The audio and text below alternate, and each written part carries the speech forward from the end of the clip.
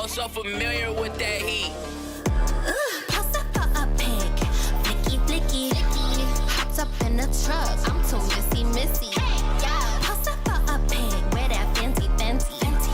I ain't with the check, you too mixy. I don't wanna check, no. Miss me with that mixy. Wait, I don't wanna check, wait. Miss me with that mixy. Chat, you chatting too much. I had enough word. I'm on a slide swerve. Enough with the rocket serve. Throw it up, go get a glass. Pour it up, I ain't bought a new weed. Showing up, learn to stop capping, you growing up. Roll with a winner, baddies mean a sprinter. Ice my neck out like the winner, hot like a summer. Do what I say like a runner. Sabi gon' do what she wanna. Hop on a jet, I keep shining baguettes. Ball in New York like the Nets. Hop on a jet, I keep shining baguettes. Ball in New York like the Nets. Wait, post up for a pic, flicky, hopped up in the truck, I'm too missy. Yeah, post up for a pic, wear that fancy. I ain't with the check, you too mixy. I don't wanna check, no. Miss me with that mixy. Wait, I don't wanna check, wait. Miss me with that mixy. Drop a couple bands, hit my dance, for the gram, with your man. Whistle while I work, let me work. Is he really tryna learn? Roll with a winner, baddies mean a sprinter. Ice my neck out like the winner, hot like a summer. Do what I say like a runner. Sabi gon' do what she wanna. Hop on a jet, I keep shining baguettes. Ball in New York like the Nets. Hop on a jet, I keep shining baguettes. Ball in New York like the Nets. Wait, post up for a pic, flicky, hopped up in the truck, I'm too missy. Yeah, post up for a pic, wear that fancy. I ain't with the check, you too mixy. I don't wanna check, no. Miss me with that mixy. Wait, I don't wanna check, wait. Miss me with that mixy. Yeah.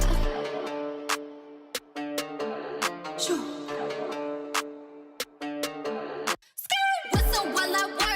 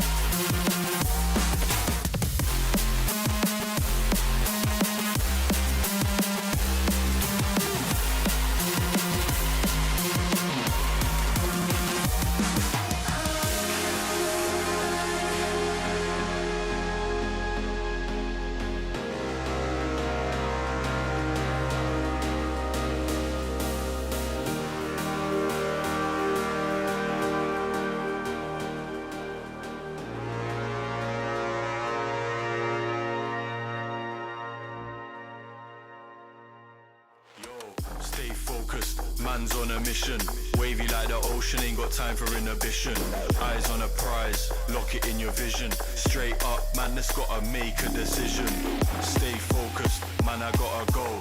Can't be going backwards, I can't be going slow. Gotta take the lead and I gotta steal the show. It's a straight up madness, you know how we roll.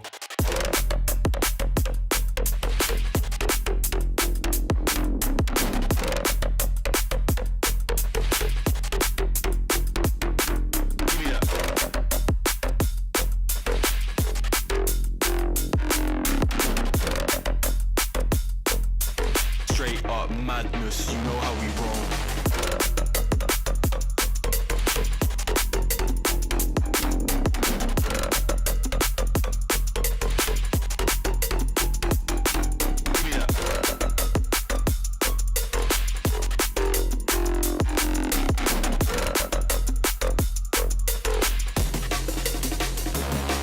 Yeah, man, I gotta stay focused. In the dance I'm zoning. Back then they didn't take notice, so on job deserve a bonus. Cut so many bars, no folders. Chopping it up with the orders. On the ones and twos on mic controlling. Yeah, I got a gal going crazy, and the man them on 1 2. Don't know about you, but man need a drink, I make it free. Thought I was gonna say 2, but the rave looking like a zoo. Gotta finish what I started, cause that's the way we do.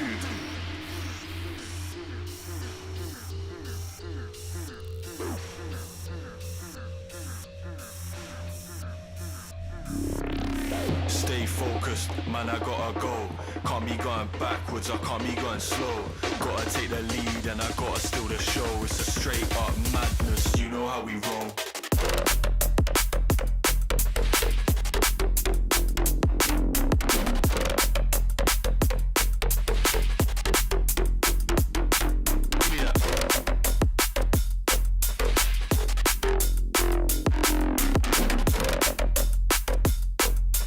Straight up madness, you know how we roll.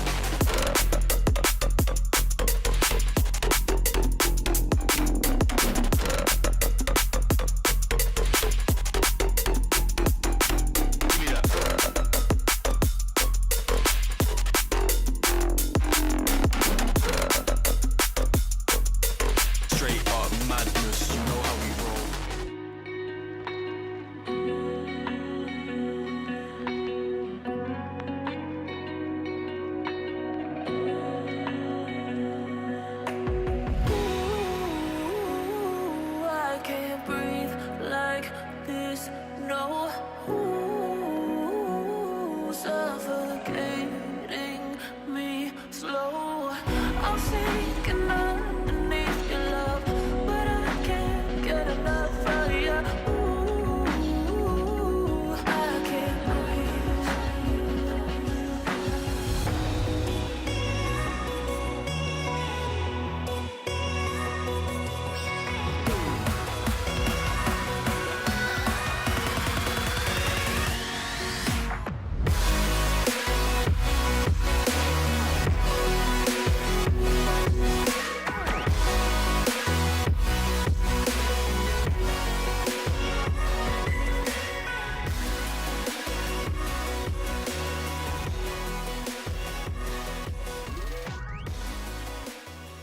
This stream contains fast-flashing images that may affect viewers who are susceptible to photosensitive epilepsy and other photosensitivities. Viewer discretion is advised.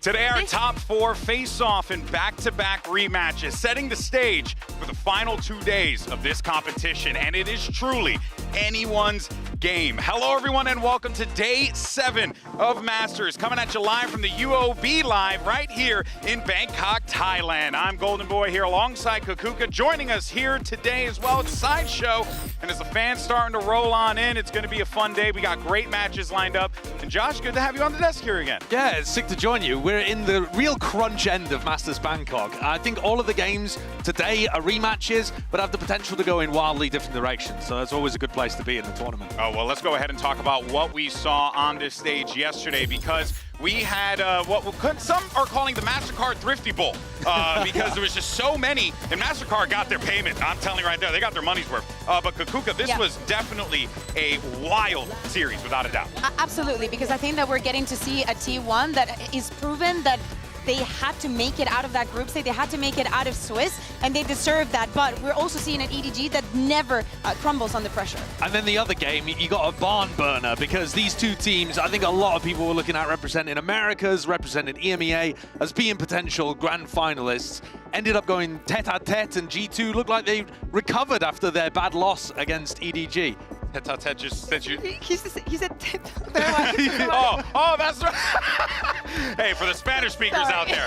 In any case, though, but you were not wrong on that. They did go shot for shot. Yeah. Tete-a-tete, if you will. Head to head. Yeah, exactly. But here's the bracket and how everything plays out today. Because for EDG and G2, you win here. You cement your place in history. You will be in the grand finals here at Bangkok, Thailand. And then on the other side, we have our high-stakes matchup for both of these teams, obviously. But when you think about vitality in this situation, this is not where a team of this caliber, of this talent, would find themselves in. A super team would find themselves in. This is one of the hurdles that they had to go through. Yesterday, they had their first loss ever as a roster, all them together. So I want to see how they bounce off today, and if they can do it and continue in the competition. There was a lot of questions to whether they were going to be able to do it throughout the year. Yeah. G2 looked like they improved after the loss against EDG. I'm expecting Vitality to look like they've improved after their first loss of the year as well. You need to lose to learn, and it wasn't an elimination game. Exactly. So they do manage to stay alive for right now, but the pressure is most definitely on. That, of course, brings us to, well, a MasterCard fan poll. MasterCard's getting a lot of love today here, baby. All right, now we want to know who will be our first team to qualify for the grand finals. Is it going to be EDG or G2? You can scan the QR code that's going to pop up on the screens right there. Go ahead, go nuts, have fun with that one. Cast your vote, and we'll see the results in just a little bit. And as always, make sure you use the hashtags VALORANT Masters and VCT so we can go ahead and feature the good stuff on the show. Only the good stuff, though. And look, and they've been sending some good stuff. They have. They've been some good stuff. I like it when they sneak in some subtle roast of a team that just slips under the radar as well. The clown one that you're talking about? Yeah, I saw that one. Of It was course, funny, at least. It was great. You know? It was. Credit to that person, whoever it may be. We'll find out. Now, of course, the trophy isn't the only thing up for grabs, because this Sunday, we're also going to giving away the MVP bracelets. Not this one. Come on, give me this one. Now, let's see if we can single out our early favorite. Who is the MVP? We have this awesome game where basically we're just going to be debating in a bracket format who is going to be the MVP of this event. And you guys can go ahead and participate in this, because we have 8 players, 2 from each team, and we're going to work through all the matchups until only one remains. So, bring up the graphic. Here we go. Oh, this is offensive. We've done this segment before. We had it in Game Changer Championship. Where do you want? I guess top left. I mean, yeah, we can start at the top left if you like. It's is it difficult? I mean, it's not that difficult, but I do feel it's a bit rough to be eliminating one of the T1 players early on. There's just no context here. It has to be Jishu. Jishu was front runner for MVP throughout Champs. He's come in performing pretty much the same way here. He's one of the lead runners in the race for the bracelet. Even better, I think that he is one of the core pieces that we can see this EDG adapting and evolving within the rest of the team and within the rest of the meta. And I wouldn't say it has affected his personal performance, because it's individually he's even better if he could. He needs to stop skipping leg day, though, I can tell you that. Ain't that the truth, buddy? Get some carbs in you. All right, let's go to the next one. Here we got Meteor and Trent.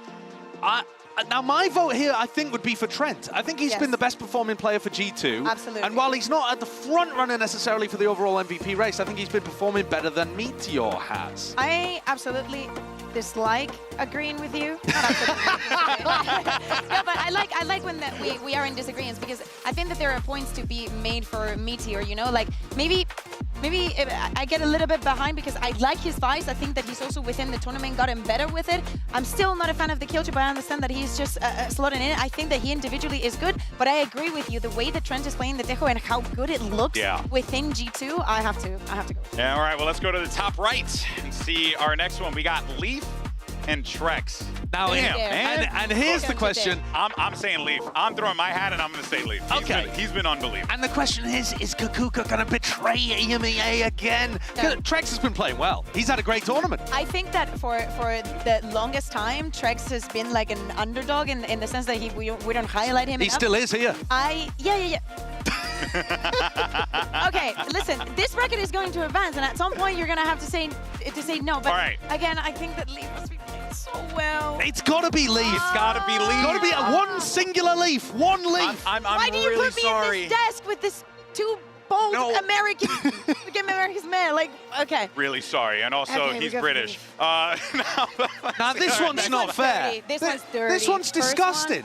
Who put this as a first-round matchup? Can you imagine having this? Singular limb. So here we have two ways to go about this, right? Like, Kong is just amazing, Dirk is just amazing, but Kong did say that he wanted to play against Dirk because he considers him to be the best. So if we really believe in Kong's work, if you respect Kong enough, exactly, you would vote for Dirk. Exactly. So that's my pitch. That's why everybody should vote for Dirk. I am going to have to say Kong. Josh, you have to break this tie. No, I'm going with Durka. Oh my God, I cannot. Okay. Durka's been annihilated. What world is Conker getting first rounded? I mean, that's disgusting. Okay, isn't it? now we have our next bracket. So let's go over to the next one. We got Chichu and Trent, and then Leaf and Durka. Let's start with Chichu and Trent. I think it's got to be Chichu. Chichu for sure. Like, Trent is within the context of You're G2. trolling. Trent is within the context of G2 and like looks so good, but Chichu, like on those individual moments of brilliance, is Chichu. Yeah, and that's why I don't feel as bad for not having Kong in there, because actually Chichu has been better than in this tournament. Now, I am going to just say that it should be Leaf because they beat them yesterday in show. And Durka didn't do anything in the last map. I will leave the building. You will leave the building. We have to speak to him like he's a normal Valorant fan, okay? Yes. Golden Boy, yes. More than just the most recent match matters. So you can't just look at what they did yesterday. You also have to look at what they've done in the last week. Recency bias And isn't how it about most not only in the important last week, but in the last 5 wonderful years Okay, of well Valorant now that you're we've just had? going too far. No, okay? Durka! You can't go that far with Durka. If Durka wins this tournament, he is the greatest of all-time player. He will have equaled Chronicle with the amount of trophies that he has. All right, he will have overtaken Aspas. Get him in. Put Durka. He's my ball brother. Put him in there. All right, next up we got Durka and Chichu. Good luck. I think we'll just leave it at a tie. I think you gotta it's pick. You gotta pick. Like the way this man is performing is just off the charts, and I think that this is now when we put that recency bias, and we put that, they are honestly winning. I'm gonna They make my way over haven't to lost yet chat. here. Durka is going to come out and resurge again after what was a mortal performance against G2, and he's going to wipe the floor with the rest of the tournament. He's going to surge through the lower bracket, take down EDG, who lose to G2 today, and Chichu's going to get knocked out in 3rd place. I like how our production team is like flashing Durka as you keep talking, but then when the dissenting point comes in, then Chichu gets flashed. So, honestly, guys, we gotta lock it. Honestly, There's in my something opinion, about Durka's post that these are the top two. These are the top two. Here's the thing, though, right? I look at it as MVP for this tournament, and Chichu has had an incredible tournament. Yep. So you kind of have to, not to disparage Durka because he's having a great tournament as well, but Chichu's come up in this tournament context actually is quite important.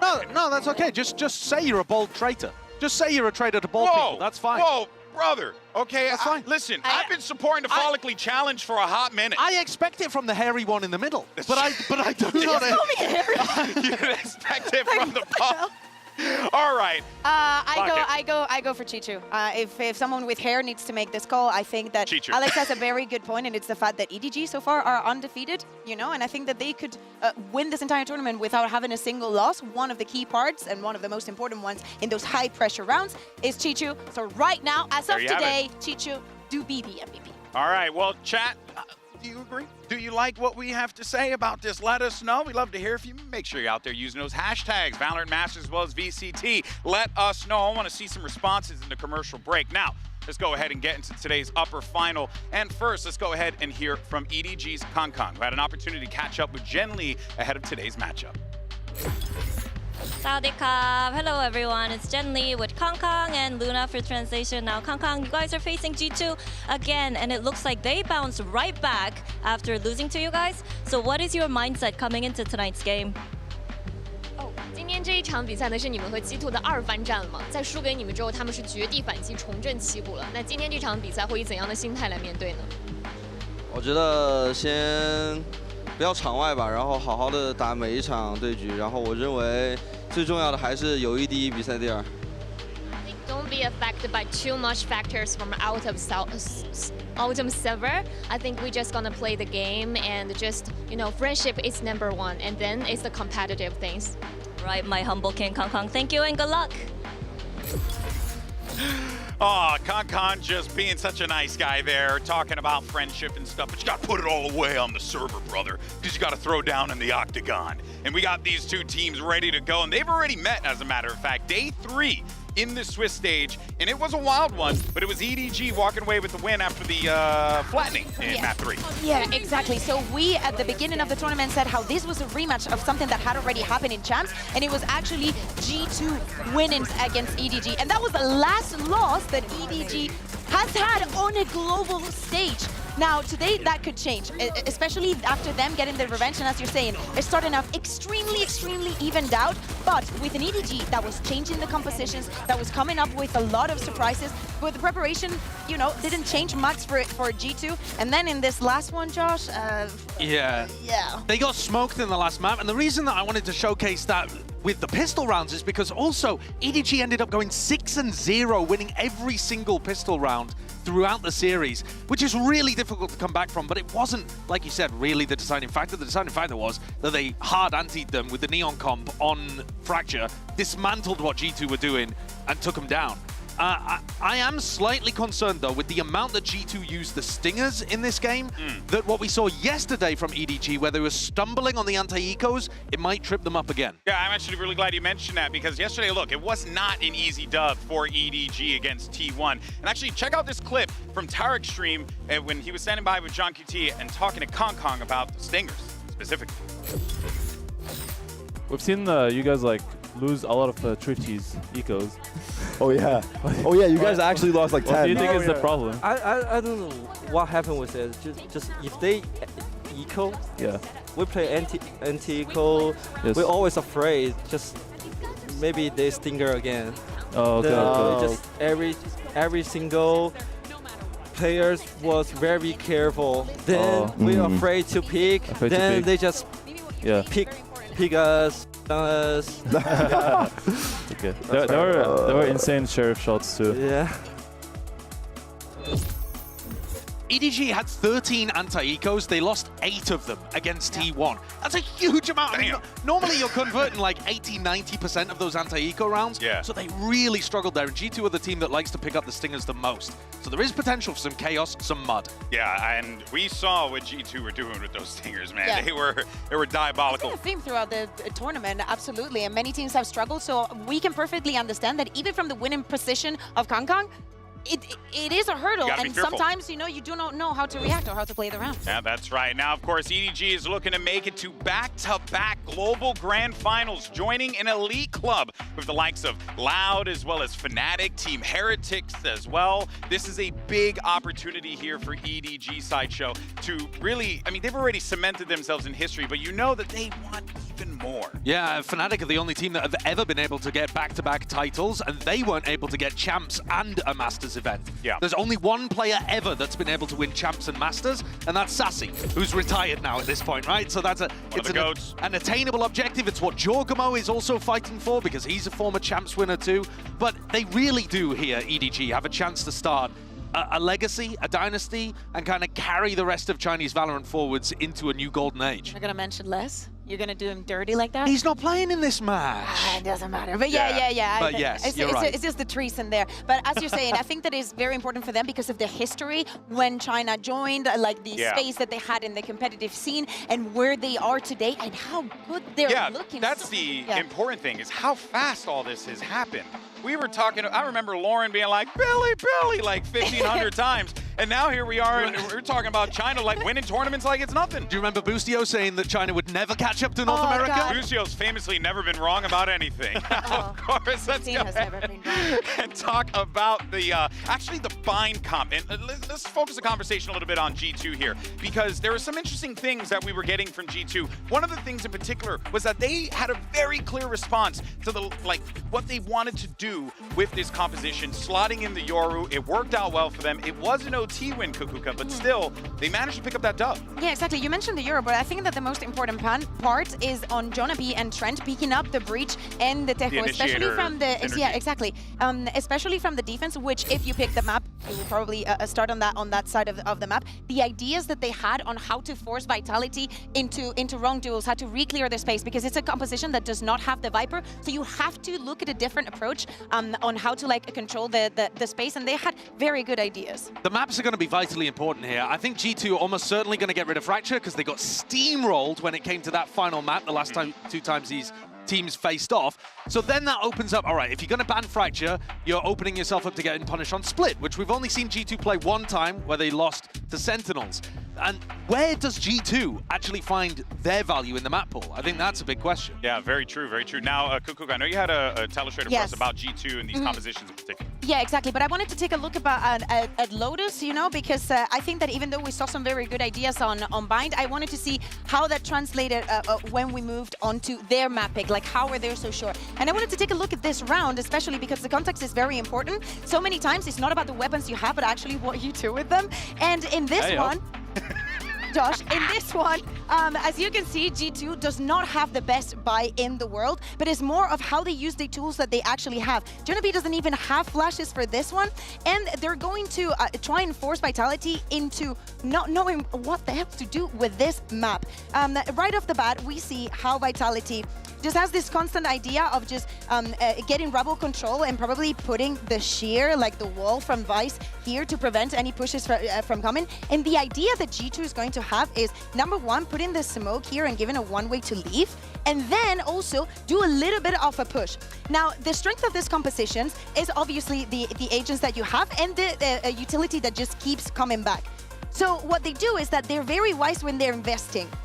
They send the Tejo drone, okay, and that forces a Vitality that has no control over C or no information, same goes with B, to make a decision. And the decision is, if they're in an eco, there's a high chance that they are pushing onto us. So what we're going to see is Vitality just going back, oh, this is the other way, going back and trying to retrieve it. But the movement from G2, also thinking that that could rush them onto Rebel and actually push them onto the side, is going to be to reposition and then use the other two pieces of utility that will be retrievable in the rest of the round, which are the stun and the salvos coming in from Tejo. They do invest the paranoia in case that push is just accelerating and they're just going onto Jogemo.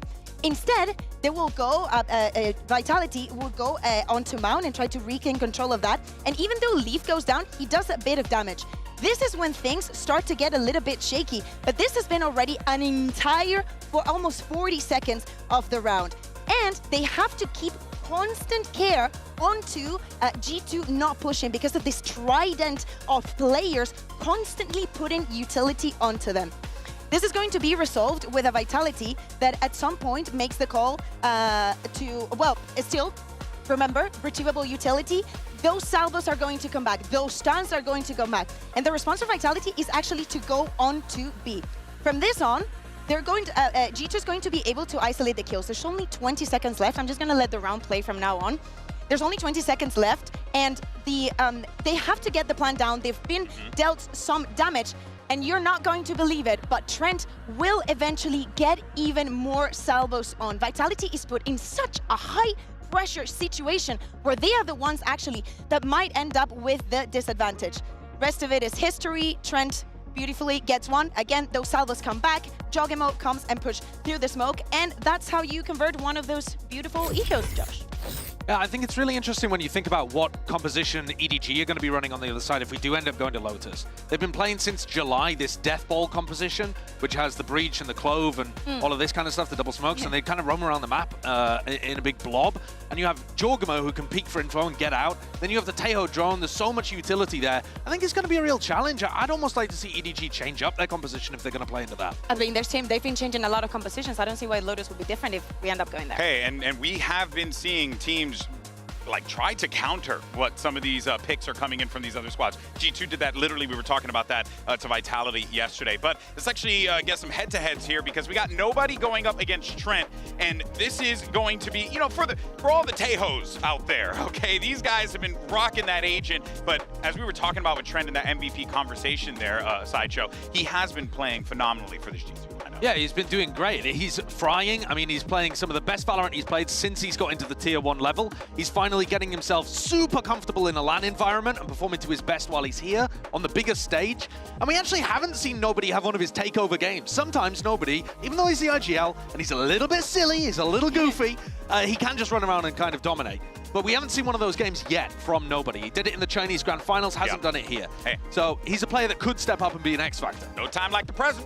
No time like the present. But of course, well, let's actually jump in over toward Trent because he had a big win yesterday with G2, and we had an opportunity to catch up with him in this Omen player moment. Hey, what's up, guys? It's Trent here from G2. Feeling good after the match win versus Vitality. Team played great. We always want to give our opponent like the level of respect that they deserve. As for Vitality, they're a very good team. They have 5 incredible players, so we knew that was going to be hard, but we were very confident going into it. I'm just happy that they probably feel good that they got their revenge back on them. And yeah, I mean, Derek is a great player, so, and Vitality's a great team, so beating them has definitely given us a lot of confidence. Splitting up for the time being. Paranoia, that's a double blind. Nearsighted as both of them. They're just trying to cut sound cues away. Keep a series of unknowns into the play, but JP forced to reveal his hand. It's 3 to round 4, and will he get the 4? Yes, he will! The fans here in Thailand, you guys are awesome. Even today on like a Thursday at 8 o'clock, 9 o'clock at night, you guys filled up the back section. So feeling the energy from you guys and like all the positive vibes from people running up to us after the matches or always screaming G2. We really appreciate the support, and we're trying to win it for you guys. Now today we're going to be seeing 2 stone cold killers face off against one another. We talked about it briefly in the MVP discussion.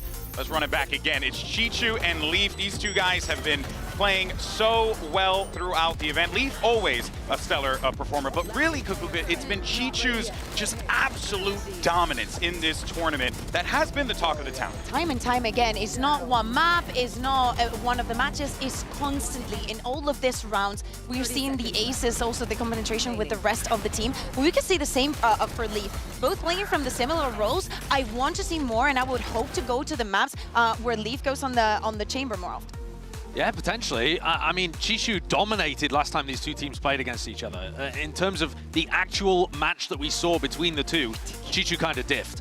So I'm looking to see Leaf have more impact, get good reads on what's happening, get those pushes on defense going. Because, like you see, the most played here for Leaf is Viper, and I think if they get onto Lotus and he's playing a lot of that, he really can get a read on the game and play really nicely around what the attackers are doing. Yeah, of course, and we'll see how that whole head-to-head is going to be playing out there. And one of the individuals that's going to be orchestrating all the pieces in that head-to-head is, of course, the IGL Valen for G2, standing by with Jen Lee to get his thoughts ahead of today's match. Hey yo, what's up everybody? Jen Lee here with Valen. Now Valen, Jonah P yesterday said losing to EDG was the stumble that you guys needed. Now what do you think you guys learned from that series that might help you come out on top today? I think I was calling too fast-paced versus them last time, so this time around we kind of reviewed the match and just saw where it all went wrong because it was such a devastating loss. And yeah, I think it was a bit of like a reality check too. So now we feel a lot more confident and we know our weaknesses and we worked on them, so I think it's going to be a different result. How many maps are you winning today? 3 maps. Oh, 3 maps. he knows it's a BO3. He's just thinking about getting to the BO5. Ah, okay, okay. All right. He's already in the future. Look, guys, both teams are playing in our first matchup have shown some really creative ways of stopping utility, most notably Brimstone Mollies on Vine. Let's actually go ahead and show some of these moments here because there were some really awesome moments, like EDG did this a while ago when they managed to block the Molly dropping in, thus allowing them to get that diffuse off. So whatever you think you can do, Chichu can do better, is what you're trying to tell me? Pretty much. He got his foot on it there, didn't he? He got his right foot on it. Look at this one. This is the Jogamo one. He actually went for a little header. I love that. But he missed. You see? Whatever job. Oh, there was a gap. Look, there was a gap. It's just that the salvos came in at the back. He can't be held responsible for the insane cringe post plant that his opponents were playing. Well, you know what? Look, I saw that, and the only value I bring to this show is funny bits. So I figured what would be a good idea to do something I like to call the Jog Challenge, where you got to get one of these awesome little plushies that we have, our Valorant plushies, whether it's Wingman, a little bro, or Dan, or Tactibear, into this bucket right here. Okay, he's got to do a header. Now here's the thing. I'm gonna ask you questions while we do this. Okay, so Josh, really, I guess if you had to say what would be one of the things that would potentially be G2's downfall in this game, in this series, what would it be? I think it'd be the individual form of people like. No, not quite. Keep going. I think it'd be the individual form of people like Kangkong or Chichu. If Kangkong or Chichu have a really good game, I'm so close, man. Come out! Oh my god!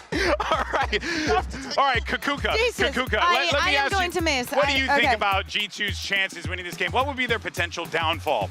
There is no downfall coming in from. That was terrible. How was that coming in here? Come on, you can do better than that. This is the best job ever. I think that I believe in what Valen said. They're going to change everything and just play. I can't do this. And just play how they did yesterday. I think that. Oh yeah. No. Let's go him. Oh! Get it again. Oh! So just like we thought, and just like Jogamo showed us yesterday, this is actually harder than it looks like. Yeah, it clearly is. We got in rehearsal, and then, dang it! You're so close. I tried. What would be EDG's potential downfall then? I think it would be changing too many compositions. I think if they do try to pick split, thinking that it's a trap.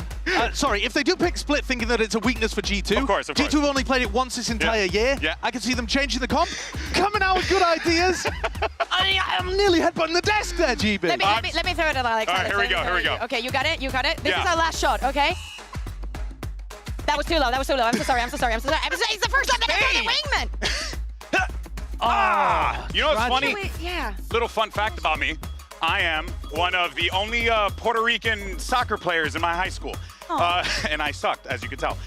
Well, we failed, but overall, we got a good exercise. So it's now time for the results of our MasterCard fan poll. And earlier we asked you which team will be the first to qualify for Sunday's grand finals. And 65% says EDG. I feel like this is because EDG kind of flattened G2 on Bind and Fracture when we last saw them play, but people are not taking into account that the map pool is going to change and that G2 have taken away some specific lessons and ante.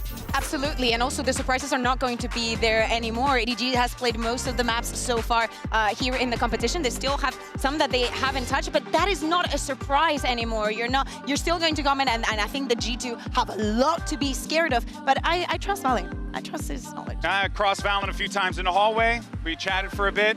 Confidence is high for the IGL. Confidence is high, and that's why I picked them, baby, because they're going to go to the grand finals. The predictions are in for our talent here. Sideshow, you went EDG and Vitality, and Bea, you went G2 and Vitality. I really think that after what we saw yesterday, like I regained my confidence in it. Maybe I really expected EDG to win against T1, and maybe that's why it didn't surprise me anymore that much. But I still think it's very evened out. It depends a lot on the maps, how you think? Yeah, I think G2 are almost certainly going to be getting rid of Fracture, and then it just comes down to how they with their new composition, might be able to win on Bind, and that should be utterly key. Yeah, it's going to be awesome to see how this all plays out. You got a G2 that is hungry for that grand finals, and EDG that wants to make history. We got back-to-back rematches on the way as we decide our top three. EDG versus G2, T1 versus Vitality. Day 7 of Masters Bangkok starts right now.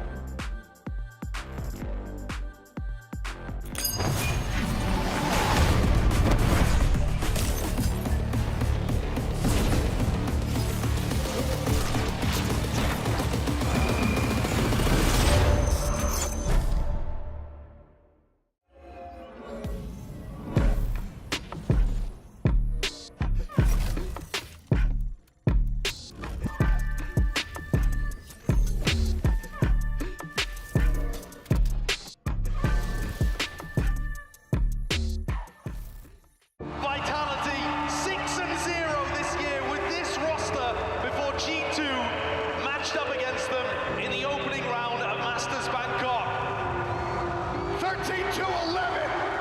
T1, they're going to have to fight their way through that lower bracket. Both of these teams, T1 and Vitality, feeling these losses. Now it all comes down to this, do or die. 저희 T1은 물러날 곳이 없을 때 더 잘하는 것 같습니다. 일단은 저희가 조별 예선에서 바이탈리티한테 한 번 졌었잖아요. 지금 저희는 더 강해졌고 더 강력해졌기 때문에 바이탈리티를 무조건 이기도록 하겠습니다. Getting stronger and stronger, Sylvan just rejoining the squad, needing to ace clutch to keep them in the map. Avoids the fault line, swings back, finds one! Whoa, that's up! And Sylvan will bail them out! We are more of an adaptive team. We can play aggressive, we can play slow. Vitality on pace to potentially steal this round away! T1, good luck. 복수를 할 수 있도록 무조건 보여드리겠습니다, 바이탈리티.首先，我觉得我们现在队伍的实力其实肯定是很强烈、很高的水准。He was taking T1's head. He was taking T1's names. And EDG has taken this match. 我觉得我们现在已经就是无所畏惧了。 For G2, I know those guys are going to be hankering for the rematch against EDG. We lost them last time, so we're coming in with a different game plan. We know what to expect now. We know we're doing right. P forced to reveal his hand. It's 3 to round 4. Will he get the 4th? Yes, he will! We have that confidence in us to execute it. There is no comfort. There is no surviving. Nice. And G2 gets what they want. The team to beat EDG has been born.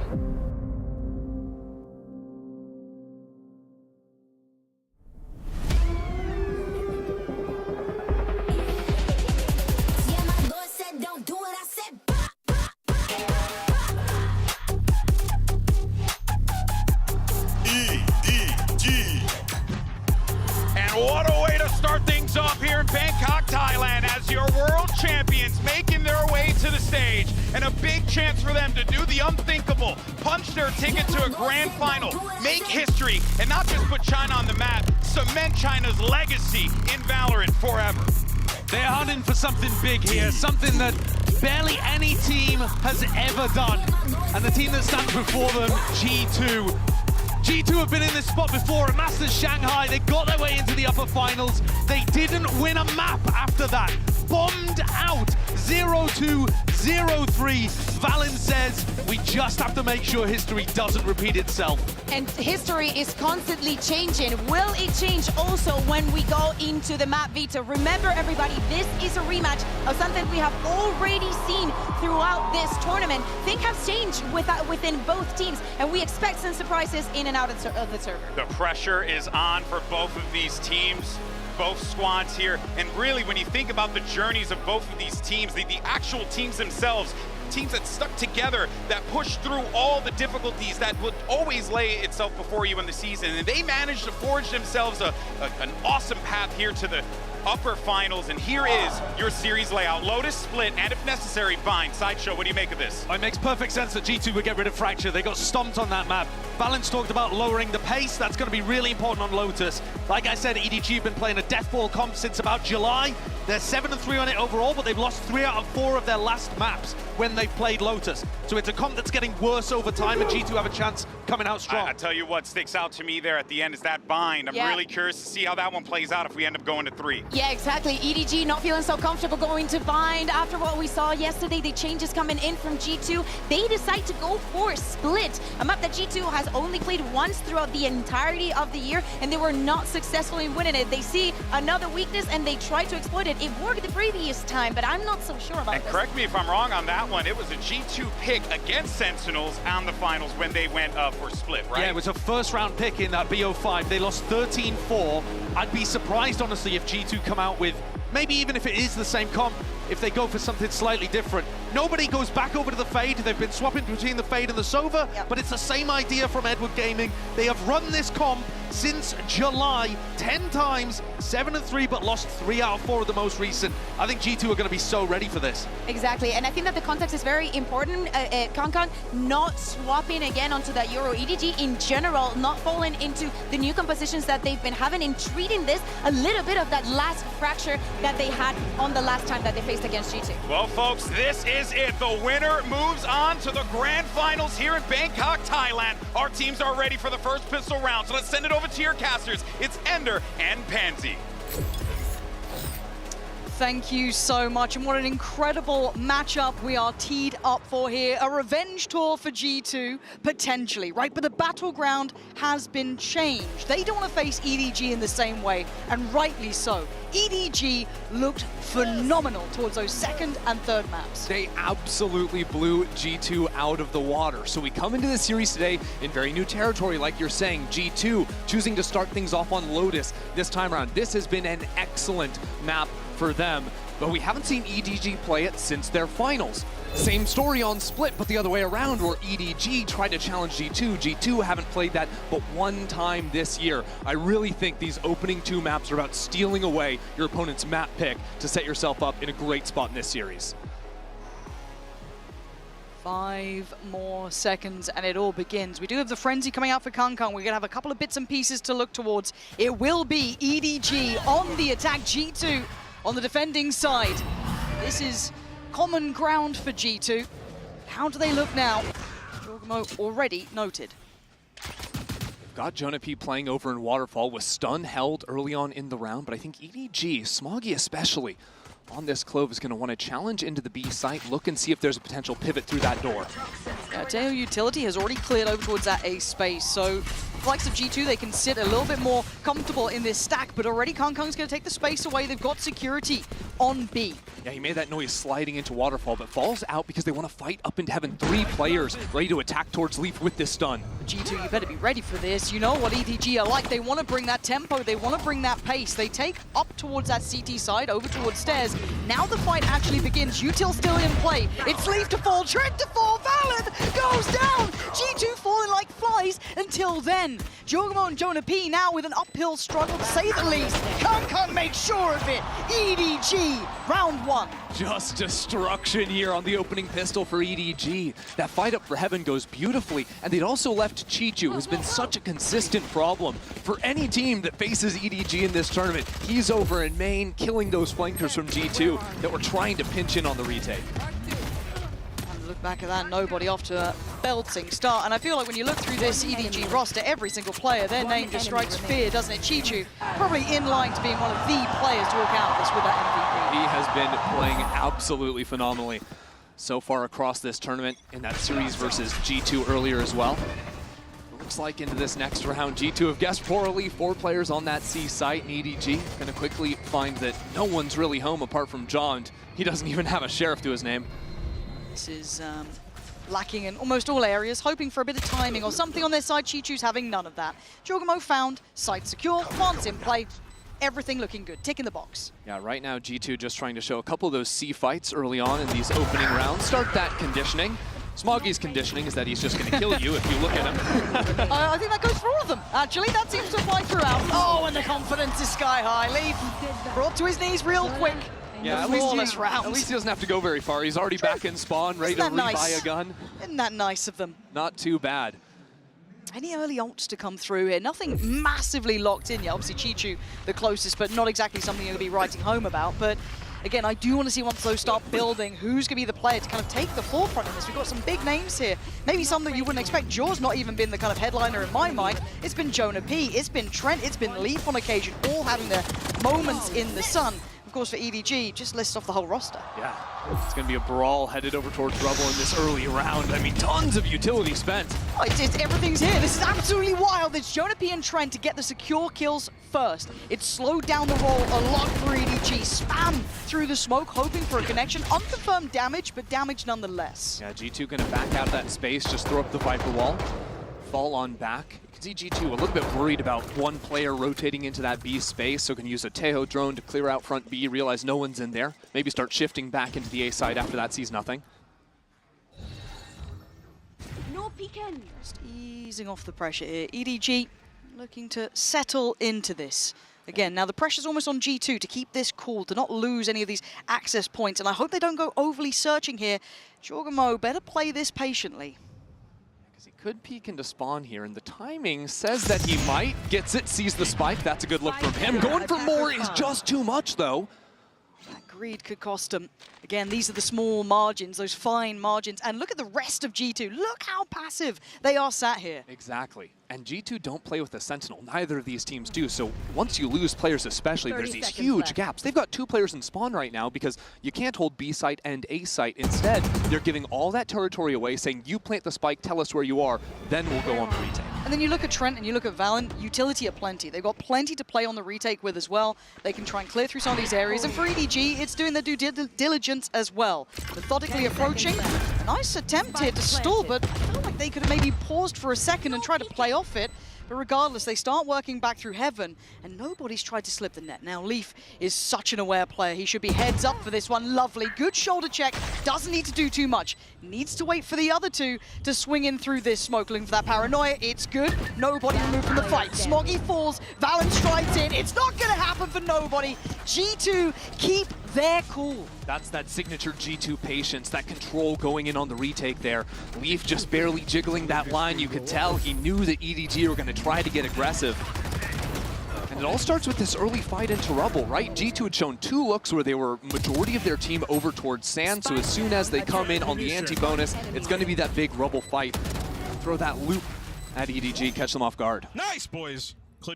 This feels like it's all about kind of setting expectations, right? Tempo expectations, the pressure, the pace coming in from this. Because EDG went in really head first over towards that rubble side. And I wonder if they're willing to brawl again, because it looks like G2 are up for it. Honestly, EDG, when they played Trace on this map in their finals, it was just a rubble fight on loop, and we're seeing more of it now. Oh, this might be vicious. You're looking at Kung to try and find a little bit of space to maneuver in, and if anything, he just found the bad end of the gun. Trent and Joda P putting in the pain. G2 once again walking away with the advantage from this scrap. I like that G2 are matching EDG blow for blow over here, because usually their A-holds are a lot more reserved. You know, let Jaw take a fight with some utility, and then he'll TP back. That's what EDG's prep would have told them, but by showing these early fights, EDG are realizing it's not that free territory they're maybe expecting in this matchup. We saw that gear shift in the last round for G2. Hyper passive, right? Playing almost in spawn. Now, it looks like G2 still want to secure this space by rubble. It's been evacuated. Maybe just that Teo drone coming in and still having some contact kept them present enough. But the C site is completely available. Obviously, EDG don't know that. They're still going to try and take a little bit of precaution on the way through. But this buys time for some of these rotations. And for G2, they don't need to rush things. You got to look at what util they have to play this back in with. Trent still primed with plenty. Valen should be there as well. What I'm looking at in this post-man, EDG are down numbers. They're going to want to fight forward, and Simon has the fault line ready to go. To me, it looks like a fight into Waterfall where G2 are stacked. Yeah, this could be an absolute brawl breaking out. They want to have a fight. Yeah, the stun's just spot on. They're going for the swing, and it might have been a miss until then. Smoggy with back-to-back impact. He didn't expect the third, but finally Valen makes it there. Down to the 1v1. Simon sees him playing around. What does Simon say about this one? Nothing! Valen brings him to his knees, and this discipline from G2 looks perfect. That was unreal, right? EDG had the perfect read, stun up 2 targets, but they weren't ready for that extra player into Waterfall. Valen keeping his cool in that moment, too. It's just exactly what G2 needed to tie it up. I'm just impressed with the win cons that G2 are playing to, because they're reading EDG quite nicely, it feels like. Have an early scrap. Luckily for them, they've been coming out with man advantages from this fight, which I don't want to say it's a coin flip. It does feel high risk, but they've been rewarded. But then in these post plants, they know what they need to do here. EDG want to get that advantage back, want to get a player up. They're ready for these brawls. Yeah, the brawls on the retakes are looking real clean. And honestly, they're set up to continue showing similar looks. Let's go, baby!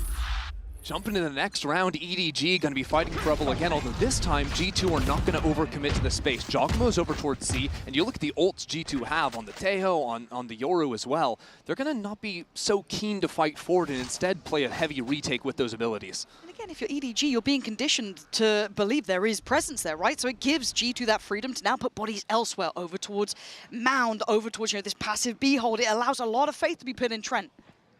Now that EDG have chosen not to speed up into the A side, that they're playing for this space in front B, well, G2 with this sand space, they can open up door if EDG try to exec in, they can get a little crunch going in the mid-round. I like what EDG are trying, though. They're going fact-finding, right? They're looking for information here. They felt maybe there was that pressure towards A, but they've already put players up towards it, right? A little bit of a show towards door, a little bit of the paranoia. These are all ticks in the box, right? They're trying to draw players over, get a read.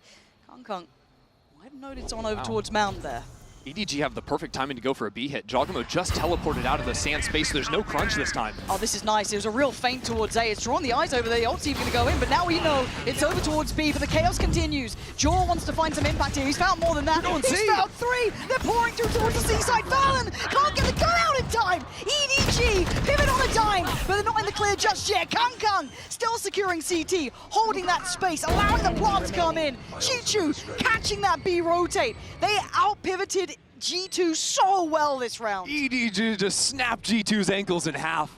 I mean, what a play. They were so patient in that round, really testing out the space into A, baiting out an ultimate, and then going all the way into C. Wow. God, that's good problem solving. Wow. And you think back to, what was it, the pistol round where they went for that B hit, they slid into the waterfall space and then backed out of it, fought towards heaven. So that's what G2 are thinking about. This time they go all the way through and G2 have no clue what's happening to them. And I mean, it's just the boldness in the way EDG plays. I love it. The fact that they're so willing to pivot through towards C, maybe knowing G2 have been playing hyper-passive. They haven't been playing, super active on these sites. The rotations are taking that long route around playing safety. But again, the fact that they found that out by what, round 5, round 4? They have nice plans in mind. It's beautiful, and it's broken the money of G2. All those little inserts they left on the map to watch their backs also looking very nice. Now, G2, they've got a fault line ready to stun front B if Valen finds any sort of contact. I like how EDG have slowed things down because you're going to run into problems because G2 run a lot of these set trap plays. So getting the info is always very important so you don't get caught off guard. Oh, G2 knows it. That smoke coming in, he was like, guys, help me out here. I'm about to be surrounded. Lovely little set piece for G2 just to maybe try and get that weapon away, right? Secure some security for themselves, get a little upgrade, and bail out. Valen's going to have that for now, but the C site is under threat. I don't want to make you nervous, but EDG lost 8 of their 13 anti-ecos yesterday. Stop it. Stop it. It won't happen again, right? Not like this. Kong already going to show some dominance towards CT. Sides on in. Yeah, they're not taking any chances this time. Kong! It's the name up in lights. Pops the ult, secures the round. They are taking 0 risk. It almost looks like just the playbook that Liquid was trying to run versus G2 the other day, where it's all these fights forward. Now a couple times back-to-back. Kong's sitting at 10 kills currently. After it got a little bit dodgy at the start, it was a 3v5 at one point. They go into the Neon Ultimate, and G2 have no chance against that. And maybe, again, look, if we note the statistics that EDG was struggling, converting those sort of rounds, having some issues there, yeah, they doubled down. Looks to me like G2 are gonna go all in for another Rebel fight here. Ready to go with stuns. I mean, just a carbon copy these last few rounds, and G2 are continuing to dominate. Jaw lighting it up himself now, right back into things with 2 big picks. Again, man advantage. Last time around, we've seen G2 then shift into a passive hold. They have not fallen away just yet. EDG want more. They want more pain, apparently. G2 punishing. That push-up, trying to get closer. It is just a massacre over towards A. The walls closing in. From the start of the round, Leaf is full sprinting on the flank to catch out EDG. It was a great refight back through door from Trent. Jogamo starting it off with the 2K. That's what G2 need to continue to show this fight into rubble and force EDG out of that space. Feels like a game of chicken now. I'm looking at the minimap already. Y'all can watch the replay, but it feels like who's going to back away first? Surely they won't do it again, right? Surely they won't run in this time. Well, I'm not so sure. What EDG need to do is make sure they're not getting double flashed when they're double diving into root. I think they're going back rubble this time around, and G2 are fighting them again. This is going to be similar scenes, isn't it? Kong trying to find his routing, find his spacing, and right now they're just finding pain here. Push back once again, Valorant wants the space, looks for his man, there's Jonah P to catch him. Beautiful from G2, that is stunning, and it's over, surely Spoggy. This feels unwinnable, a 1v3, prove me wrong, I dare you. But this is waving the banner of G2. They're just not even giving him a chance. Have fun, good luck, catch you in the next. We're back all even. G2 cringing it to the max after they get the kills. Not gonna let Clove have a chance to steal back into the round. But you can see those slight differences there. This time, G2 not overcommitting bodies. They let EDG into the space because they have the ultimate trump card. The breach ult just wreaks havoc on EDG, trying to flood in there one after another. And they're not finding resolution to this, right? And we give a lot of compliments, and rightly so, to EDG for their problem-solving abilities. We love that pivot through B, but you can't keep running those. They're very hard to find repetition with. But taking space towards rubble is something, it's very high up on the priority list of how you want to approach this. And they haven't found a solution, which is surprising, because as I said, they learn on the fly really well. Timeout comes in. I do wonder what their options are now going forward. It seemed like some of the slower rounds where they're playing 2 into front B have worked out nicely for them. You can also just, instead of instantly diving into the space in rubble, you can wait out the utility and then move it back in, maybe try to catch G2 rotating out of the space after they throw down that utility. But we heard Sideshow talking about it a lot on the desk. EDG with this comp, Clove, Neon in there makes sense. They just want to brawl you, and there could be a world where they come out of this timeout and make some slight adjustments to that rubble attack, because if they can't prove they can beat G2 there, you just kind of lose this side of Lotus. Yeah, it is a huge point to fight for. What's been the difference? What's the adjustment? You can't keep doing the same thing and hoping for a different outcome. This is a broken purchase too. It ain't pretty. There's still gonna be those stingers there, but they do have 3 rifles, one being a Bulldog, yes, but still. We go again into the battlefield. Repeat, repeat, repeat. Utility nice, early. Though. It's a little bit more restrained. A fake teleport this time around, getting ready for the quick re-clear. Yeah, this is nice. Now, surely G2 have considered this as well, right? We've got that Teho drone going through B. Gonna see nothing. Re-smoke. And Valen now gonna be stunned, but Gus get played in! He plays it early as well! Stunned up, he still comes out swinging! G2! This is their part of the map! I don't know how EDG are meant to make it through! They are being massacred towards A! I can't stress enough how different this look of G2 is. Not just from the last time they played against EDG, but how they play this map of Lotus. You never see this team fighting just like this. But their prep coming in told them EDG like to fight for this space. Josh RT said, don't let them have it for free. And they pretty consistently forced the issue on Rebel. And again, we were kind of complimenting it even in that round. The little tempo change there from EDG, showing a little bit of patience, not going into the util early, not wanting that early scrap, but G2 still just spamming into the smoke, winning every fight. This feels like a shutout. It is crazy to see this. EDG, keep in mind, they won the pistol, got the follow-up. These are sort of things that add to the scoreline. Going back. Do you know the whole definition of madness thing is doing the same thing over and over and hoping for a different outcome? Surely there is a difference. It's a little better. It's the fake TP again, except this time instead of the re-clear, it's going to be a quick B pivot. I love this look from EDG. We liked it before as well. We liked it even when they went through Waterfall. We liked a lot of this. And I'd like to see a bit more EDG. Are they going for the plan here? They are, but close by, G2 are waiting. Nobody lucky, but flashed in. Proactive on the play. Takes the swing, takes the trade. Better. EDG winning out their fights, but Valen tipping the scales right back in. It's a scrap through and through. This is a bloody battle from start to end, down to the 2v2. G2 win back the site at least. There's a late flank coming in from Chichu as well. The fight was won in main, but Chichu is on the hunt. There's no way. Chichu, your timing is everything. They thought about it, Leaf thought about it, but Jor on the other side! He's got it! A safe pair of hands for G2 today! Exactly what they needed. You just can't discount Chichu in a spot like that. No, you can't. The collective holding a breath in this arena. Because every other time he's in a spot like that this tournament, he has won it. Finally, someone steps up to take him down. G2 really were challenged on this retake again. EDG getting up in their face. I keep expecting one team just to slow down the pace, but it's just trading back and back and back and back. It's crazy watching these two just fight this out the whole way. It's a bit heartbreaking for EDG because once again, it's a pad buy. Once again, out of this timeout, it's showing some presence A, but not going into the space. But clearly, the adjustment hasn't resulted in much of anything for EDG. Luke's been chilling. He's not had much to do on this side of the map. He's relaxed. He might not be now. I kind of forgot C existed, I'm not going to lie. Certainly early round. At the very least, Kung going to be lucky to be alive on 40. Whoa!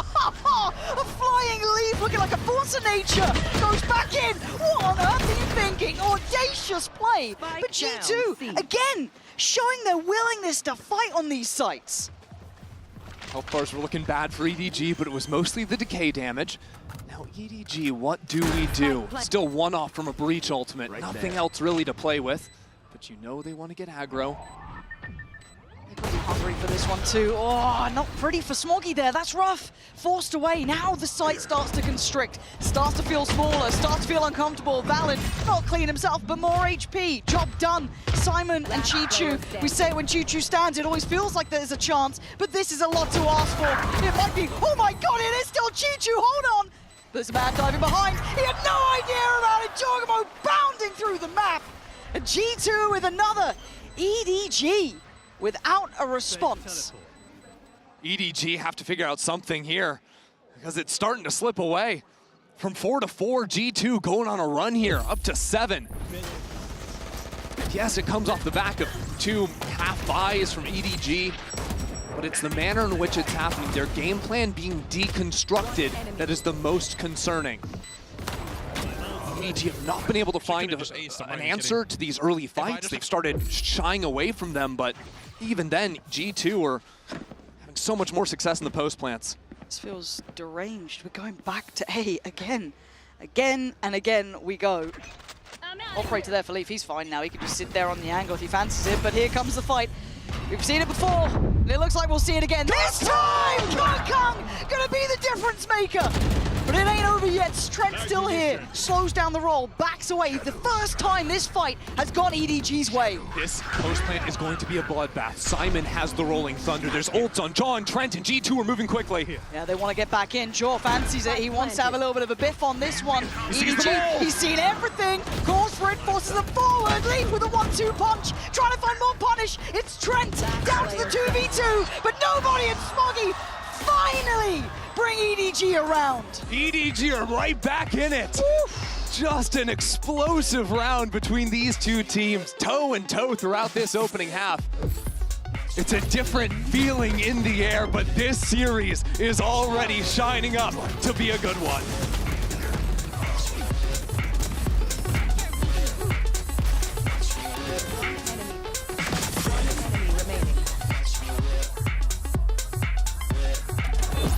Had it with your old phone? We've got you. At Verizon, trade in any old phone for iPhone 16 Pro on us, on any plan. And get iPad and Apple Watch Series 10, all 3 on us. That's up to $2,000 in value, only on Verizon. Red Bull gives you wings.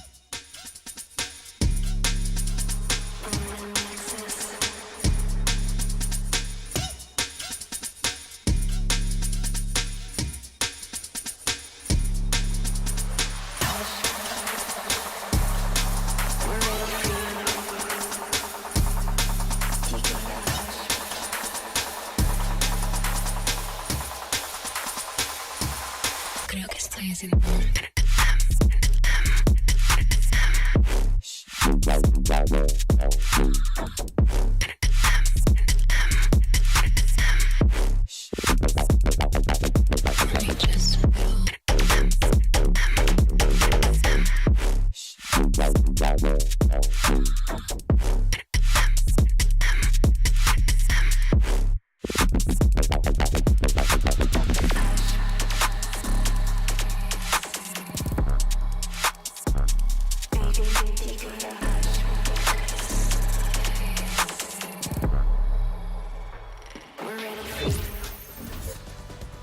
So far at this tournament, G2 and EDG have played 7 pistol rounds versus each other. Currently, EDG have won all 7.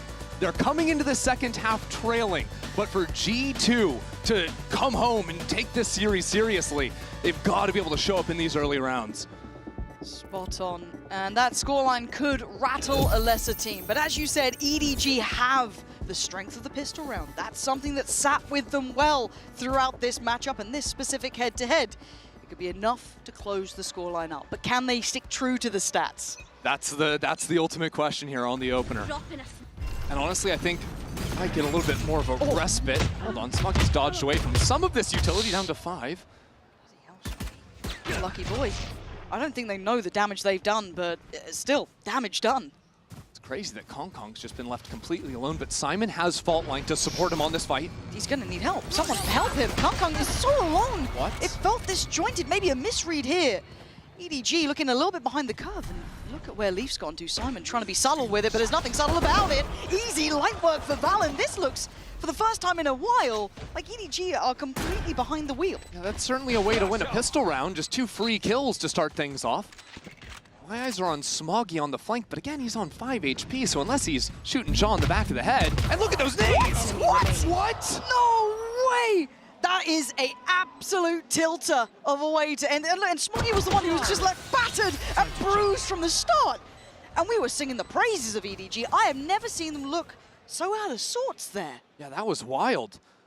I want to see exactly what happened. My guess is that the wall came down at the same time as the double Tejo nade came in, and EDG were just completely caught off guards. Boom. Oh, there was a stun. A nasty little stun. Wow. Yeah, because I'm not actually sure if they even needed to use the stun on the exec. G2 might have been holding that the entire time, or just getting it off the refresh. G2 look like a different beast, don't they? This worries me, because again, 7 out of 7 were EDGs. That was something that was such a big backbone to their games, always get that nice buffer at the beginning. Now, you're gonna have to work it out without that. And a big start here for G2, up to 8 early. Jaw having a good little series 2 for him here. A little confidence builder after what's been, I don't want to say a bad performance, but we know his highs. Very hard to have that against a team like EDG. Exactly. Time to jump. G2 going for true FPX buy here, 3 rifles, so options to upgrade into round 15. Start to snowball this half away, potentially. Looking at ultimates, they haven't done a stellar job so far of scaling those up, although Trent on 3 right now. If they slow play this round, play for the orbs, the plant, he could certainly get close. Real nice edge stuff, but look where the spike's heading. Thank you, observers, you absolute beauties. So G2 and EDG are very different teams. EDG on their attacking side fought A at 1 minute 40 seconds, Yes. I think every single round, Yes. or just about. Give or take. G2 play a lot slower, moving over to the C site, but EDG have done their homework. They've got a flank going, yeah, that gets shut down, but the rotates are in, and G2 only have 30 seconds to play with. They're pivoting away from C. I do get nervous when I see these rounds go this late. There is that one Sheriff with Kong Kong, so that's basically where my mind goes towards, and oh my god, forgive me, Simon. I didn't think your Classic could do that sort of thing, but apparently it can. 18 seconds now. Getting a little closer. Jonah P on the case. Try to secure this smoke, because you know the temptation would be to try and work through it. Chichu has a go at it, doesn't work out. Kong Kong down a little low here, and all those opportunities fading. G2, very... the composure is impressive. Again, they were discussing that they were going to come in with a different pace, right? Change the pace up a little bit, play a little bit slower almost, be a little bit more methodical about it. And so far, it's holding true. I get nervous when you get down to like 25, but still. Sure, yeah, you know, we can get on the edge of our seats just a little bit, but Valen thought that by sort of going for all these early active plays, rushing in the calls, it sort of let EDG play the game style that they wanted to. So I think this half is going to be a lot more G2 true style, slowing the rounds down, leaving embeds over towards stairs into mound. And EDG, without a sentinel of their own, are going to have to do good work to re-clear space and find nice openers like that. You can't complain there. No, you take those when you get them. Okay, let's have a look at the rest of the map. EDG having a walk, having a wander, stretching the legs. Get the blood flowing. That's the one. That feels smaller, but you're starting to feel a little bit nervous if you are Chichu. And then again, it is Chichu. Maybe I'm talking absolute nonsense, because this man's been an absolute monster. Not now. Trent bullies him, takes the site. G2 have control on this now. And they have the read as well, going up the zip line. I think they realize EDG, they would have hurt them already had they been coming to fast retake, but instead, that flank, the drone, doesn't actually see any players. EDG might be able to creep up on Jaw. Jaw's ready for it though. He's looking towards his smoke. He's got a good idea, but Smoggy succeeded. Takes away Valen, and now they can start getting that stranglehold going. Jaw falls. It's down to Trent and Jonah P, and they're looking in trouble here. A really hard post plant, but already that's a trade, but it's not quite good enough. No more to be done. EDG proactive on the play back in, taking that walk through B, and will get themselves on the board now. I wouldn't be surprised to see EDG go for more looks like that, right? If you're worried about G2 leaving inserts and late lurks on you non-stop, just push out the flanks, no problem. God damn. That was probably the best time you could possibly find. Nice shot there too from Smoggy. as he was the sole presence coming in through his own spawn. If he falls, it's much easier for G2 to turn around and focus on those flankers. He was really the turning point in that round for EDG. Okay, so bonus round has been navigated. EDG, get what you'd kind of expect, right? If it's a traditional game. This feels nothing like a traditional game, but we're looking at Trent, already there. Big progress of him. Jaw, 2 away. On the other side, nothing mega close yet. Maybe Smoggies is on the horizon. But it's certainly not there right now. It's a pretty low commitment default from EDG. You've got nobody throwing a haunt from B site that lands over towards rubble. You've got Kong sort of eyeing up that space in a one-way towards C, but they're not giving G2 a lot to move on. G2 are going to have to clear out this space, realize Baby Door isn't broken, and speed up into B site. Yeah, they fancy it now. The temptation beckoning and ensnaring the senses, making that B side look almost tantalizing. Plants in there. You can see the Prowler from deep. They're very paranoid for EDG that someone could be lurking towards that A side. This fight here is everything. Jonah P gets in the corner. Oh my God, the Professor! Absolutely teaching him a lesson. Takes down 2, but a good trade. Now, Chichu, nobody and Smoggy have a long way back in here, though. Valen gonna be caught in the decay. Nobody now takes the next step forward. This is perfect. 3v3. Nice from Chichu. Takes away Jaw. And bit by bit, EDG unraveling G2. Leaving Just Leaf. Oh, but maybe it's not Just Leaf. Hold on. A 1v2 ain't easy though, smoked off as well. Beckoned forward by the spam, by the tap on the spike. He's got to go! Nice try! But better from Chichu, but the timing. No! It's I don't think so!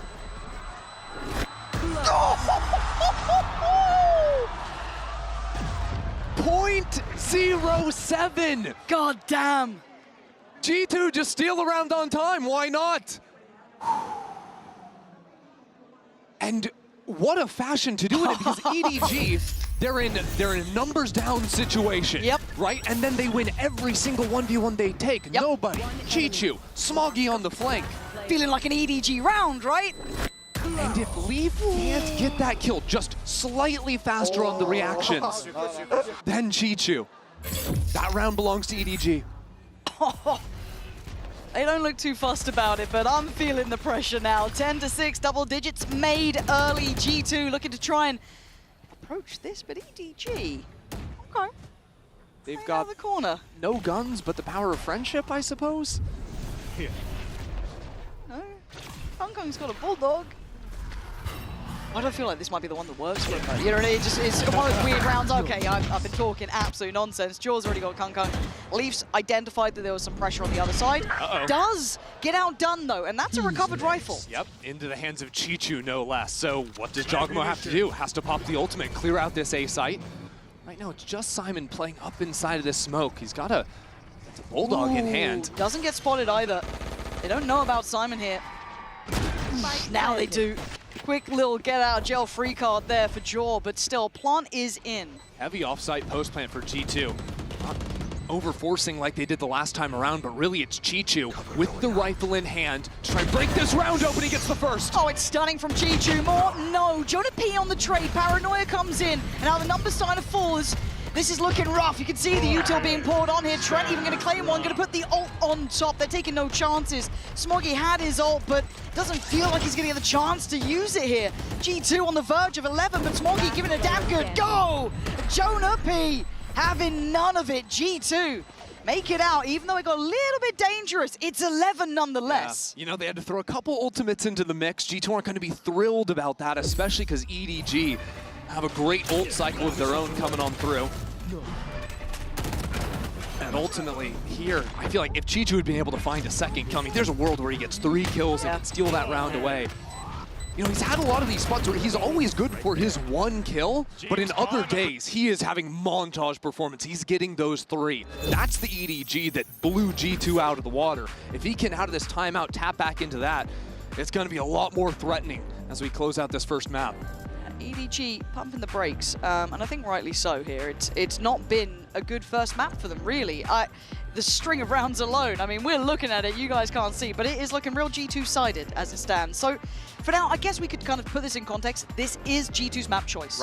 Right? They've had time now to plan how they want to approach this. They come in with a lot more information in their own minds, and they come off a very good win as well. These are things that should be in the forefront of their minds. Now, of course, they did get absolutely put to bed by EDG in the first time they met. That first map, banger, brilliant, amazing. The rest, probably soon, hopefully forget it, right? Yeah. But here, it feels like G2 have a plan in mind that's working. EDG, I've rarely seen them look like a team without an answer, which is kind of what it's feeling like. Usually EDG can find those answers in just the stellar performances of their individual players, especially in a comp like this, right? You don't lock in the clove and then not put up big numbers. Smoggy's doing well for himself, but so far we haven't had that lights out superstar performance. We haven't had that one guy to step up and say, today's the day EDG are winning. It's something they've had every other match they played this year. Looks like a very simplistic start, but there is a default being held on both extremities here. Stun off of the breach, could open up that door and fight it to B main, but G2 have the chance to pinch themselves going through a one-way. But it's going to find so little, I think. It's Jonah P to deny Smoggy, going to force the res, but it's G2 being played in here. Deals with Jaw, doesn't fall foul to it, but a diving Jonah P puts him to bed. It's down to a 4v4. Jonah P is an absolute monster. Trent going to find Simon.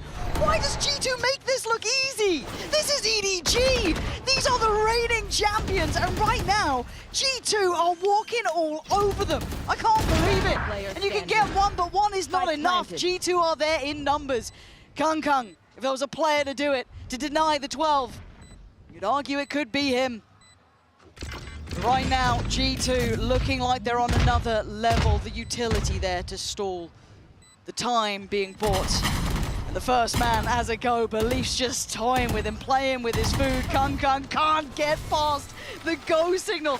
This is wild. It's not that it's just a win, and at least in my mind at 12-6, it's the fashion in which G2 are making EDG look out of sorts. Almost that systematic destruction in every single opening tool taken. EDG love to play the brawly style. They excel at it. They do, but Jonah P has awareness to every new player that's swinging him off an angle. You know, his teammate gets taken down, so he trades them out. Door opens, instantly ready on the swing, on that 50-50. Cutting through. It's only map one though, right? Things will change, you'll get closer. 12-6, we go back in, and it feels familiar, right? This feels like we've been here before, but G2 stake their claim over towards Rubble. EDG keeping two players tucked in close behind that wall.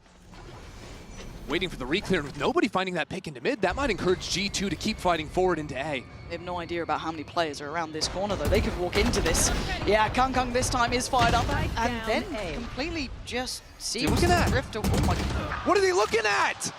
I don't understand what I'm seeing. This is EDG. This is not a second-tier team. This is one of the best in the world, arguably the best in the world. And right now, they look asleep at the wheel. G2 just driving forward. We're going to need heroics to save this round. Maybe it's nobody's time to shine. G2 there, Smoggy there. Valorant and Jonah P to claim, but Jonah P has been a monster. Nasty in his work. Valorant in the smoke. Chichu catches, nice from Chichu. That was better, but that felt bizarre halfway through that round. Left scratching your head for a moment there. Even though EDG had done all the great opening work, nobody finding the pick into mid, that first kill towards Rubble too. Got a little bit diabolical. One enemy remaining. We need someone like Chichu to heat up a bit here, right? Chichu, give me a little something, because we've been singing this guy's praises, you know? On for the MVP, the big man kind of taking all the limelight. These are the games we need you to show up in as well. He's not doing badly, he's 14-15, but you know, he's a superstar. So we go again at 12-7. G2 held off from that wanted 13. Smoggy, big chance, big shot! Oh, it's gorgeous! A third potentially as well. He waits. This fight into front B is going to be everything. As smokes come in, Trent tries to fight his way out, carve himself away on through. Yeah, but Smoggy, he's still on this one. He's still there. They're still trying to battle it out towards B, but Smoggy's controlling so much. You are a lucky boy, Smoggy. The gods smiled on you this round, but Valorant left in a 1v3. Got Spike, got ult. Plenty of time, too. A paranoia, a couple of smokes. He's got to hunt out the first kill, though, and getting spotted is brutal. He's got 1v1s on basically every single site he wants to go to. Now, do you fancy a chance against Smoggy, who's kind of 1v4'd your team? Kind of killed everyone this round, so I wouldn't like that personally. Do you even invest your paranoia to clear this close corner? Do you back him still on it? Because Smoggy certainly does the setup here. Knife's edge, and it's Smoggy. What a stunner from him. 4 kills and a step back. In this replay, I want you to watch Smoggy. Of course, excellent gunplay, but Chichu is the one that bails him out. Smoggy gets stunned back here, but a paranoia catches both of these players. There's the clone and the Yoru. That's what gives him the chance in the round. Then he has the one-way, those BDCs running on through it. All the gunplay after that, just clinical. G2's first time out here. Something, they don't like it.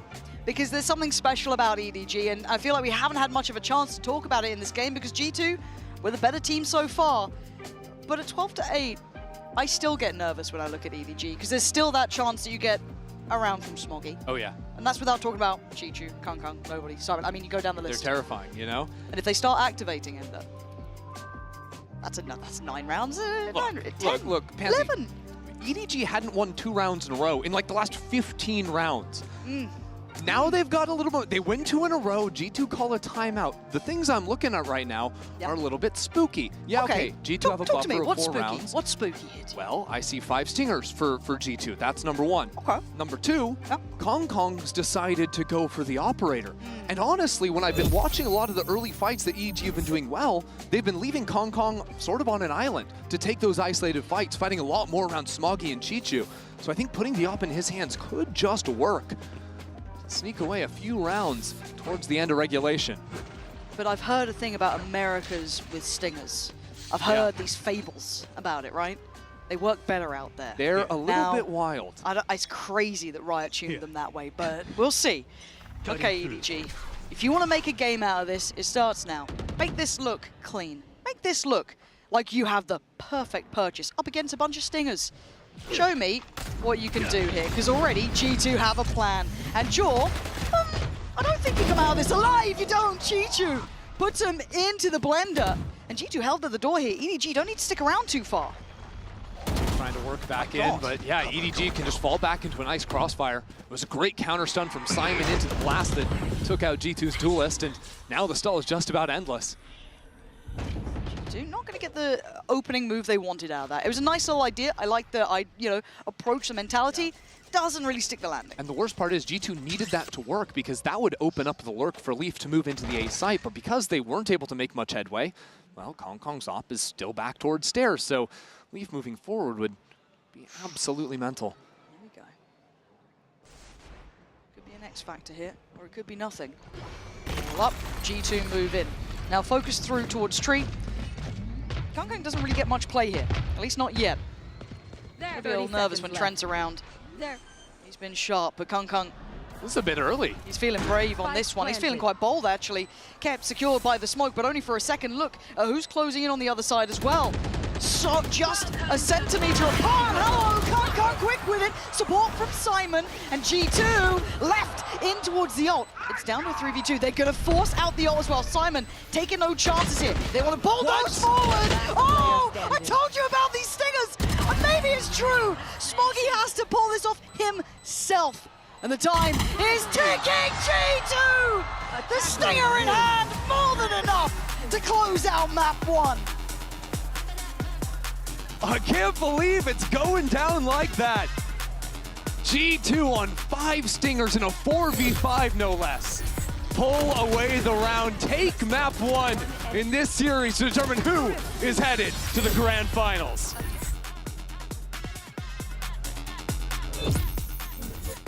At your party. I'm with the gang. It's gonna be a robbery, so talk your gun buddies. Aw, I'm a gun buddy girl, I'm sorry.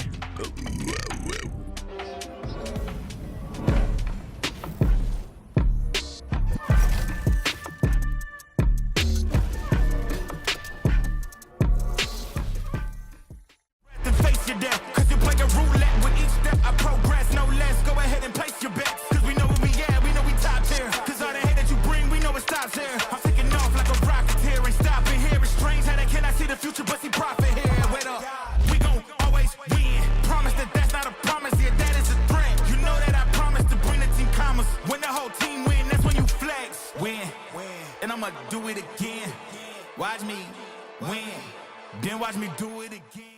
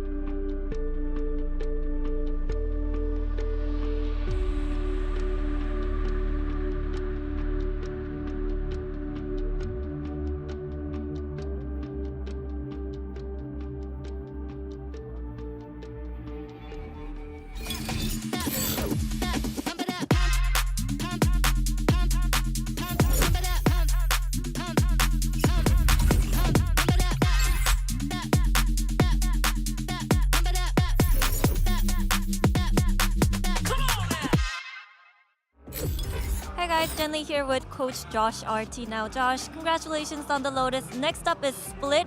You guys have only played this map once this year, so why leave it open? And did you guys see something that you can maybe exploit from EDG Split yesterday?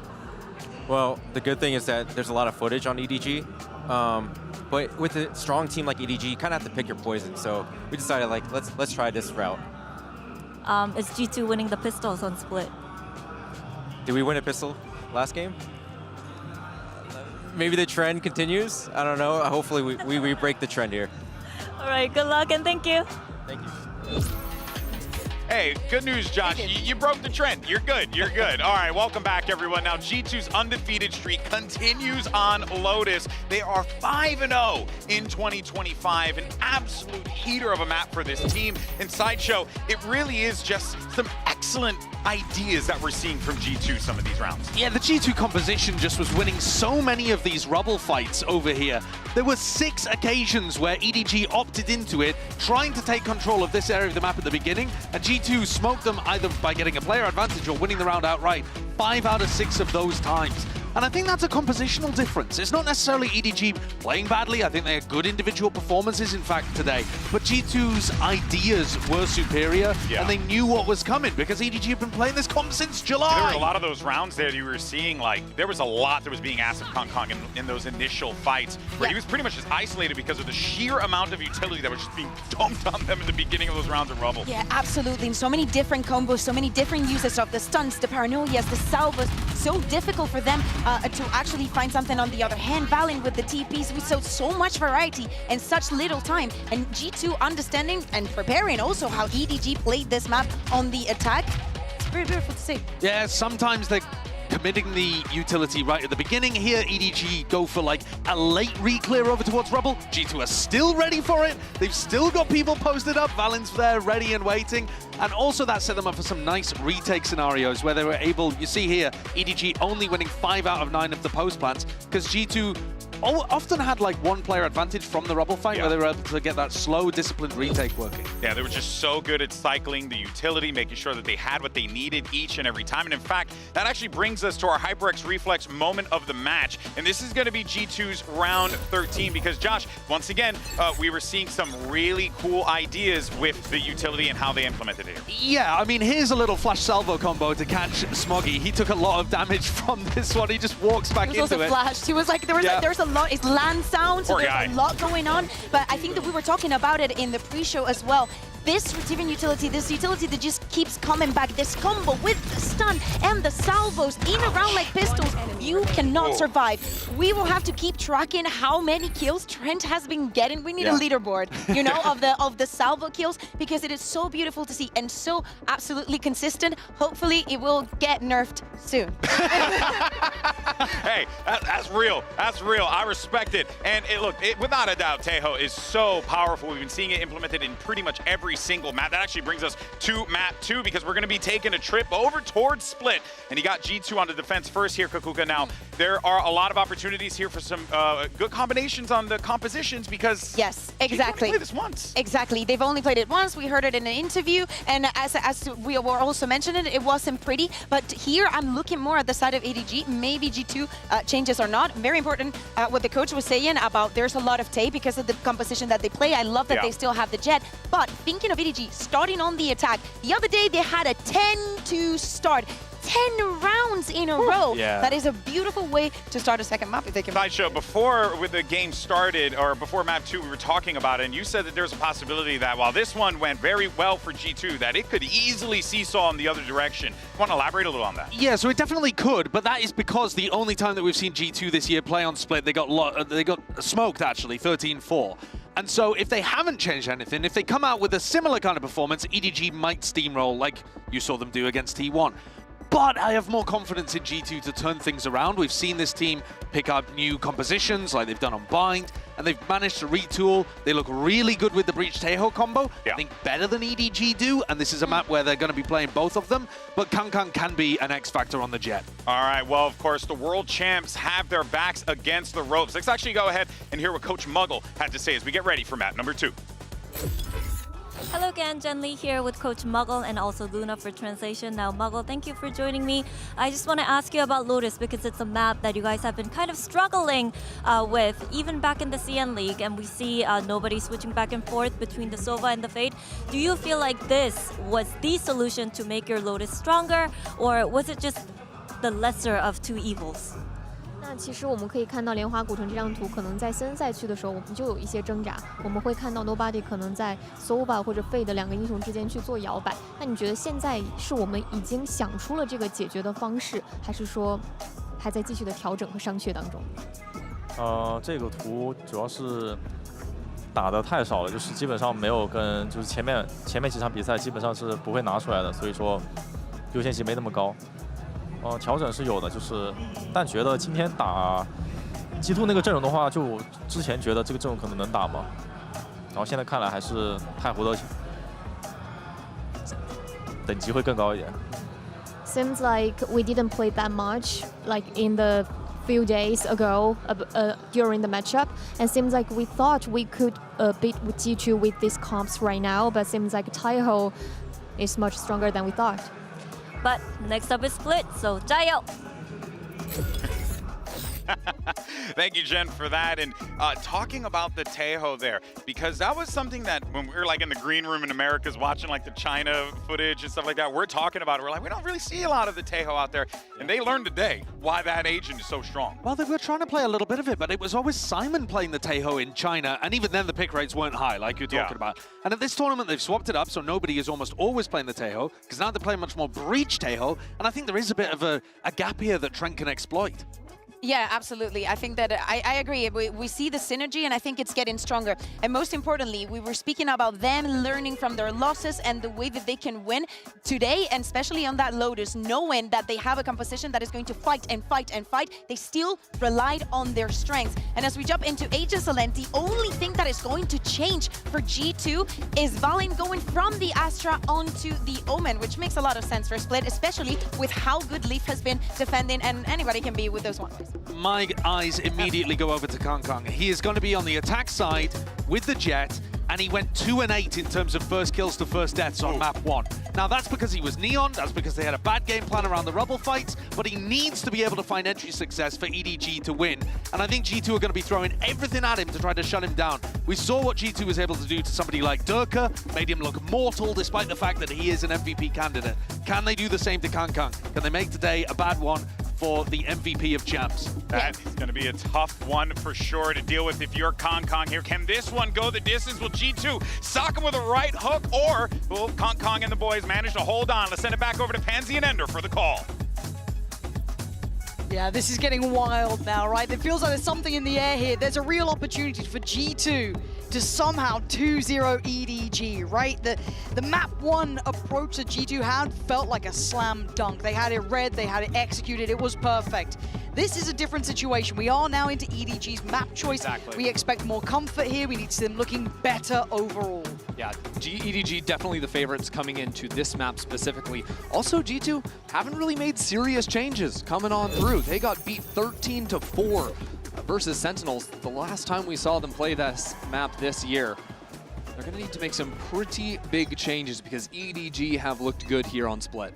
Let's see what G2 can do. Right, this is a big thing for me. If we're going to be starting to see this map veto adjusting like this, I want to see if they can really stand up to it. It'll be EDG, of course, on the attack, that then meaning G2 on the defense. Cute little bait and switch set up back B site here. Jogamo having all the support from Valen to bait out those shots while they... Oh, what's that nade? Oh, what's that shot? Jaw so quick with it towards Kong Kong, but he goes a little too early on that. Simon going to punish him, forcing Leaf closer to site. Hold on. Do they still check? Do they still do their due diligence here? Leaf could get played in. He could have a monstrous impact. No, it's Simon to shut it down so quickly. That's a 4v2. Trent, I mean, he was damn good before, but Chi-Chu looking absolutely on it now. That was nice. Chi-Chu speeding up through mid, I think behind a Tejo drone. And then EDG, yeah, okay, Kong Kong gets shut down by that Jogamo position in back sight, but after that, he didn't even blink, didn't even flinch on this entrance. There's nowhere to get to. Yeah, the stun combo that ended up catching Valen. That's what gave him no chance to escape from the missiles. Teo quite strong, apparently. Yeah, turns out. Who'd have thought it? Oh. Nice! Looking like a little bit of a fire lit under them now. We were talking about their pistol conversion, though. EDG have been winning the vast majority, barring one, I believe, in that previous map. That's 8 of 9 pistols now across the games they've played G2 in. Beyond that, though, for G2, we're looking at them maybe trying to get those ult orbs up, or maybe just trying to get a little trap going here for EDG. The buy's relatively decent, as long as Kong Kong doesn't lose that Vandal. Looks like EDG think mid might be a little bit weak these last 2 rounds, trying to challenge it. This time G2 ready with the flash on the refight, but those missiles give you not a lot of room to fight in. Go for a little crunch hit. That, what? How did Trent get 2? How's he got 2 from it? That is so outrageous from G2. I thought it was going to be a little bit of a myth, a little bit of a brawl, but apparently G2 just needs some classics. I was worried about the Vandal being dropped, let alone every other weapon. G2's having to come back in on cleaning duty. Boys, what's happening middle? You made an absolute mess. Leaf. Just smokes on smoke. Yeah, good luck. Have fun. He's clean. He's going to need a bit more than that, though. Leaf, suddenly, getting a little shaken here. But Jonah P's still alive. 4 bullets. They're waiting for this drop here. Oh! Chi-Chu, you are outrageous! Saving EDG from what could have been a nightmare of a round. Chi-Chu decided to wake up. 5-0 with the Red Bull clutch. But G2 are not meant to be able to do this. No. Come on, look at Trent. You are so damn good. And look, Trent and Jonah P on light buys have just been fiendish. Whether it's a Sting or a Guardian, a pistol, it doesn't matter. Chi-Chu's been the closer here. We were talking about him not having big impact in map 1, right? He was a bit quiet compared to his traditional standard. He's already off to a heater of a start. However, we do have G2 in a nice position now with this purchase. This should be comfortable. Outlaw in Jogamo's hands now. I think only the heavy armor on a couple of players, Chi-Chu and Kong Kong. But, you know, you see Chi-Chu step up like this, that's great news for EDG. But Kong Kong sitting at 0-2, that's now, after a 2-8 performance in opening fights, he's been taken down very early in these 2 rounds. Time to jump. EDG without him at the top of his game. to see them compete with the best in the world. Quite like what Trent's doing, a very passive an approach, not giving away too much space, and Leaf kind of working off the negative space that was kind of assumed to be in the territory, and Trent still delivering. This man looks so sharp on the tail, I can't stress it enough. And now EDG starting to struggle a little bit here. This bonus was lacking in the investment as well, obviously light after round 2. Trent, just a safe pair of hands, can't stress it enough. He is so solid, an absolute rock of this team. Now, can Simon or Chichu get under their skin? Can they cost them any of these weapons? It's going to have to be Simon with a Vandal in hand. Only 55 HP, though, getting swung out on the side. Now he knows where the first is, but as Trent falls into sight, those angles are being taken away from him. 3 on the round is just excellence from Trent. Really nice. Now, again, it was a bonus for EDG, a lighter purchase, but still, seeing that composure, Trent just looking super solid. I like to see it. Jonah P, similar things, at least in map 1 here. Trent kind of picking that space up. It's really good awareness and sort of play from Trent and the support of the missiles coming in. God, they're everywhere. From Leaf and Trent. Because, you know, Leaf's getting pinched, players walking at him from mid, they're going up ramp into his shoulder there. And it seems like EDG really want to punish these mid players, right? The first 2 rounds, they fought into mid pretty aggressively. Now, going for the pinch look, G2 are going to be on their toes consistently through this half. This is the big round, right? This is the one you want to really keep focused on. And have a look at G2. Walkabouts towards A, taking a lot of that space. A good response to someone whose high priority is middle.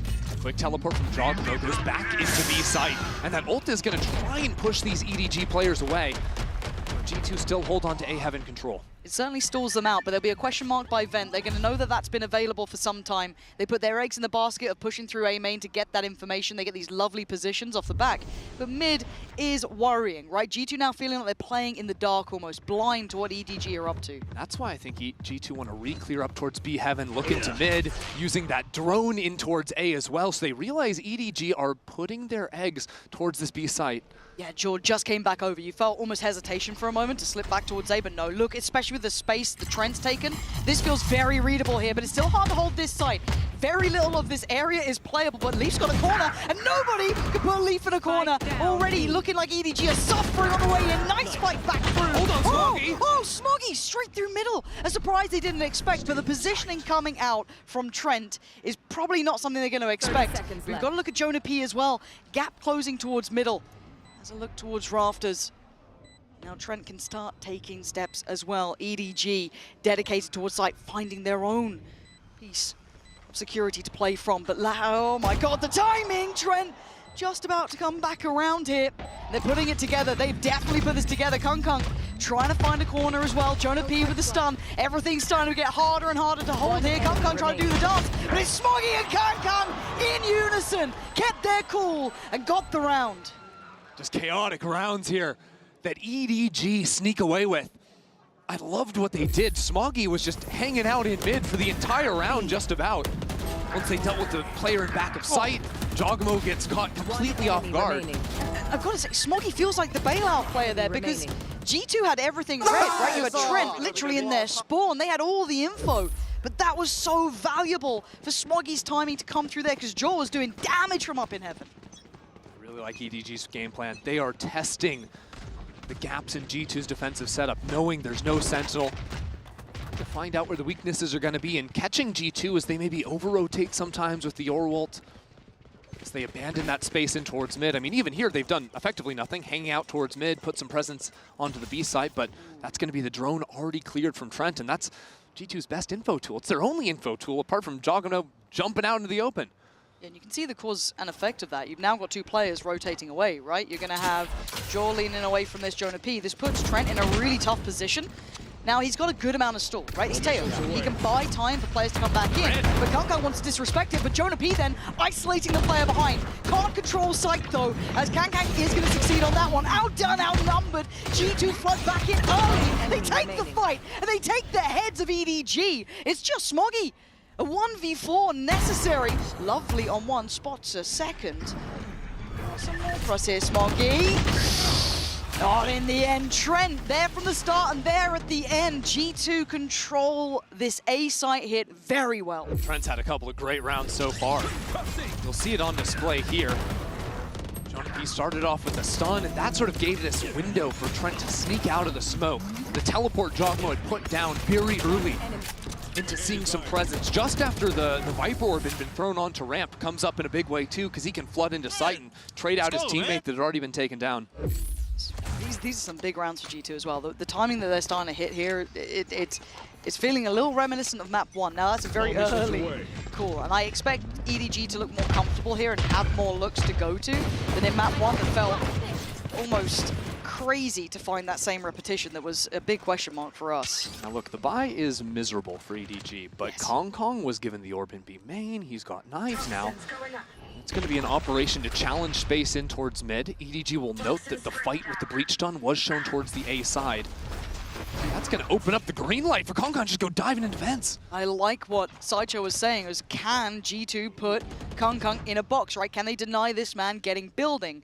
Now they did it to Durka, but Kong a different beast altogether. This is a way more developed attacking side than we saw from EDG in map 1. Right? That map was all about the opening brawls. Now they're slowing down the pace, really challenging G2 so that they're using the dimensional drift on an anti-eco.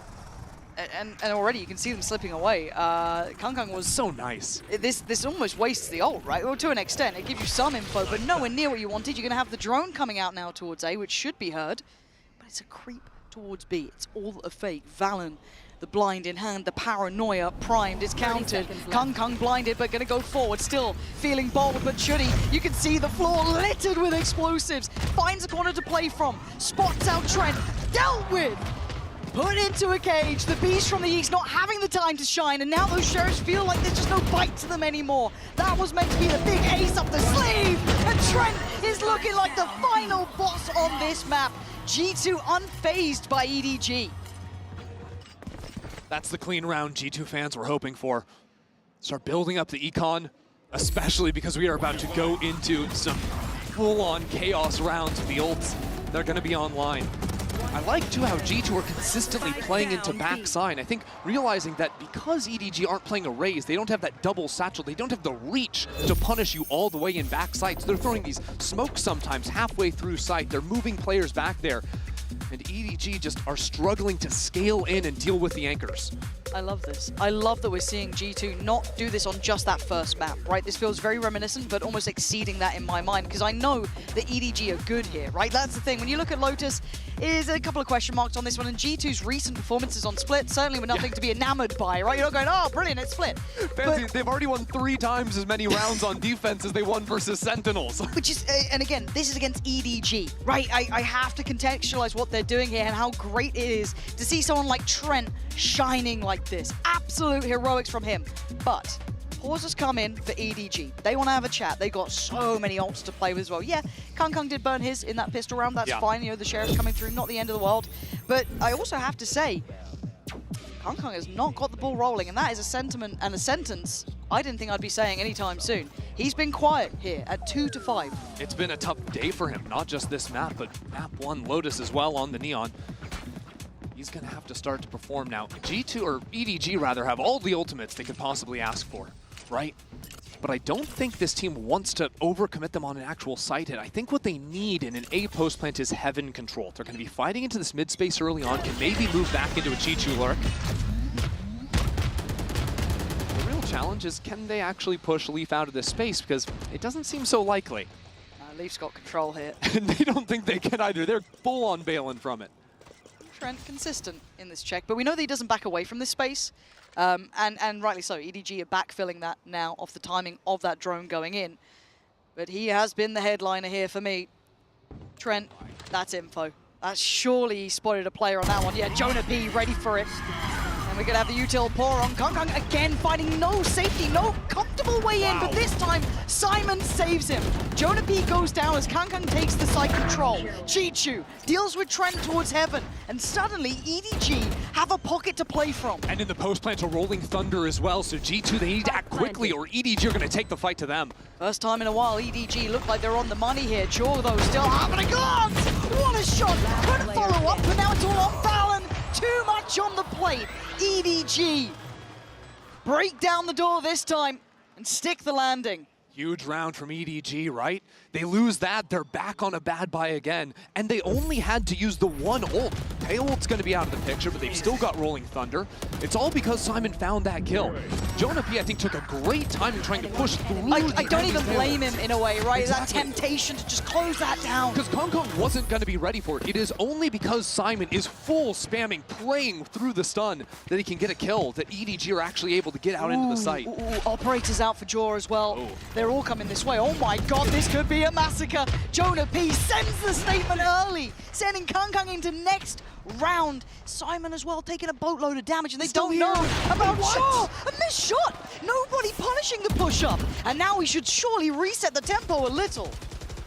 We'll see. EDG, now that they've dealt with Jaw, maybe thinking the coast is going to be clear, because G2, they're walking 3 players down into mid. Jonah P is playing it relatively safe back into screens, but he's being pinged out. They've got to know about him, right? Oh my god, he's taking the timing. You are a brave boy, Jonah P. This is a crazy spot. You're just holding your breath. And have a look at the flank. Look at Leaf. Look at this. This feels unbelievable. Who blinks first, right? So tense between these two. Heaven control, EDGs. A little bit of ramp pressure now coming in as well. Jonah P has not played this position. Contacting in. And nobody doing this with the operator too has not been revealed. Jonah P can hold this. The gap is closing. The Vice is coming. G2, they're right behind you! Leaf tears them apart, leaving just the 2 who are up towards Heaven earlier. But they've got the spike. G2 and Smoggy.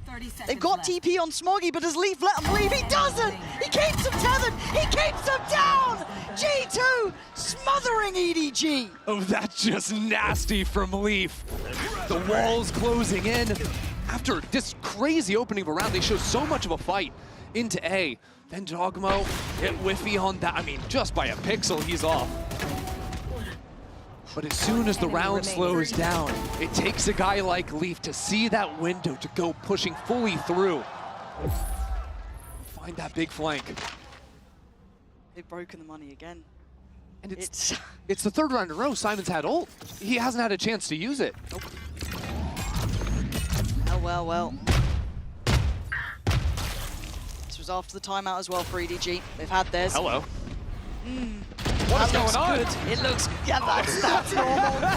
It's an indie company, small indie company, don't worry about it. We keep going on here. For now, Kong Kong has created space, right? He's got them the side. He bullied his way through Heaven. Oh, Trent! Trent is on another level here, going to play this back through, but there's a late lurk in towards middle.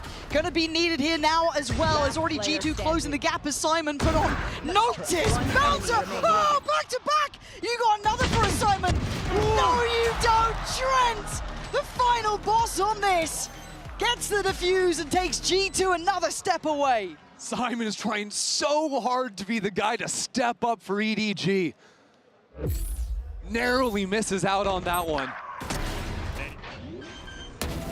He's had some big moments earlier today as well, but all right, G2, a moment to breathe, get the round, move past those shots from Simon, it's okay.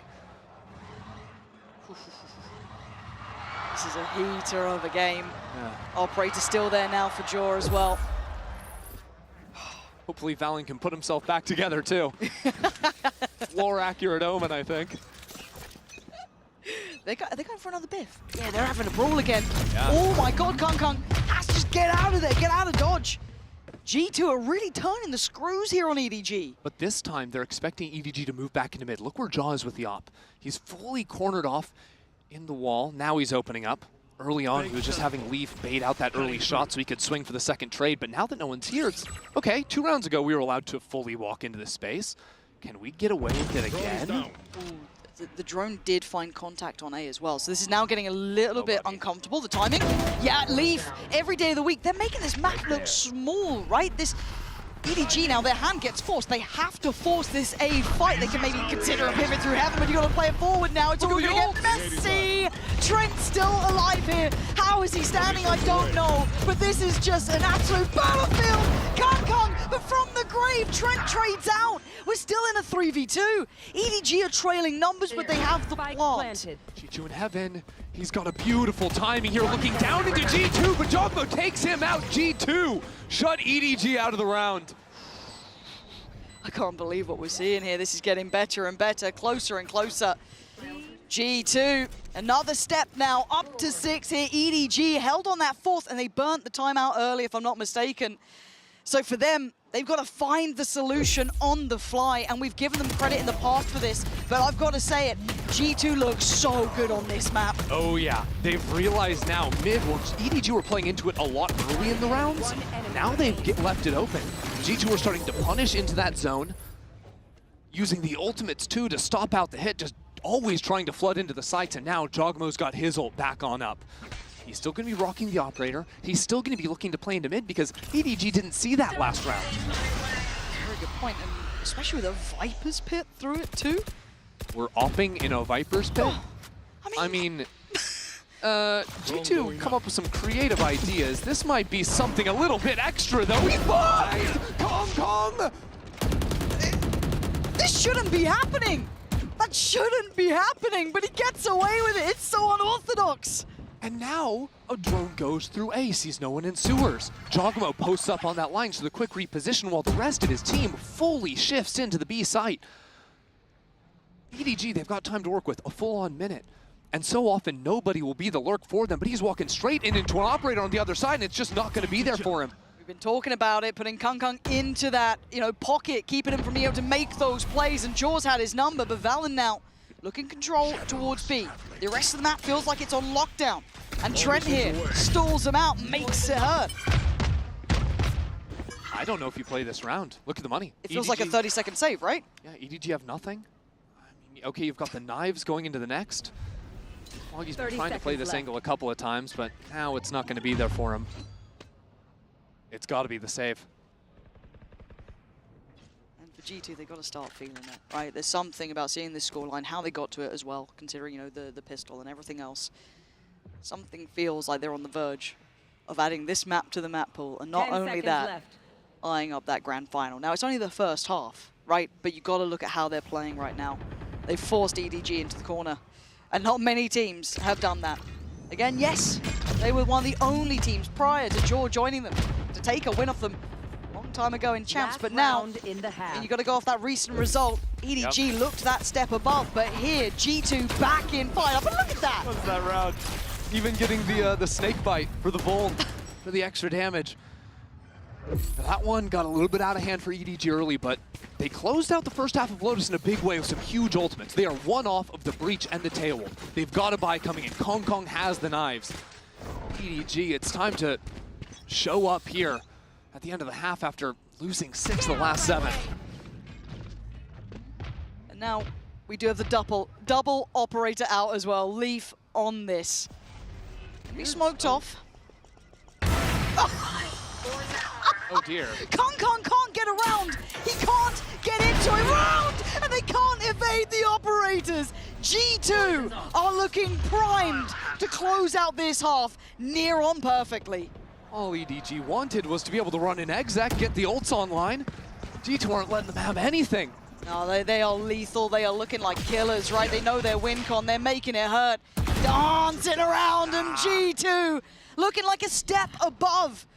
And as said, it is a very small club of players who can do that to a team like EDG, but right now, they absolutely are. Nobody in Simon with a world of trouble, and it looks like there's no way out of it. Simon gonna do what he can, as he can, but there's nothing to do but die. 8-4, G2. I was questioning this map. I was worried. I thought the third was surely beckoning. But G2 have a point to prove, and it might be proven by map 2.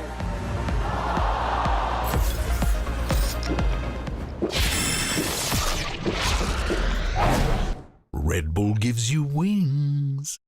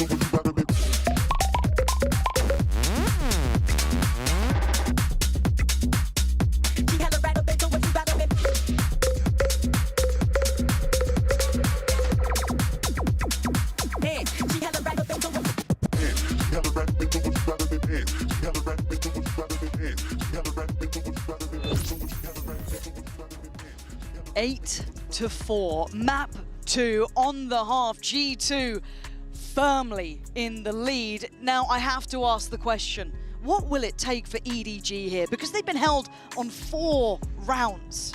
It's been ugly so far, but the easy one is a pistol round, right? EDG still have only lost 1 pistol, the 9 they played against G2. But deeper than that, looking to actually come back and win into this map, they need a guy to step up and dominate in the server. EDG always have a player that's going to, you know, be that top performer. It's been Chichu all series long, all tournament long. Yes. This series, it hasn't been the same.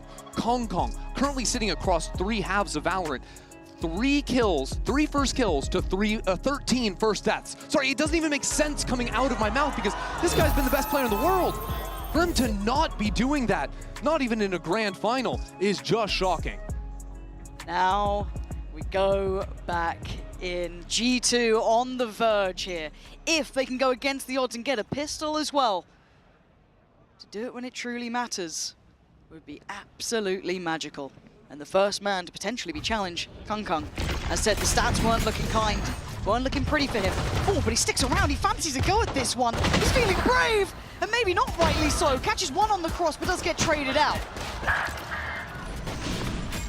EDG quickly to move into heaven, but they're pushed off the angle. G2 haven't quite gotten the spike down, and now that the smoke has gone away, it's a little bit uncomfortable.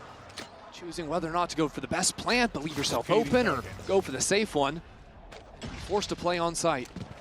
G2 weighing up their options, but trying to buy a couple of seconds. Maybe want to pick here. Maybe want to burn some of that util, knowing that Simon, nobody's still alive, is a problem. And wait, EDG, they're having a go at it. They're getting a little early on this one. They even dropped down from heaven. Trent's got an opportunity here. And it's Jonah B. It's Valen. EDG walked into the G2 trap, and they made it look easy. G2, look, maybe out of all of the pistol rounds, EDG have been winning them, but when it matters, G2 have converted. That's just excellent poise from G2. Going for the fake tap, pulling back, dodging all the utility, because there was a stun, there was a paranoia, flying on in at them. But they took these fights so calmly, so precisely. And I love it. I'm gonna, look, we're not played out in-house, right? Right. We're not. G2 are turning this place into a library, and I absolutely bloody love it. Let's have a go at it, G2. Let's see if we can keep this going. The EDG fans are being real quiet now. G2 putting Smoggy under pressure early. Can he somehow survive the most primal urge to try and just simply live? And Jaw's already taken away his support system. Looking for a bit more, gets a bit more. Smoggy's still standing, but for how long is Kang, the last one to try and do anything in this? This has been an outplay. And normally these rounds, EDG might get a little bit messy, get a little bit naughty, but it's G2 up to 10 already. And EDG have to be thinking about the next few rounds here, realizing, no, because they lost these early ones, you're not going to have the money to force an early op for Kong. That can always be a difference maker. No. They're going to be on white armors, they're going to be on regen shields. They tried to go for some sheriffs in this round, and it didn't amount to anything for them. True. It's good news when you can be up there on stage and be singing in a qualifier match to the grand final. Must be nice. Bye is in for EDG. Everything is on this round, really. If you want to make a game out of it, you got to get past the bonus, right? So G2 have a Bulldog, they have a Phantom, a couple of a Stinger, which is honestly basically a full rifle in the hands of someone like Jaw. And they're going to go for a high priority focus towards pressuring middle. Yep, good nades to push Chichu off the angle. He's very comfortable in this position, but now there's the threat of, hey, players could have walked up in towards V Heaven. Right now it's Smoggy actually playing up on Stack that's going to be watching into Heaven. And with Kong back B site, that's excellent baiting. Where is Omen's positioning? Ooh, speaking of baiting, Trent's trying to feign out towards A as well. I like this. Trying to, you know, keep those 3 players on this, but it's on Smoggy, right? This is all on Smoggy's shoulders. Do they clear? Does he wait patiently? Only with 1 though. Kong now down to 31 HP, trying to play off the back of Pillar and gets a fair fight. Takes away Val and can't quite control Leaf. It's still a bonus. This is still meant to be clean. It's a 3v2. If they lose any more, it's a problem. Leaf try to make maybe a low percentage play to try and help out. Doesn't work. EDG, get back in the game. That was a nice setup, and that was Kong finding those opening kills, right? We've been waiting for that now that he's got a rifle in his hand. He gets that kill, dancing around Pillar, baits out his teammate. Yeah, Smoggy only gets the one, but that'll be enough. EDG have to continue finding these different setups where they can punish G2 on their execs. Only then will we start to believe once again in EDG clawing this game back. Yeah, it has to be round by round. It has to be step by step now. Finding 10 so early for G2 is heaven sent. They can take their time, keep their cool, work this map step by step. Kung is on this side of the map. The double swing. Smoggy there, going to be forced slightly further away. It's another bait and switch setup on B. Kung and Smoggy clearly trying to play nicely with each other, get these shots working. Now Jaw only one orb away from the ultimate, and not too keen on getting spammed out through the smoke, so he'll TP on out. And I quite like these patient tempo rounds. Does Leaf get to stay unrevealed? He does. Now it's a little bit of an indicator that maybe someone heard that util going through, but you're looking at Jaw dipping around the map now. It's a really nice audible from G2 because they know that drone was sent from up in A heaven, so making the sound of the teleport, putting some pressure on the heaven players as they gear up for an A split. You can see nobody doesn't want anything, doesn't want to play for heaven at all. Instead, regrouping with his teammate on site. Going to clear for them through towards heaven. There's no one there. It's CT. It screens. Nobody going to be forced away. Smokes off, but he still takes one down with him. That's Leaf gone. Still can't help Simon though. Simon is on an island here. He'd need help from someone else, but maybe Simon can do it all on his own. Jaw's gonna take away nobody. You can see the damage, but G2, punch for punch, blow for blow, decimating EDG, leaving Smoggy in a 1v3. Jonah P is on 10 HP, Trent 28. We've got them on low HP here. Smoggy, if there was a time to shine, it would be now. First hurdle. Might have seen the barrel. He's got him. That's Jonah P gone. Two more though. Trent has been monstrous. Jorgamo, I mean, he's known pressure, and Smoggy's starting to get into his own head here. Takes the TP. He now knows. Oh! A centimeter away from destruction, but G2 another step closer. 11 rounds now. Oh, it shouldn't be that close, but EDG always make you believe just that little bit extra. Honestly, the hold from Simon and nobody was excellent. Having the stun from backside worked wonders, but there was like 2 or 3 different players that got dinks against the G2 players through walls or whatnot, and then got traded out instantly. EDG must feel like they got robbed in that round in a way, because they were the ones that sort of shot better at the start. Frustration, focus. Real disparity on either side. You're seeing the difference in emotion. They're stark in contrast, and EDG burning the timeout now. They know it's back to the wall. You've got to. Look, no one goes home in this game. You go down to lowers.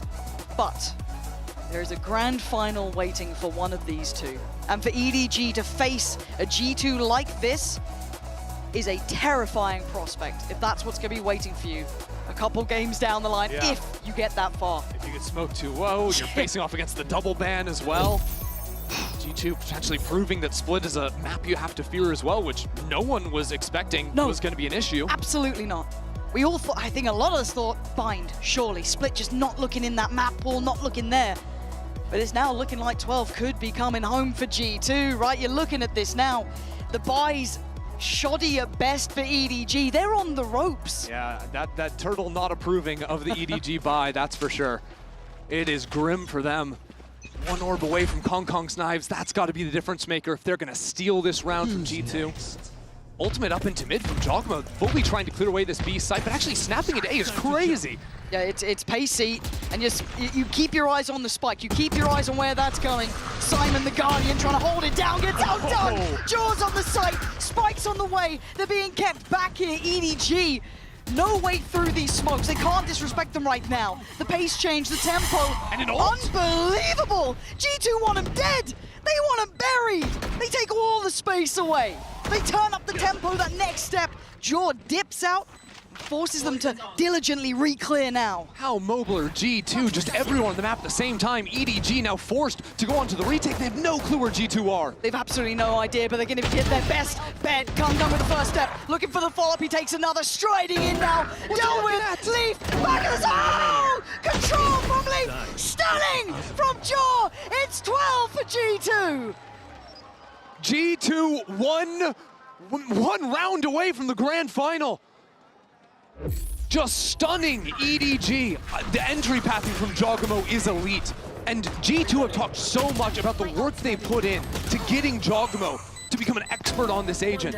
Not played much of it previously, but him and Josh RT have worked so much on the individual mechs, on the entry pathing there, the fake ult through mid into B, snapping the TP onto A, and all of a sudden, after a mid ult, he's diving you an elbow. It's just terrifying. Still got one more to get. That fabled 13th, the one that books you into the grand final, and Kangkang is waiting in your way with the knives in hand, and Icon himself still gonna find Trent, sets up G2, it ain't over yet. You can never take your eyes off the prize against EDG, but G2 still with 3 standing, still with a chance to do it now. But Kangkang, how badly do you want this? Can he hold them back here? Does G2 fancy their odds? They fancy a go, and Kangkang is still firing. He's still fighting. He's giving EDG the chance. Desperately trying to hold on, but Jonah P, you got a 1v3. Not right now. Nobody denies. EDG up to 6. If that Kangkang can play the next 6 rounds, EDG can come back in this. We've been missing that all day long, but even having the sense to switch the Stinger there for the spam through smoke back into the knives, that was pretty. Game's close enough that it's brought G2 right down to the Stingers again, but do remember how Lotus closed. America's players with some Stingers and a bit of a dream. Could be the case again, but up against them a well-invested EDG. Odds looking like EDG would convert this round, but against the odds, G2 sometimes shine. Teleport ready in the backside. Here goes G2. Smoggy, nowhere to run. Tries to get out of there, sends a paranoia, buys a couple of seconds, goes back in. Jonah P on the trade, however. It's down to a 4v4. Oh, Kangkang, okay, he's found some room to play and he's just puffing out the chest, trying to hold this back, but you gotta be careful. There's still threat. There's still danger when Jonah P does that. Surely no more. Surely no more. Kangkang, a heartbeat shown.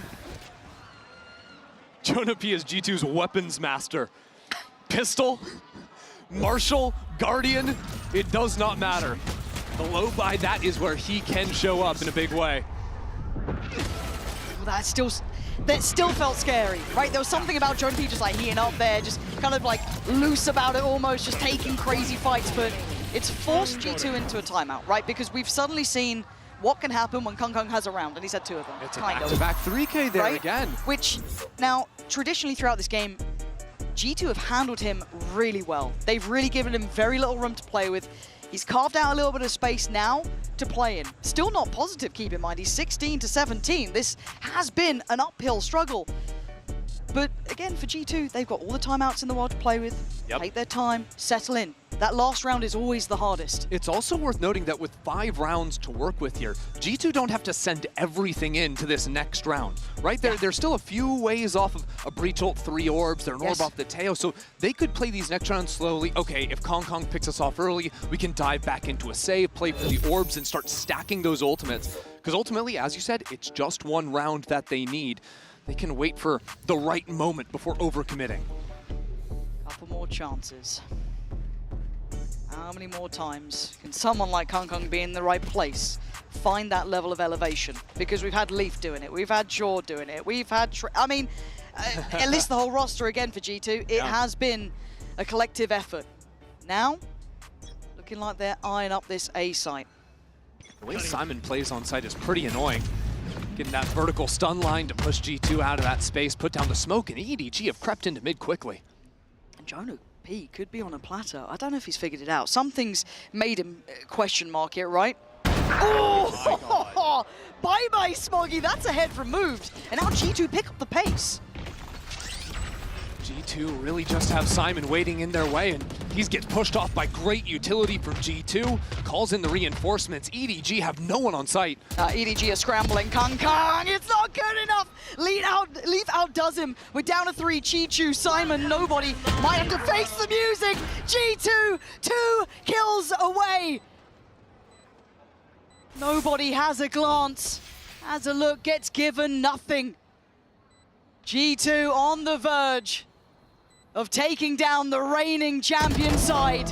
But Chi-Chu gonna take one back. But he's got a whole lot more work to do. The ult on the site. Valen takes away nobody. It's all on Chi-Chu now. Ults upon ults. It's so difficult for Chi-Chu. And the time is singing the tune of G2 right now. And he knows it. Time to face the music. Time to face that 13th round. Make a go of it, sure. Make a stand, sure. But you're not gonna take the round away. G2, the Ascension Dreamers, reaching new heights, locking in the grand finals.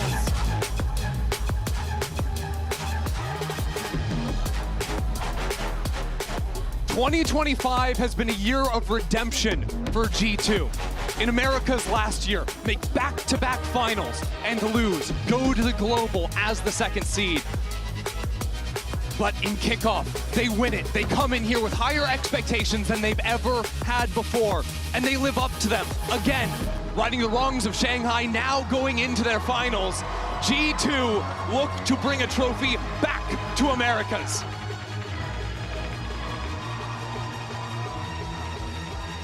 What a roster, what a performance.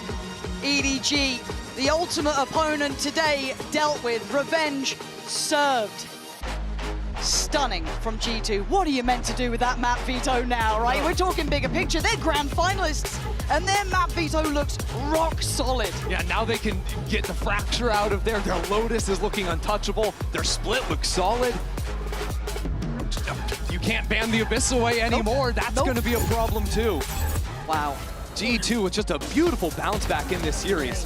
You remember them falling to EDG, getting knocked out of the park, 13-4 on the final map, to then come in here, just beat down this EDG roster on every single rubble fight on map 1, and here, shutting Kong Kong out completely.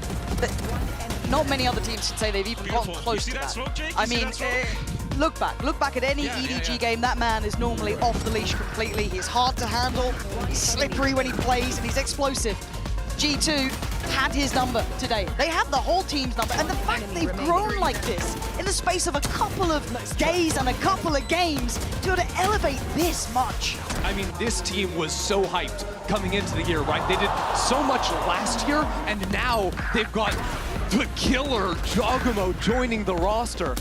He'd been a little bit quieter, but today he was in peak form, 21-11 to finish off this second map. I mean, the tricks he was doing on the Yoru with the fake slide on the dimensional drift into mid, diving into elbow to basically close out the game. That is exactly what every G2 fan was hoping for when they saw this offseason. Him to be on the team, leading them to a grand final. He's done so well here. And the rest of the team, same thing, Trent to me. I mean, the impact he had throughout map 1 and map 2, looking like the ultimate Teo player. So in control, such an anchor as well to hold things down, to be secure for, you know, a real backbone for the boys. Lovely to watch them all play. The supportive utility between him and Jonah P is that backbone, you say, that makes Jogamo and Leaf look so good. Well, we have a treat for you. It is going to be Trent waiting on by for the Verizon post-match interview. And it's going to be G2 in the grand finals. Everybody give it up for Trent!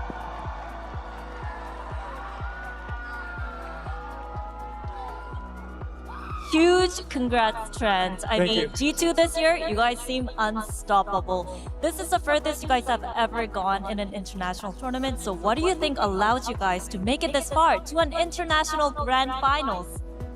I think we just are very well prepped for this moment.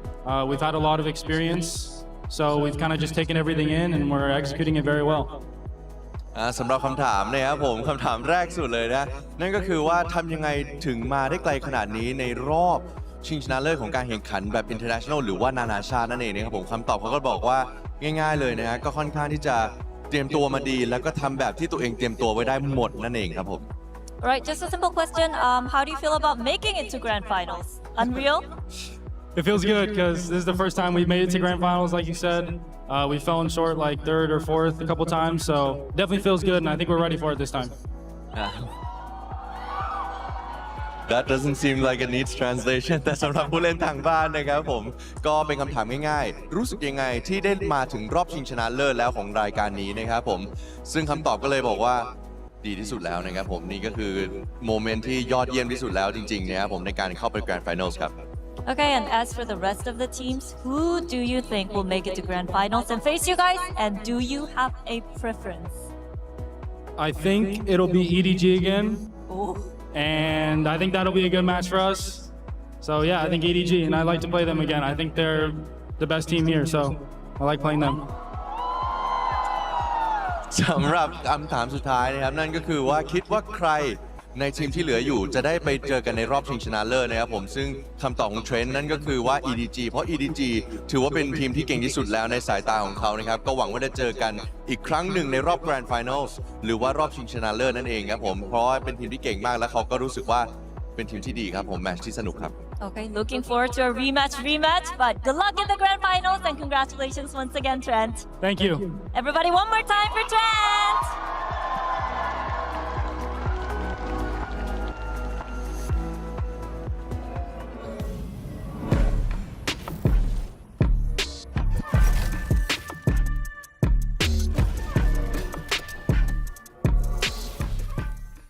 The human body was built to move. Not trapped at a desk in one singular posture for 12 hours a day. It's time your chair evolved. This is Secret Lab Titan Evo. Ergonomically engineered for you, gamers, hybrid workers, artists, backing your every move.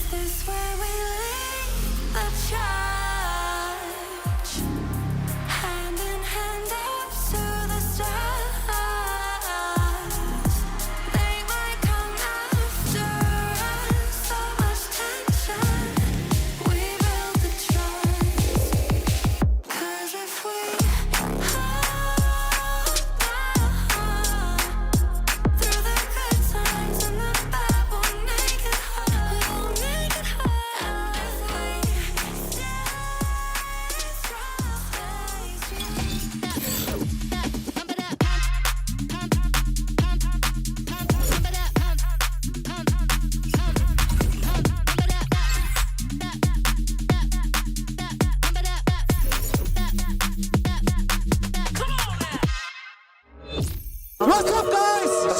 Who's the best team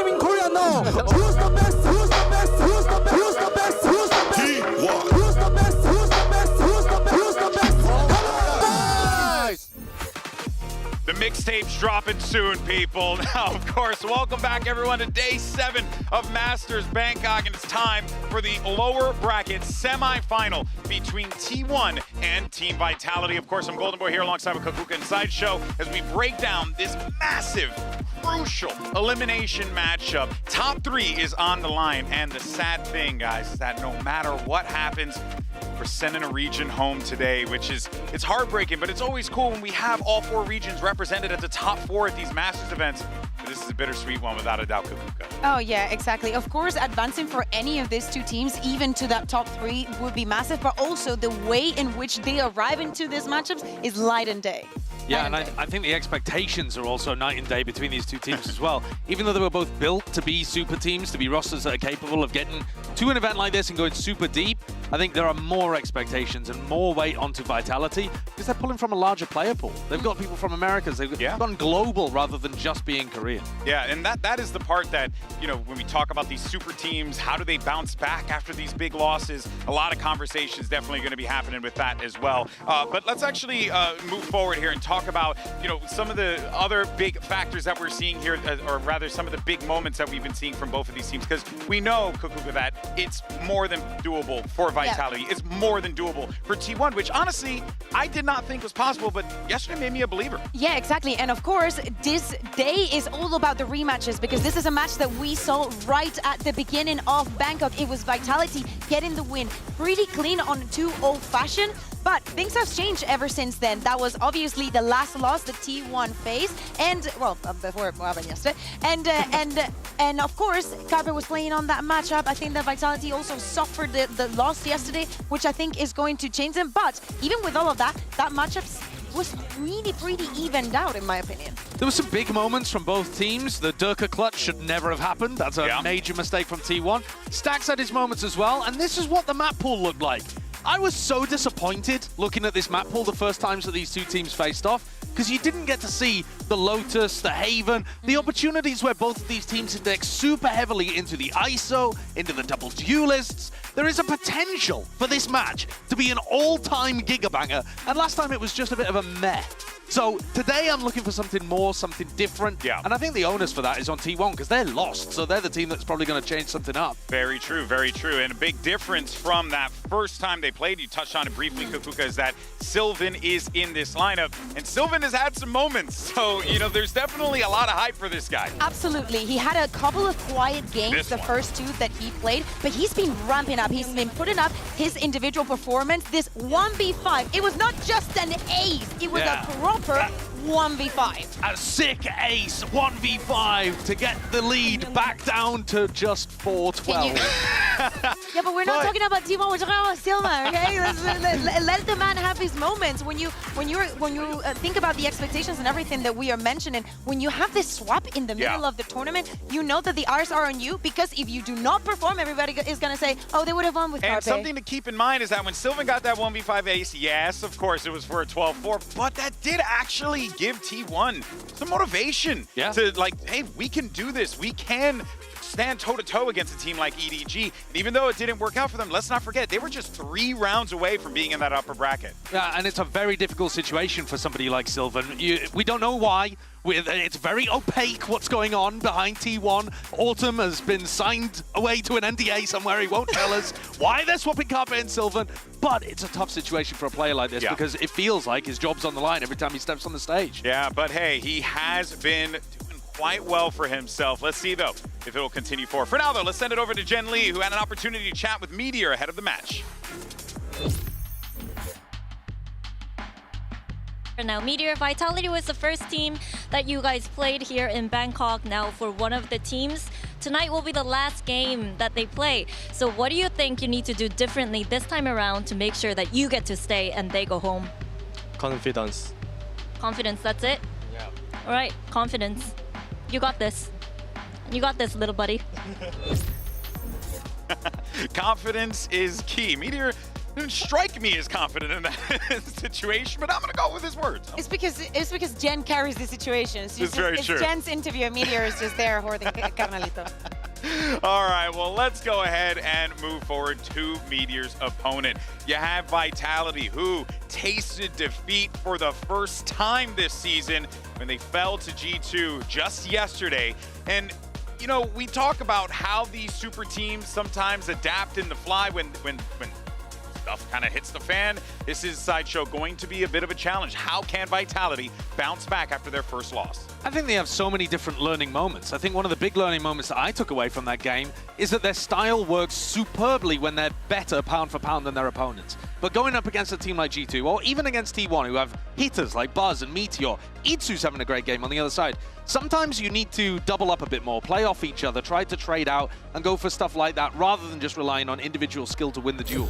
Yeah, I don't know if I necessarily agree with that, just because of what happened yesterday against G2. Like, it was in the macro level. I do think that they were like, if pound for pound, depend on what moment in history, I could make an argument into Vitality versus G2. I think that it was the macro and actually the forcing you into a situation that you do not want to be, that G2 was better off yesterday. But as we see, is a humongous record for the entirety of the year. And many people have questions about how they're going to perform after having the loss. But I honestly think the G2 were just the better team yesterday. Yeah, and what we saw from the EDG matchup as well certainly paints a very, very unique picture there. But, you know, one of the things also to keep in mind is that this is a big one for EMEA. I mean, granted, like Pacific too, let's not forget that, but EMEA have not had an opportunity to raise a trophy. It's been a minute since we've seen that, so a lot of pressure here for Vitality for sure. Pointing at me, I know. A lot the of last one was in what, Masters Tokyo? Your thoughts? A couple of years ago. Yes, last year it was a good year for every region but us. We know it. We're on it. Okay, we're working on it. It's work in progress, okay? I promise I was not coming at you there. But you know what, though? There's a lot of pressure here, but I do believe that this Vitality lineup has so many tools, and one of those players is Trex, a guy who is cool under pressure. Let's hear what he had to say about T1 and yesterday's loss in this Omen player moment. I'm Trex and I'm from Team Vitality. I mean, it's our first loss in the team. I think it's good that we lost. So like in terms of like, we're actually gonna learn now, because it's hard to learn from the wins. So from the losses, it's always good to learn something. So yeah, we're gonna learn, I think, for sure.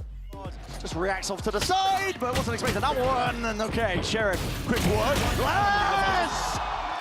My goodness!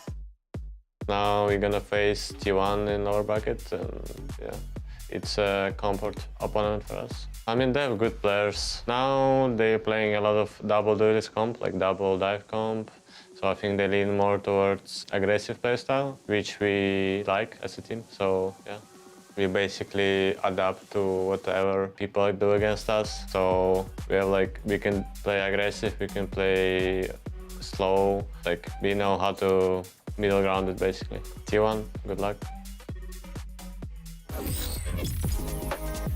Of course, there, Trex, you know, even though a little soft-spoken, it's good to hear from him, right, and get his perspective about this matchup. Yeah, exactly. He's like, they definitely can play slow. I believe that. Absolutely. Yes, they can.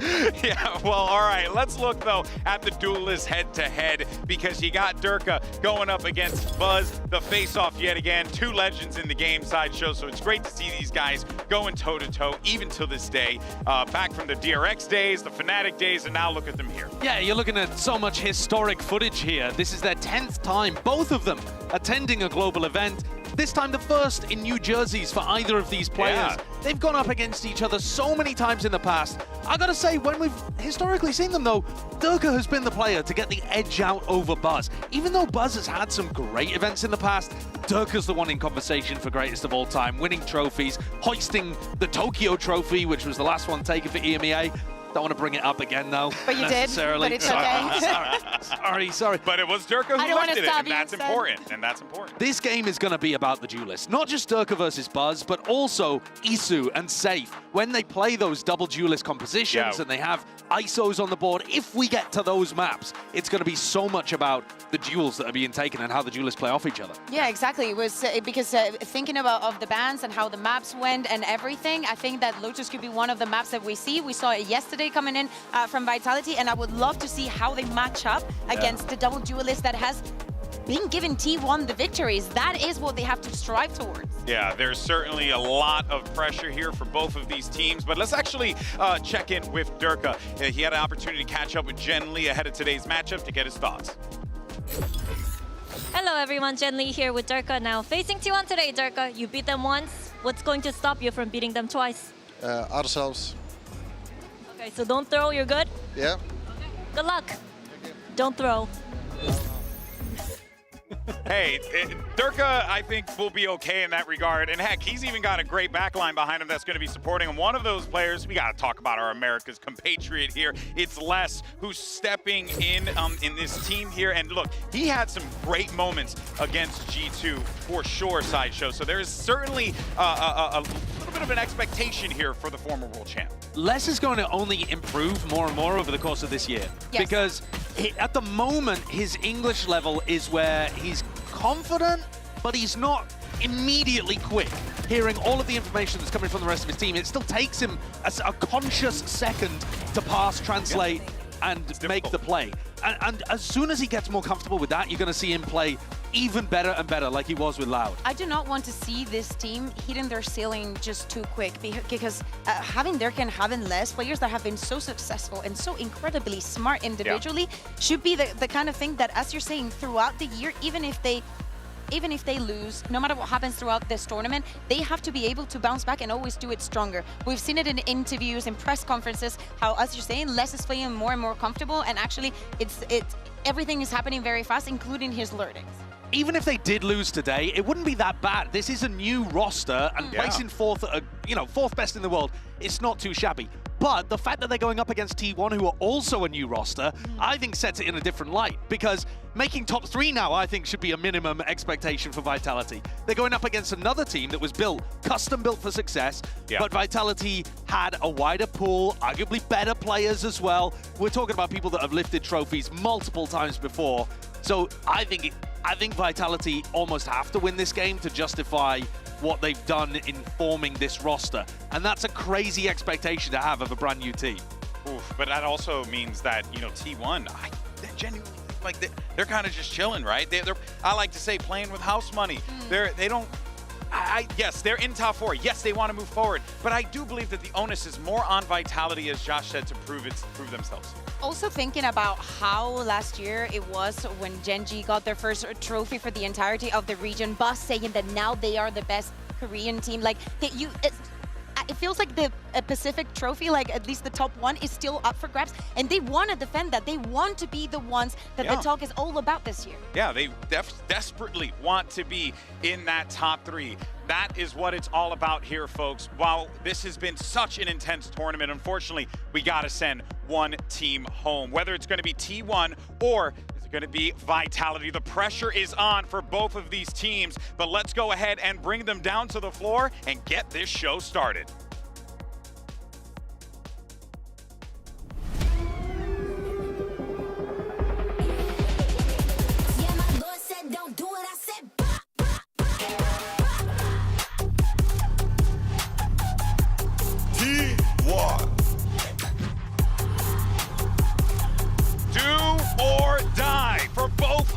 Teams, but for the Pacific squad, the only number 2 seed in the top 4, and they have established that as of right now, they are the best team in Korea.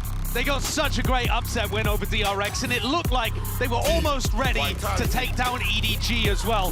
Overperformed there, and I think they're going to need another overperformance to take out Vitality. This squad is so strong. And here comes the juggernauts known as Vitality. All top-tier performers from different regions coming together to make this super team. Whether or not they put it together here, Kakuga, is going to be the challenge for them. They tasted defeat, but the question is, are they angry? And today is all about the rematches. Of course, as we go into the map veto, this is something that we've seen already in this tournament. Fracture and Bind played for both of them. But again, new player, well, Sylvan going back on the side of T1, and a loss to learn from on the side of Vitality.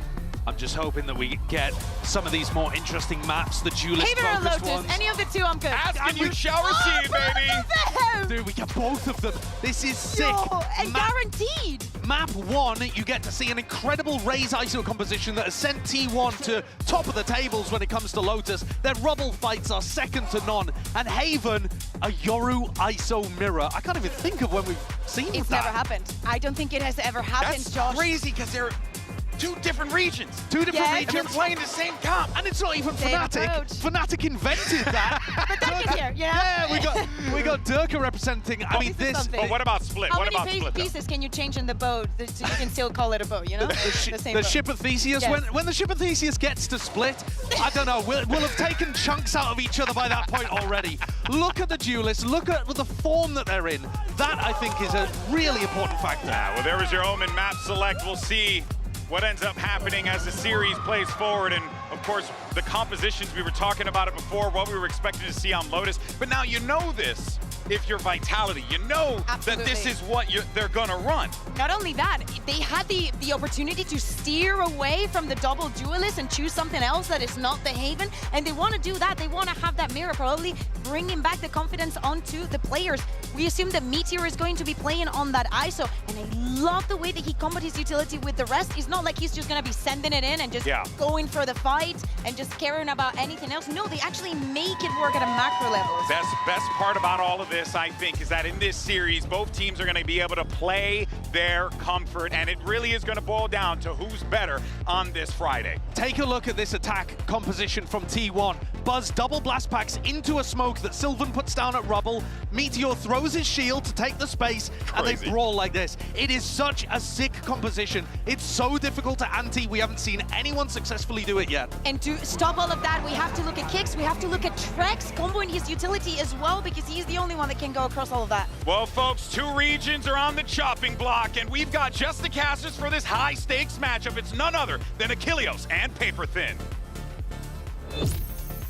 Thank you very much, Desk. Yes, it is that time, as it always comes around here at these international events, to send another team home. T1, Vitality, both the last representatives from their respective regions, and only one can stay. Absolutely, this is a very hype matchup. Two teams that squared off at the very beginning of this event in the openers of the Swiss stage. T1 looking to get revenge as they were bested by Vitality 2-0, but very different maps this go around. So it's going to be really interesting to see how this goes. And you can see there, Durka, Meteor are the only two remaining Masters winners. Yes, there are other Champions winners, of course, but they are the only two remaining Masters winners at this event. So one way or another, one is going home, and one is getting a chance to face EDG tomorrow. Two looking for that shot here at a second Masters trophy. Sideshow just trying to tee it up there on the analyst desk. This crunch that comes through from T1. On reveal out on Izu, but Buzz as well. Going to get caught up as Durka able to find first blood. With the right foot forward, but Izu, the answer one back is just frantic spraying through all this smoke. Less so on a forward lurk, ready to try to collapse in. Should this be a pivot over towards that B side? Stacks for now, though. Gonna get caught unaware. Sylvan taken down. Meteor. One enemy remaining. No clue. In hell. As Izu, 34 HP. A 1v2 reads the wraparound from behind, but it has to be headshots from here on out. Just now 3, 2 left here in the mag, and there's the double face, and there's a 4K for Durka to start things off. Yeah, this is a really interesting start for Vitality. One of the things that gave T1 fits, first of all, is Durka getting first bloods. He does it here again off the back of that great haunt. However, the problem becomes is that if you can't control Rubble here for T1, you're gonna have problems. Now, they didn't commit a ton of utility off the beginning, and this is a good read from Vitality. They commit 4 over here. The last time Vitality played G2 on this map in their pistol, it was a 2-2-1 split with the two players being on C and B, not A. They gave up that space intentionally. Here they fight for it, catches T1 off guard. A solid start. Meteor's still going to be looking to bring forward a Sheriff here. Armor. So poking and prodding outside of B. C's going to be thrown there by Trex. T1 just trying to see what kind of added util they can get out of Vitality early on here in the round. And this is closer to Vitality's normal default. They're going to give up some space. They're going to have that Vice there on A to try to slow you down. I think this could really give T1 some difficulty as this half wears on because you can get those razor vines and other things a little bit further forward, slow down some of those fast, pacey executes and nullify some of that ISO utility and other things that we see from them. That's a really good shock dart from Stax. On the money there for Stax. Does get rid of those thorns, giving them a little bit more of an easy access to the side, but Meteor comes away with 2. Safe and Trex absolutely obliterated in the blink of an eye. That is unreal from Meteor. Surely T1 doesn't continue winning these thrifties. We saw the chaos just yesterday. Round's not over yet. There's still firepower, but Buzz, with a recovered Bulldog, puts less on the floor. Kicks, fighting back for 1. Durka spraying through the smoke. Not finding much purchase. Buzz gets rid of the enemy Omen. And Durka with the Phantom is likely gonna have to save. Buzz doesn't want to give him the opportunity. Pushes up over the top. See if they go hunting, but this round goes the way of T1, pulling off a thrifty in round 2 effectively and getting all of the weapons out of Vitality's hands. What a reply. Just absolutely crazy stuff from Meteor here. You really need him to come online for T1. And when he's on this ISO is when he has been at his best for this T1 squad. That first shot, unbelievable. Gets the second headshot as well. The smoke is blooming, and he finds the timing. From there on out, you give Buzz that Bulldog, and he's able to knock the rest down. Crazy stuff to start this one. Oh my. Now here's the biggest question. Yep. Vitality, can they do it right back to them? Do we just continue with that back and forth? I'm fine with that. Get MasterCard their money's worth. I had a lot of fun yesterday. See if they can pull it off. 3 Sheriffs, a Stinger, and a Classic here in hand. Cage trigger. And once again, there's the pacey hit. Shock dart, I believe previously lobbed in either way. Clear out, no, rather just go ahead, push forward and clear it themselves. Love that deep trip though. It's really nice from Izu. Of course, this is the classic one. Last pack over the top of it. I'd have heard the cam set up from Izu.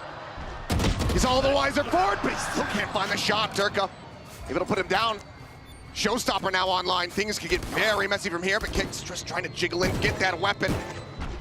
Takes an immense amount of damage. 50 health between he and Durka.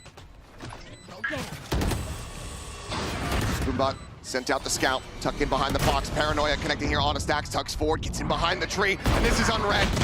Kicks gets knocked out. Buzz able to find 1 Meteor play forward into the smoke, spam across the box, and Stax will come down 4. 2 players surviving, a damn good effort for Vitality. Looking like they were gonna have it. But the round still goes the way of T1. Yeah, some really good ideas here for Vitality to get around those trips that Izu had set up. They had been identified in the pistol round by Les, and this time they have a good answer for it, and they're able to catch Izu just enough off guard. Durka winning a huge battle there with that pistol, 6 and 2, like you mentioned, has a showstopper, but Stax, great work again. Remember, he got Paranoia the last time they played this map. By the baby door, he was able to clutch out a huge round. Does it again with some good micro maneuvering. This time, Vitality are going to be the bullies at the rubble position. They're gonna take firm control. Gonna give them a little bit more comfort leaning towards that C site. Vice wall is gonna be set up there as well this time around. So let's see what T1 wants to do. Just Still making some noise. Grateful that he went for a fake TP there. Yep. Do ping this out. Well aware of Kicks' likely position. Question is, can they get the catch? Can you deal with Durka too? Meteor has the ultimate online. Kill contract could come through. For now, it's just going to be the drone trying to scout here. It's you and me. And there you go. There's the grab, and it is going to be Durka on the opposite side. Buzz off screen, able to find Kicks. Meteor finds the headshot. Reset on the double tap. Trex gone as well. T1 now looking to run away with the round. Saves position going to be noted. And it looks like the jig might be up for them as he rotates back. A 2v5, not something that you want to try to play through, especially when your economy is about to be broken down. So looking like a save here for the side of Vitality. T1 moving up 3-1. Just great patience from T1. This is more of what I want to see from them in this event. One of the things I've been critical of has been their inability to sometimes work the map, to kind of change directions, change pace. This time around, show a little bit of presence at C, wait out that early rubble control, that take on A, have a good read on the positioning of Kicks and Durka. You're able to isolate Durka. That's one of the biggest threats that T1 had faced the first time against Vitality. Knock him out of the round with the ultimate, and then work your way through from there. Les is going to claim 1. Buzz down, swings out the doors. Able to rotate out. Safe putting a couple shots there into the shoulder of Meteor. But now both players' positions widely known as they are widely surrounded. Let's hear into the corner. Just trying to play protective enough, and we'll be able to keep himself alive. Sylvan as well, similarly going to get taken down, so some decent damage in reply. Some additional charges towards those ultimates. Just great understanding. One thing that they love to do, that Vitality loves to do, that a lot of Omens like to do, is get up on top of that rubble position, and they'll trick you out with it. Sometimes they don't throw everything in the kitchen sink at the rubble fight, and they'll still TP up there. They'll just use a boombot to lead the way. Try to set kicks up to try to obscure the fact that he's up there, to try to confuse you that they could have gotten to that position with the lack of utility they committed. Vitality, though, this time on a push out towards Mound. Just to clear with a Sheriff. This is where Vitality was able to start turning things around with the Sheriffs against G2 on this map the last time they played it. Let's see if a few of those can ring true. Of course, it's still a couple rifles carried over. Stinger for safe. Les gonna be trying to watch this long A angle. Gets us a peek, but no damage done.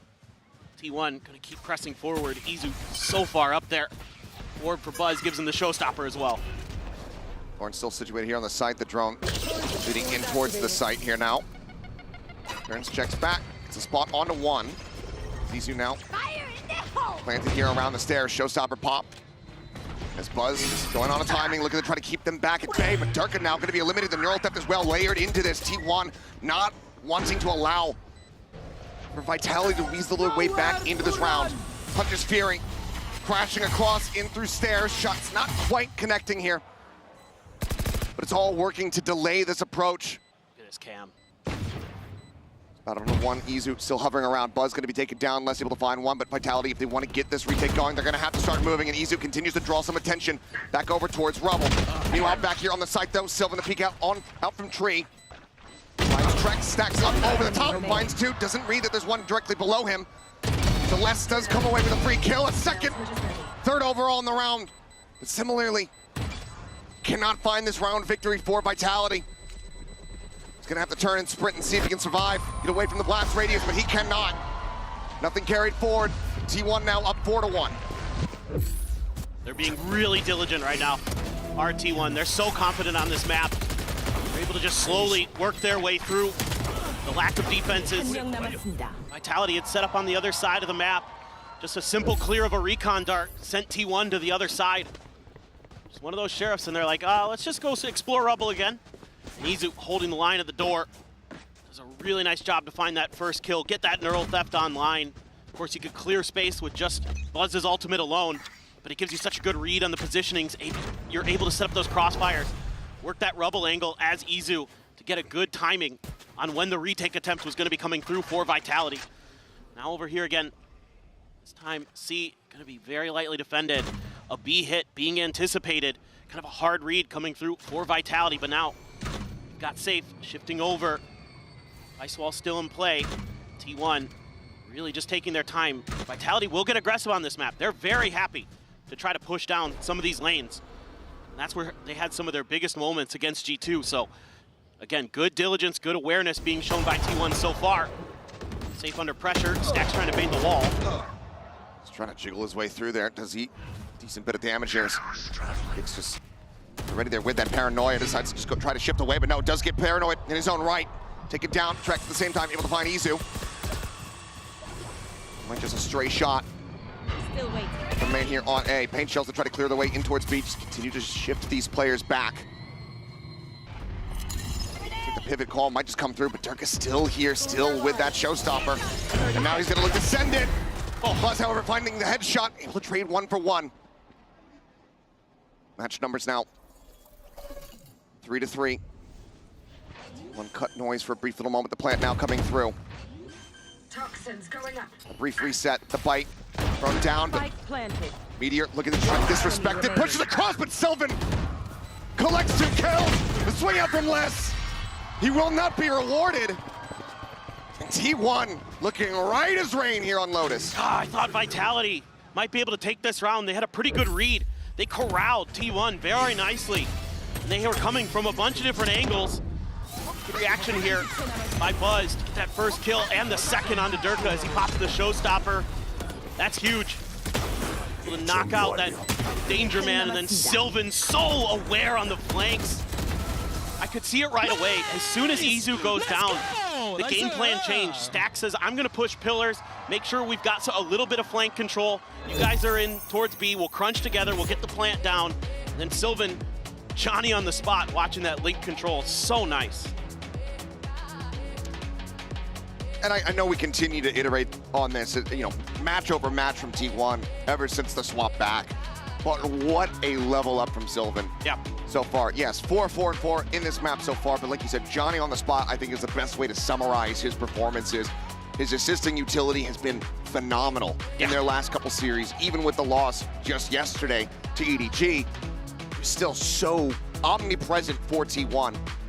And for people who don't know, Sylvan used to be a clutch master as well, and we started to see that the other day. That 1v5, even though it was kind of in a situation where it wasn't as, you know, impactful because of the scoreline, still, he has that experience, that capability to bring you rounds that you don't have any business winning because he's that good individually, and it's on the back of everything you're talking about and more. A great game sense, and he has really stepped up. You know, some players might crumble after being benched, they might get salty about it, but he has come right back in with something to prove, and he has damn well shown up. Now, a little bit of a heavier stack towards that C site off the rip for Vitality. Expecting a bit of a change up here, but T1 continuing to favor their odds over on A. Off the back of the timeout. Again, couple sheriffs in hand. I mean, we talk about that clutch factor here from Sylvan. We know that these players here from Vitality absolutely have that in spades. So fast from Vitality. Durka now here at the back of sight. The cut gonna be sent through. Reveal onto one, the push forward. Durka here on his flank. Puts him down. Barrel to Temple, finds that kill, but safe and kicks, falling in reply. Sylvan steadying the spray, finding another. Well, Sylvan is tagged up. Single stray shot here from Les would take him down. There's still so much more to do. Don't doubt this guy. 3 more to try to jump. Silent drop for a weapon, grabs it up. Only 6 bullets, however. So favors his odds with that Sheriff. She stacks in the shoulder, has to go for the reload, jiggles out, now knows Buzz's location. But this time it's just working against him. T1, ooh, likely not gonna try to give the fights here. Nearly gets that kill on the stacks, nearly does a bit more economic damage. But Buzz with 3 gets T1 to 6. And this is just good coordination with T1, something that was really lacking in their first match against Vitality in terms of playing off of each other. You can see the push and pull between Sylvan and Buzz right here, doing a great job. Buzz gets seized, Sylvan immediately steps up, knocks down 2 players, and then Buzz is ready to peek that corner. This is everybody knowing their role, doing their job much better than the last time we saw them. Again, different map, different T1 than we saw at the very beginning as well, with Carpe being switched out for Sylvan. But still, you have to like what you see. But here's the changeup, and here's what teams have struggled against. Durka with that operator. It's a monstrous roadblock for them before. Caught his leg. Able to get that connection, Meteor down to 33. Still does have the shield available. And that's something I was thinking might lean really in T1's favor. Another big problem for them was shutting down Durka's op. One of my key points coming into this was finding ways to deal with it. Well, the ISO's got some ability to do that in and of itself. Less though, Jiggle Peek, Izu spots him. For now, just gonna leave Sylvan really deep at tree, just outside of the doors. They widely want to just try to escort Meteor around, get these orbs. He's now 1 charge away from that next kill contract. Deploying drone. There's a bit of a spot there on the stacks. He's gonna let the drone fly. Send a little bit of presence through, seeing if he could clear any of the Vice utility. That wall is way deeper than normal. Quite interesting there from Vitality. Want to see how they play around it if they do. Big changeup, and it also has the thorns right on top of it. They really trying to pin you in. Showstopper out, Les able to avoid the damage. Now those thorns just whittling away here at the HP bar. Does mean that this waterfall side a little bit more opened up, and Meteor instantaneous with a headshot, sends out the ultimate. Gets the grab here on the safe. Time ticking down, 10 seconds remaining. Aligns it, gets the reset. Meteor right back into the fight. Well fought. The team keeping his location protected, ensuring that they can't scale forward and get that free kill. Now swings onto the corner. finds himself a third. Kicks will finally put him down. But given the opposite play, a glass cannon purchase here, they have to back away. Vitality with the timeout call are not going to be able to stem this bleeding, and T1 successfully avoid Durka. I mean, Meteor has been unreal in those situations, in those ultimates. The kill contracts are nearly confirmed for him every time. I think it's over 66% at this point, so he is so fearsome, even with lower health, no fear. Leading the charge there with that shield, kicking doors in for T1.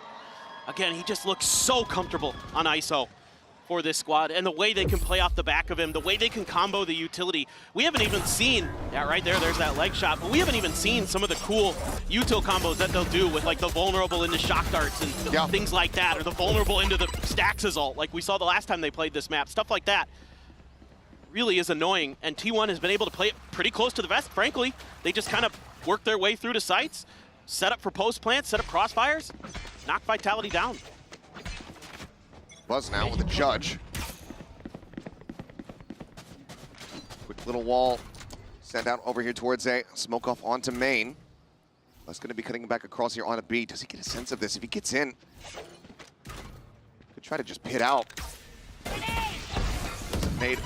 Gonna be lobbed. Buzz bouncing forward, seeing the paranoia, wanting to get the kill, but has to fall back. Breaks the haunt for the time being. Door confirmed shut, confirming that there's no one nearby. This double tap shield about to expire. Meteor now backpedaling here. The pit does come through. Undercut trying to hold him at bay. Divine's getting a bit of damage there, and Safe able to finish the job. Jump forward. Sylvan gonna be flushed out. Buzz still playing without audio, without any visual. Just getting absolutely overwhelmed in the util dump. Durka on the corner, narrowly surviving, finally gonna be flushed out. The defuse already being held. The spray's just a hair off, they can't find it. Vitality will narrowly be able to scrape by with a defuse. Into a 3K spray down from Trex to get their second round win. Yeah, took everything in the kitchen sink there. T1 thought maybe they could use that judge to get ahead of the Viper's pit, but were never really able to get deep enough to do so. So the pit comes through, the Steel Garden comes through, and Vitality's able to just one by one knock T1 players out of the way, get onto the spike, get the defuse rolling, and at that point you've just got two players at B main who can't really peek those angles well enough. Nicely drawn up by Vitality, but it took everything they had to get it going. Ooh.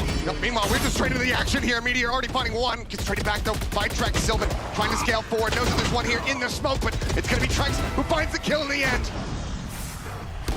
Chaos from the outset. And suddenly, just Buzz and Izu now in a 2v4.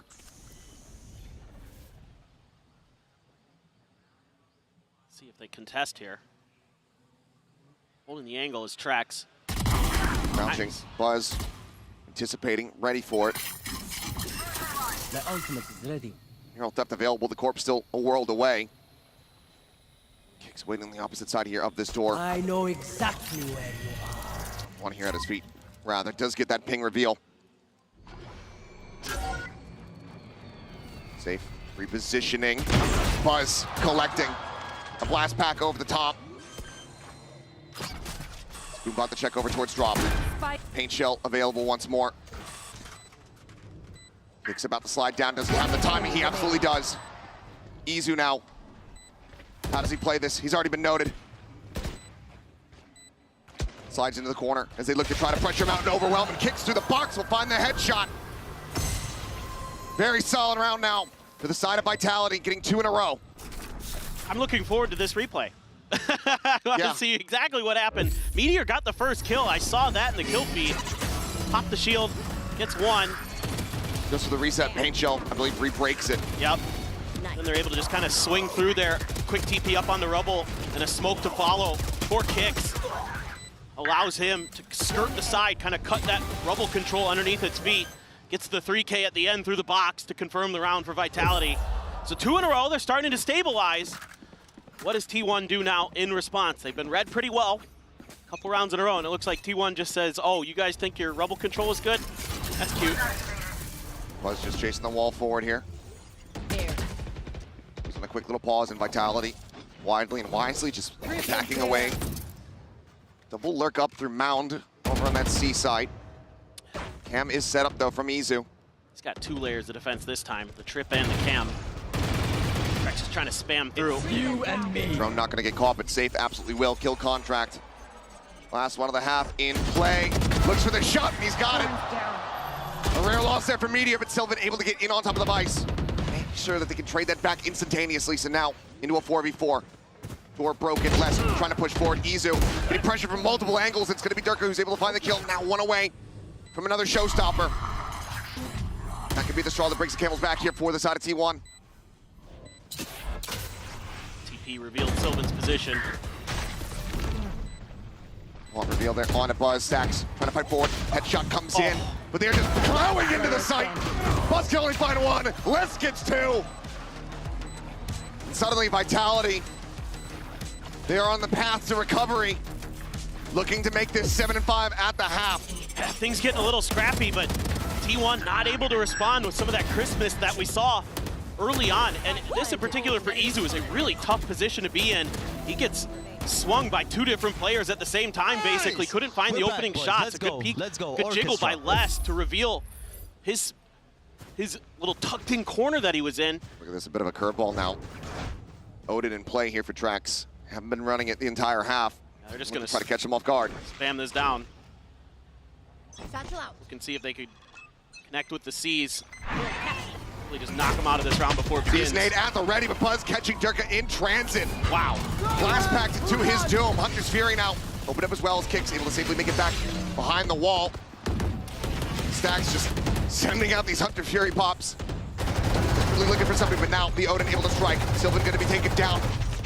That might just make T1 think twice about continuing to push forward. If they pivot, look at the position here from Les. Not looking to overextend, not looking to get into line of sight of the cam.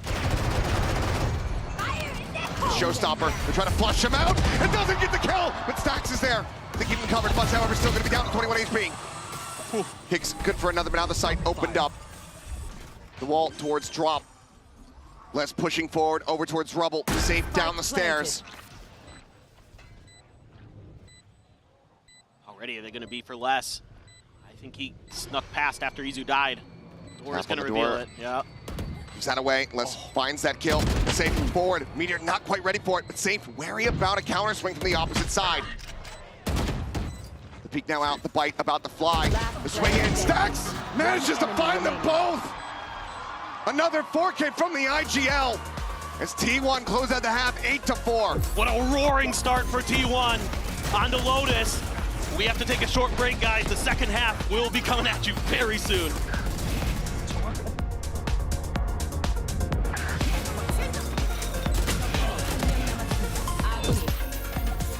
Had it with your old phone?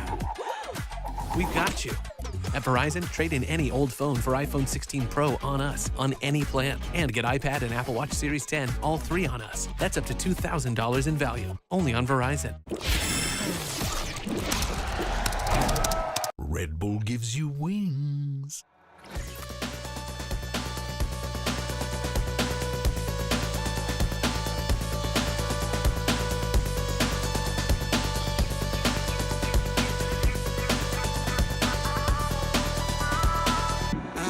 Find a new home. Needed to see myself through different eyes. I thought that I would end up alone, but I carry you with me everywhere I go. Where I go,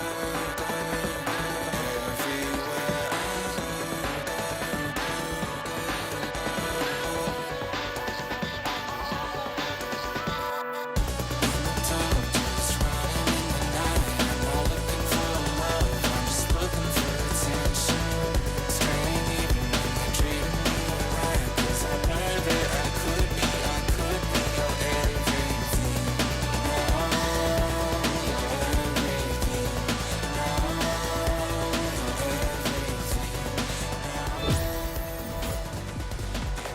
We are back, about to go into the second half here.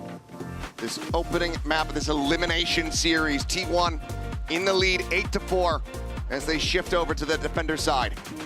And things generally don't get any easier. 4 teams going against T1 on this defender side because of the way they could still maintain that rubble control. because of the combos and the really heady play that they have set up. Izu can be really annoying on that C site, even without a Vice. The Cypher alone, he does a decent job. But really, it's about Stacks, Buzz, Meteor, doing just work over towards A. However, this alignment for the Pistols for T1, a little bit different than normal. They usually run 3 players over towards A. They're splitting it up. They're kind of anticipating that maybe Rebel won't be contested early by Vitality, and if it is, they'll just play for retake. They're going to tuck Meteor in behind this box. Does Vitality get a sense of this at all? If they try to push forward, even if they do, and they try to get this punished, that door could just open up. You got 2 players on the opposite side at a moment's notice. Some noise made. Paranoia at the ready. Izu able to find one. Durka still sliding forward. Gets the word there off the cam, and Sylvan stabilizing with the classic fast enough to keep himself alive. Rex still noted. Izu for a quick little peek out there. Can't quite find the punish, but Meteor swinging around the backhand side, and he'll be able to do it. Noise made. Buzz finding one. Kicks now on his lonesome, spike in hand. An opportunity to try to get some extra cash here for the team. With this Ghost, will he be able to close it? Vulnerable here for the moment as the undercut crashes across, rides the rope. Position confirmed here by Stacks. Drifting across the opposite way, but now this trip in his path. Cover going out. Paranoia still at hand, but needs to win out this first fight. Loses vision, loses health, loses his life. T1 tie it up in pistols. They move up to 9. Just really disciplined stuff again from T1.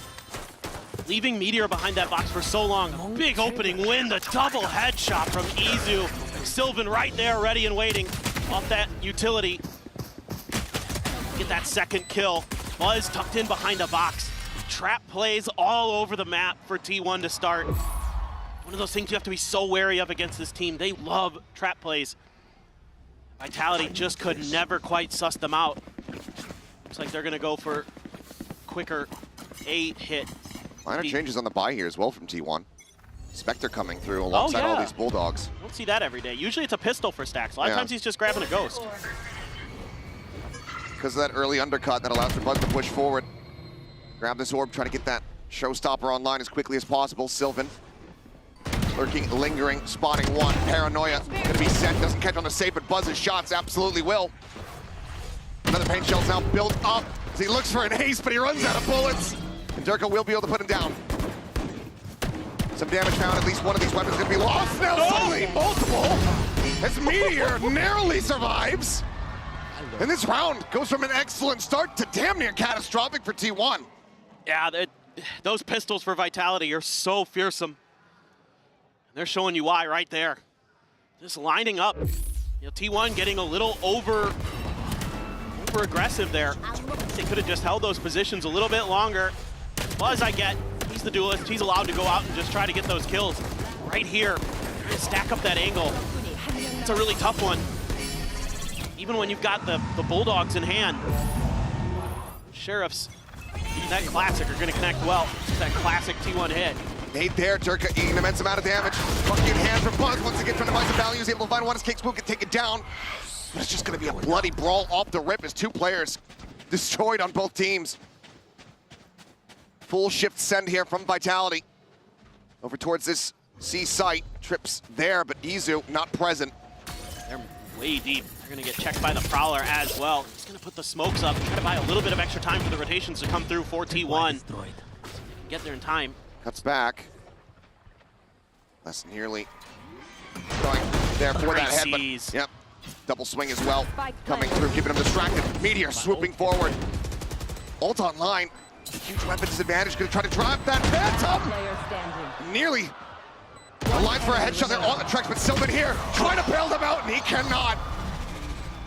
Trex doing well to get Vitality over the finish line here in the anti-bonus, but he's the only one that survives. That's a ton of economic damage done by T1. Able to punch right back. Losing quite a few guns. They're anti-eco. Able to have a really successful bonus. I mean, who knows if Meteor could have got to that gun a fraction of a second sooner. Might have been able to best that. But T1 still looking pretty solid, and they're going to have huge ults coming into this round. They have a showstopper. They have the kill contract. See Buzz doesn't pop it right away. Wants to make sure that Vitality commits somewhere before he commits that ultimate. Meteor now rotating to try to help out Izu. He's going to be under pressure as the cam's still up. And on the jiggle, Izu's just going to be taken down. Less absolute heater of a shot. Able to find him, and Durka similarly. Bouncing in like a mad lad. This may already be a bit Looks of a like save. a safe call, yeah. Yeah. Buzz is toying around trying to see if he can find a free pick. Durka keeping stacks at arm's length, making sure that he's not going to be able to do any further damage. This is a huge round win. They can come through this flawless for Vitality. A few of the players, the economy absolutely in the bin. Same with T1 though. So they're going to be scraping the bottom of the barrel a bit. And just some nice opening shots. You're going to need Durka to start fragging out even more. He's 13 and 12. That's not bad, but a little bit more oomph behind this. They're going to keep T1 in check on their map pick of Lotus. I guess the good news is for T1, didn't use any of your big ults, so you can keep those into the next round. There's no opportunity given. It all starts from Les. It's a hell of a shot. He's so good, man. He's absolutely on one. Durka with that quick little glimpse knows exactly who is going to be facing him around the corner. Able to just stick that landing. Take him out of the equation. Looks like a timeout call now from the side of T1. Still up by 4 rounds, but not wanting for that ramp up to come through, because they know what's waiting for them. If Vitality are able to get warmed up, they know that they're absolutely capable of running this back. Yeah, no doubt. So I think for T1, you're probably looking at, okay, if we do get rubble control, let's make sure we're pushing some of the extremities of the map a little bit more. Let's make sure, you know, everybody's in sync with, okay, are we fighting to contest these executes, or are we going to play a bit more for retakes, try to go for floods, especially with the ults we have available?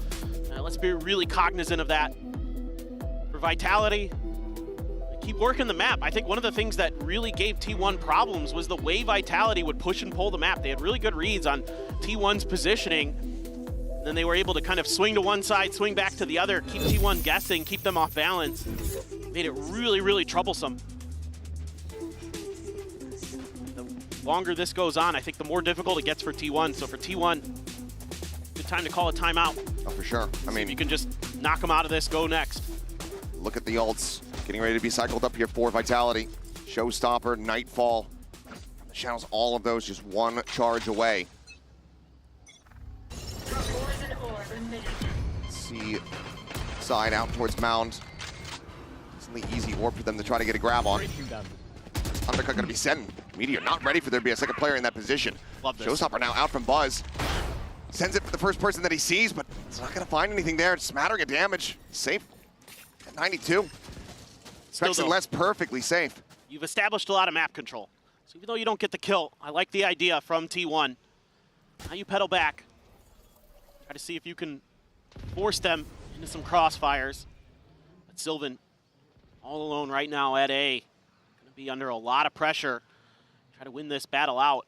Try to get away safely. Very convinced that this is going to be a C-site hit, but Sylvan will spot out. Tiny little shoulder there through the gap. Durka does have Showstopper. Might have to see what his movement ends up looking like. Regen shield will come back through. All in all, 9 health loss.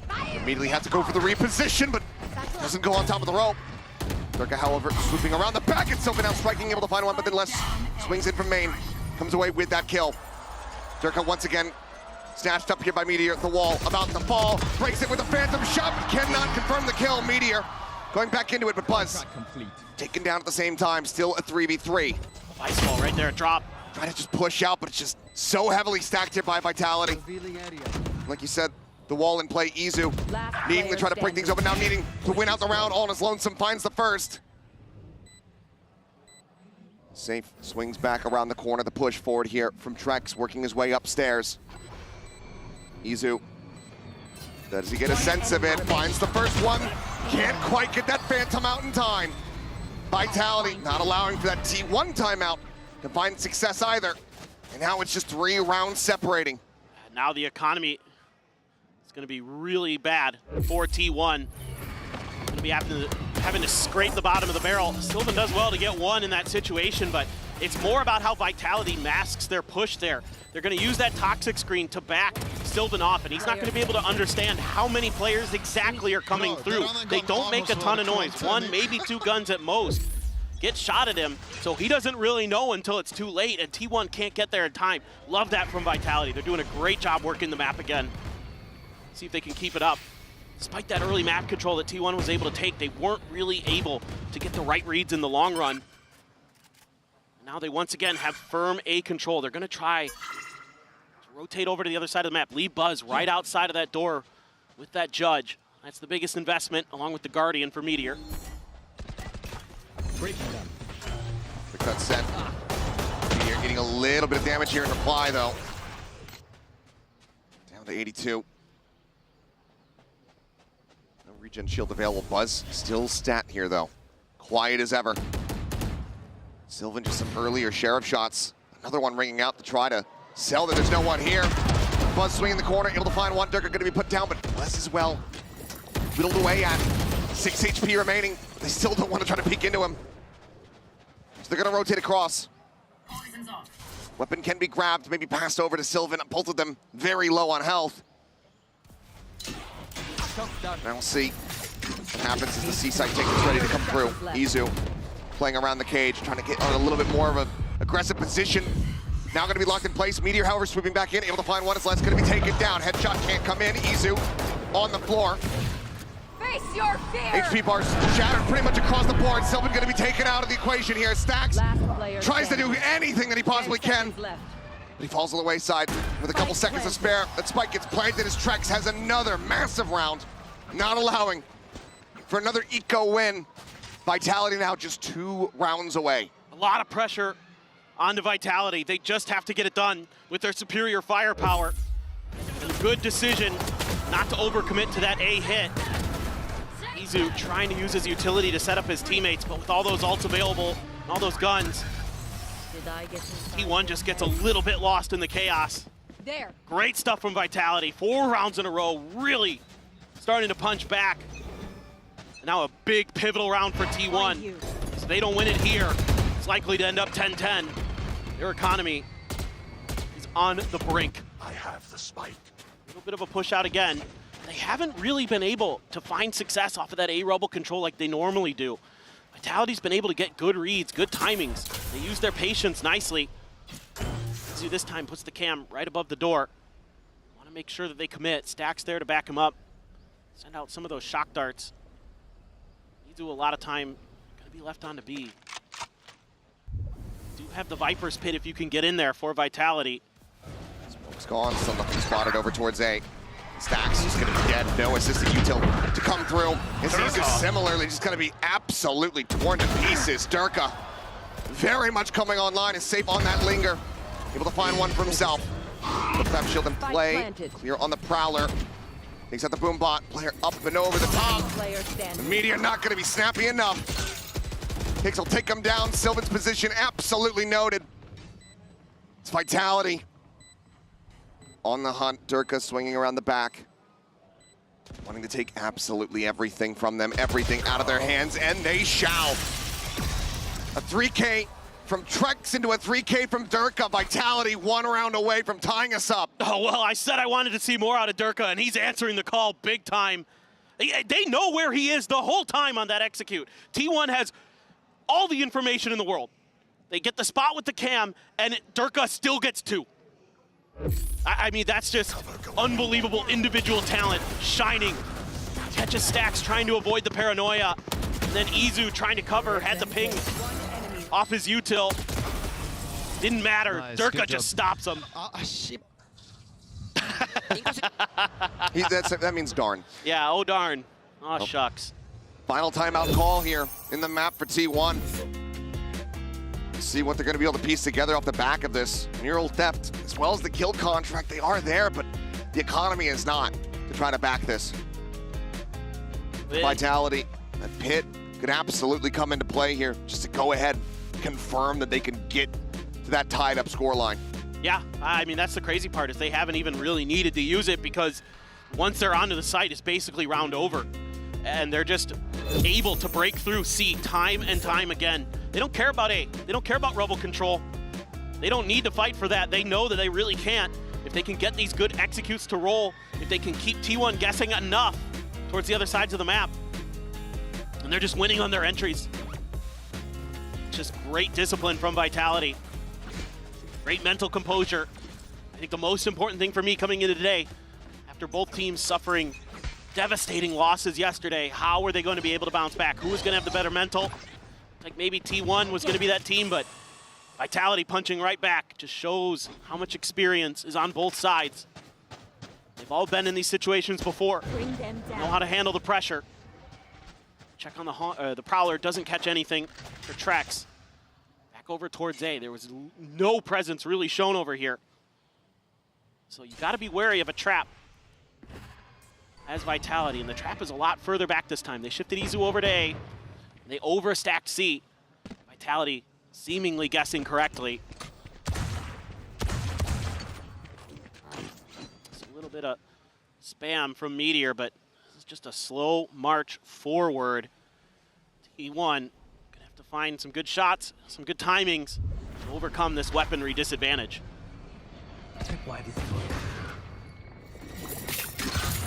They're on the Thorns. Snakebite here at Buzz's feet. Sends out the paint shells, looking for just a little bit of damage here to soften up these targets for the rest of his team. But right now, T1 just starting to get a bit overwhelmed on the site. 30 seconds. Buzz, Meteor, Izu trying to do anything that they can, but Trix finds one. Durka gets the other. Kick, swings the corner, and timing on the Meteor. Doesn't even know what hit him. Stacks now.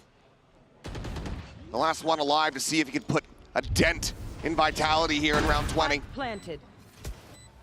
They look for a flawless. They look to tie it up, and they shall. Flawlessly done. Vitality batting away these thrifty efforts from T1, not giving them that window of opportunity that they gave over at the start of this map. T1 looks shaky. They don't really have that same crispness we saw coming out from that first half. The shots just aren't connecting, especially with the Sheriffs. They look a little bit off kilter, and Vitality is revitalized. They are hitting everything they see, and now they've got all the ults they could pretty much want other than the Nightfall. T1 maybe looking for an opportunity to get some of theirs into play. The C-site has continued to be a bit of a weakness here. Yep. Vitality set their sights on this once again. Kill contract still available here for Meteor. Phantom in hand though, not the Vandal that he often has, but he comes away with those round wins. Durka up and over the top. Meteor swooping out, able to find one. Neural Theft now going to be invested immediately from Izu. Backpedals. It's a reveal onto everyone. Thorns to try to lock him in position. The gun as well, taken away for a brief moment. Kicks. Snatched up at the kill contract. Shield in play. Meteor able to find it, able to find the reset. As the ping out comes through, Buzz catching a glimpse there. Meteor just eating an immense amount of damage. The wall bank shots, doing wonders for the Buzz. Looking to replicate that. Pushes up the shorty, drawn out, but it's going to be Sylvan to collect. And somehow T1 only lose one player as they finally break a 6-round win streak that Vitality was on. Vitality immediately call for a timeout of their own. Yeah, stop any momentum that T1 has got. An entry here that's dodged. Great footwork. Great footwork there. Izu dips into the smokes and Meteor's right there. Izu had maybe purposely revealed his presence. I'm not sure. Durka saw him, sent the rocket at him, it missed. Meteor puts out that kill contract. Very clean.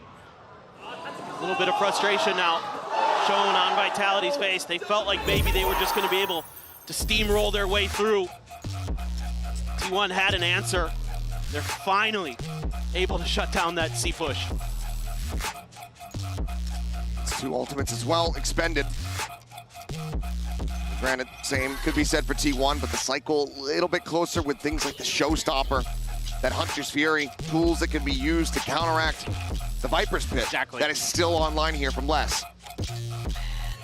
I mean, I think this is the thing for T1 is you're not super scared of that Viper's Pit. You have so much, not just the ultimates, but in the individual kit as well to potentially clear that out. I mean, you can even just send Meteor in there with the shield up, try to figure out the location. You've got the Sova util, you've got the Boombot from Buzz. So some opportunities for sure, even if that all comes into play to maybe deal with it. Now the real question is Vitality is, how do you respond? Do you try to force the rubble fight? Do you just try a quick B hit? Looks like that could come through. Buzz jumping across, nobody really challenging for the fight. TP into the spawn from Kicks, off the rip. Tripwire broken there on B. Sylvan just cycling a smoke over. Being well read, now confirmed. Kicks, about to swing back around, and Izu doesn't win the fight. He doesn't even get a lick of damage on him. Now they know C is wide open. Izu out of the equation. You can just jump right in. Buzz hearing this noise, going to try to intercept, taps the door, but Durka turns back from sight. He shuts him down. He gets Meteor. And this round is completely out of sorts from T1. Having the read, confirming it, and then dropping it on the floor. This round slips through their grasp, and Vitality, off the timeout call, will keep us tied. That's just devastating. It just doesn't look in this second half like T1 is very comfortable. Izu's had a few slip-ups with some of his mechanics, and that is just phenomenal work from Kicks to win that battle. But T1 has every right to be winning it, and they don't. Snappy from Sylvan.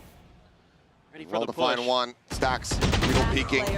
Tracks down below. Able to find it. Stacks desperately just trying to hold on to the weapon. They're willing to push him. They already know. He's going to have the ult online. Looks like he may just be able to survive this, and he shall. 11-11.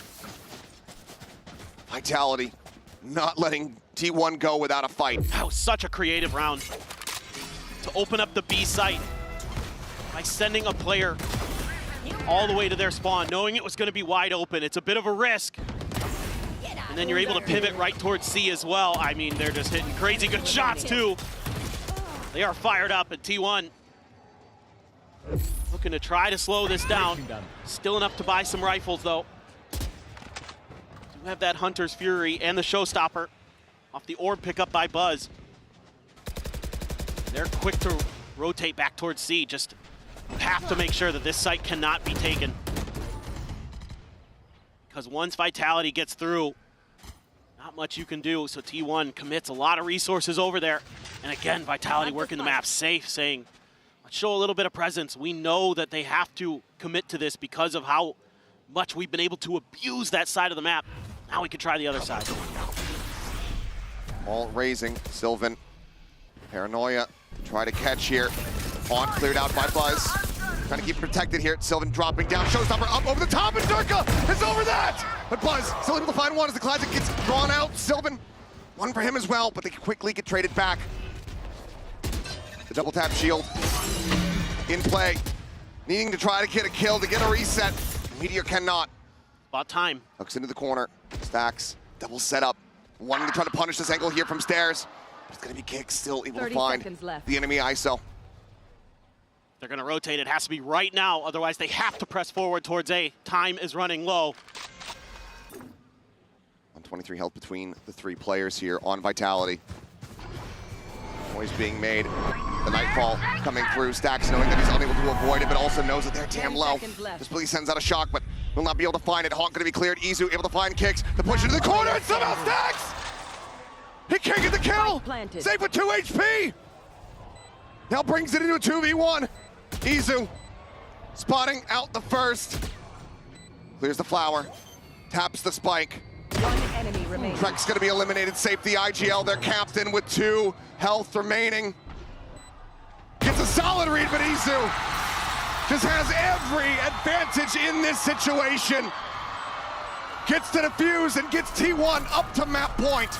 Oh boy, that is so scrappy And a lot of credit has to be given to Sylvan and Meteor and Buzz for delaying as long as they did at the A side. Sylvan hits a really nice paranoia. Buzz is right there to back him up, finds a great classic kill. And Meteor just holds that angle for as long as he can. Gets a little bit of util, gets the C's to come his way. That allows the rest of T1 to rotate into position, and they did a ton of damage along the way. Just barely, T1 goes to map point. But now, as they look to try to take this into overtime, that pit still there, but also Durka and Op on the attack. 3 charges away from having that showstopper. For now, it's going to be slow and steady going. T1, do they have a read on this, given the disconnected positions? They're gambling on it. They have no contact anywhere else on the map. So they're just saying, Vitality might just go back to what's been successful. It's top of the orb, but maybe a change of direction. Vitality really taking their time to try to work the map. Check from Sylvan. Seeing some heavier presence over here at Mound. Where are you? On, does get the ping. Bit of a double take there from Sylvan to clear it out. Paranoia does get expended. It looks like ultimately Vitality do want to pivot over towards this A site once again. Op likely to be passed over here from Durka. Swap it out for a rifle. Buzz is starting to drift over in towards B. Sylvan once again on his lonesome. This was heavily punished by Vitality. Same thing as last time. That shot connects, and Sylvan down to 55, a little bit of added HP on top because the regen shield. Buzz gonna be sussed out. Sylvan take it down. Durka peeks in. The shot is good. And Buzz is on the floor.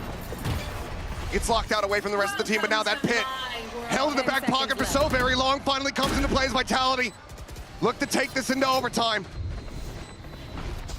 Back sliding in along the wall, spotting out Trex, who has no idea. Everyone now clustered in towards tree. Gun barrel spotted, but safe. A bit faster with it. And has the decay advantage. Izu frantically scaling forward, trying to open things up a little bit more, but safe just hidden, tucked away in the clouds. Helps to guide them into this overtime here, in this elimination match. Lotus is not done. Absolutely beautiful stuff from Vitality. Safe once again, dialing up a beautiful play. We saw it earlier in the half, it worked a treat. Said, let's do that one again. They won't see it coming, and boy, do they have no clue at all. Absolutely insane. None whatsoever, but that extra cherry on top of Durka, bringing out that operator. Yes. Hasn't really been messing around with it too much in the lead up there on that attack. And it looks like from the offset, going back over onto the defense. Gonna go for that glass cannon. And it was a huge reason, at least a huge part of why T1 was able to do so well on that attacker side. Was Durka never was able to get to the op. He was never able to get there economically. Now, of course, every round you have an opportunity to grab it. Had it once and then was widely just avoided. Yep. And had it taken away. Once again, though, T1 leaning back over towards A. Rotations immediately starting as these players from Vitality just gonna leave Durka on an island, and kicks, just goes for timing through the wall. That's one of the duelists now eliminated. Flash and some presence confirmed. He's pushing up here through the smoke. Double tap, shield in play. Meteor able to get on top of him, finds that kill, gets the shield reset. Seized in position here for the moment, just looking to wait it out. Stacks goes for the spike plant. You're frantically looking every which way, knows that the smoke above is about to dissipate, and he can't get into cover fast enough. Les finding one, drops down, finds another. As Izu trying to get here to save Stacks, but he cannot keep him alive. He's now on his lonesome, another pit built up, Les this time not saving it for a rainy day. Running low on bullets, Vitality. Be well aware of that, looking for the push. Knows that there's a player close, but has to know that it's being held. Knows that he has to try to get these shots through, and he just cannot! They take it to OT, they take the opening round. And now it is Vitality, who have map point in their hands. And it's Les from heaven just doing such a great job knocking players down from up top to get that pit. It looked like maybe there was some hope for T1. Meteor able to break through, but then the high-lows cost X his life. Give Les the pit. And they've got a real darn good chance going over to their attacker's side. Just able to read that round from start to finish. It was an A push from the get-go for T1. And it's dismantled by Vitality. This time, over towards C, tap of the orb. One closer to that showstopper. Here to go, Blast Pack, just to clear out that tripwire. Playing these mind games. Want to constantly have T1 having to second guess their read. Yeah, are they gonna double back? Or are they gonna try that A hit again? That's gotta be in the back of your mind. The toxic screen can go up. Where are you? C's goes out. Buzz trying to take some space. But Trex doing everything he can to sell that this is gonna be an A side hit again. Either way, he's keeping two players occupied here for the moment. Pushes out. He's one. Shots for Buzz not gonna be able to come through to try to find a punish. Prowler scouts, and now the bad news. Figured out. Field race here for Meteor. Pusher in the back of the cage. Izu on the floor. Durka takes over the round. Showstoppers online. Buzz maybe slipping the net here, but Sylvan certainly has not. A showstopper about to be in his face. Set. And he'll just hit him from the back. No clue. It was coming his way. 14-12. From what was at one point a 1-7 scoreline to Vitality's disadvantage. They run back this Lotus and they steal it away from T1.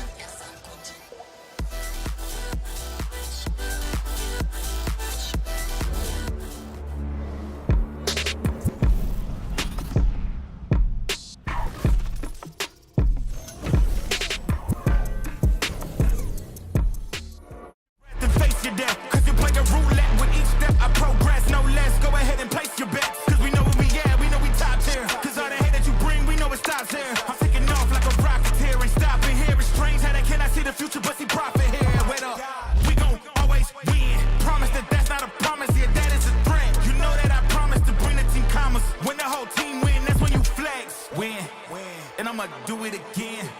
Watch me win, then watch me do it again.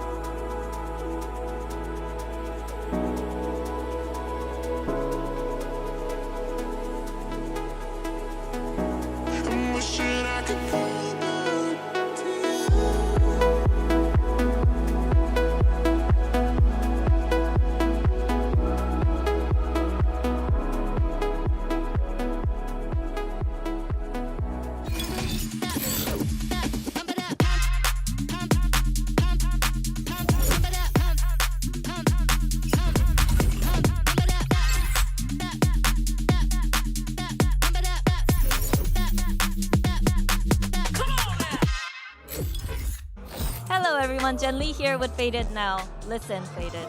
I've seen both of you play Haven, and I think I like your Yoru and ISO better. So what do you think makes you better than T1? We have Dirk. I mean, he's the best Yoru in the whole entire game. But I think we got a little surprise for you guys, so we'll see what's up on Haven. Comp change, possibly? Who knows? We'll see. All right. Thank you for your insight, and I'll be waiting for that surprise.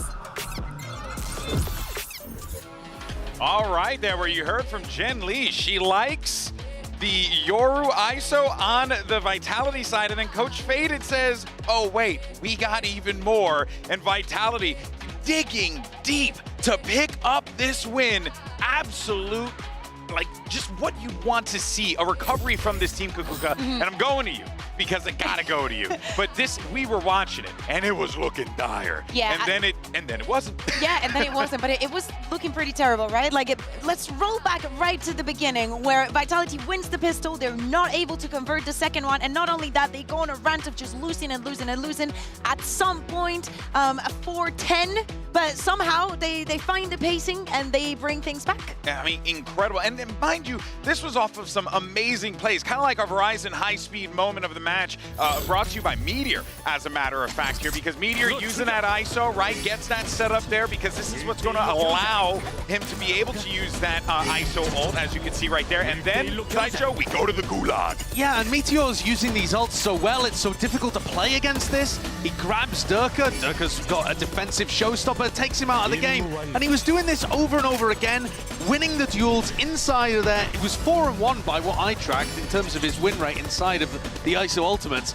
Hopefully we get to see this moving forward into the next map as well, because I feel like that ISO head-to-head is going to be crucially important. And Meteor was doing everything he possibly could to set them out on a ridiculous lead in the first half. The way that he min-maxes everything. Yeah. But it was all for naught!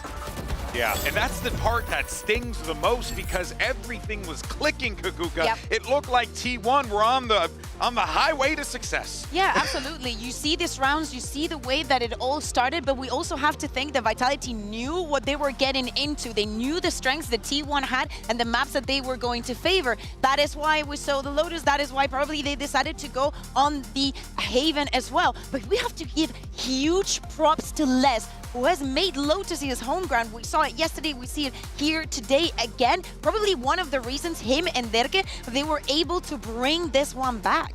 Les was monumental in the second half. He was getting so many 3K rounds to be able to dig them out of difficult situations, get them into winning spots. That's why he was put on that team. Oh, absolutely. Those are the two new players for Vitality, and you see they're already worth the salary. I don't care what they're paying them, that it was worthwhile. Not enough. Yeah, not enough. I mean, because they dug them out of the trenches, and that is huge. That's exactly why you wanted to pick up these world-class players, because this is the output. This is what you expect from them in these high-pressure situations. It's so important, right? Because Les has so much experience on the stage. He's never going to feel down in this kind of situations. And even though he had a slow start of the year, now it's all paying off. Yeah, well, let's see if it continues to pay off as we move on to map number 2. And the question on our minds is, are we gonna see some mirror compositions? Now, Coach Faded had some different thoughts here. So there's no way we're getting robbed. There's no way we're getting robbed of our first ever mirror match between the Yoru ISO comps. Which their Brangelina name would be Yorisu or whatever. Yeah, sure, you can go with that if you like. But these are two teams that have copied the way that Fnatic used to play on Haven, and it's quite a niche idea. There aren't too many people around the world that are playing it, but now we get to see two match up, and maybe one of them has deviated already. And seriously, with all the compositions and everything that we could see, this is almost besting slots for the players. Like, especially on this map, I don't think I would put anybody else on anything different if I want to get the best out of the best. And as you're saying, seeing it for the first time when it's a composition that has been so entertaining to watch and with so many little things to look at, I'm very sad. Well, let's theory craft real fast. What would be the change? I assume Tejo. Yeah. it's actually really difficult to play this kind of composition into the Breach Taeho, because what you want to do is kind of explode forwards with the double duelist setup. Yeah. Instead, if you do that kind of thing, you give the defensive team the perfect timing to go stuns, salvos, break it to pieces. So you end up having to contact around the map a lot, and play double duelist, that kind of sucks. I hope we get a mirror, though. I hope Faded was just baited. Faded cannot just say, we have the best Euro in the planet, and then not run this I know, right? That's just mean. That's just mean, bro. In any case, though, let's actually catch up on the other side with Coach Autumn, as Jen Lee is standing by with him ahead of map 2. Hello again, Jen here with Autumn, and now Autumn, listen. You know I've been watching you play Haven, in Pacific too, and I think I like your Yoru and ISO so much more than the Vitality.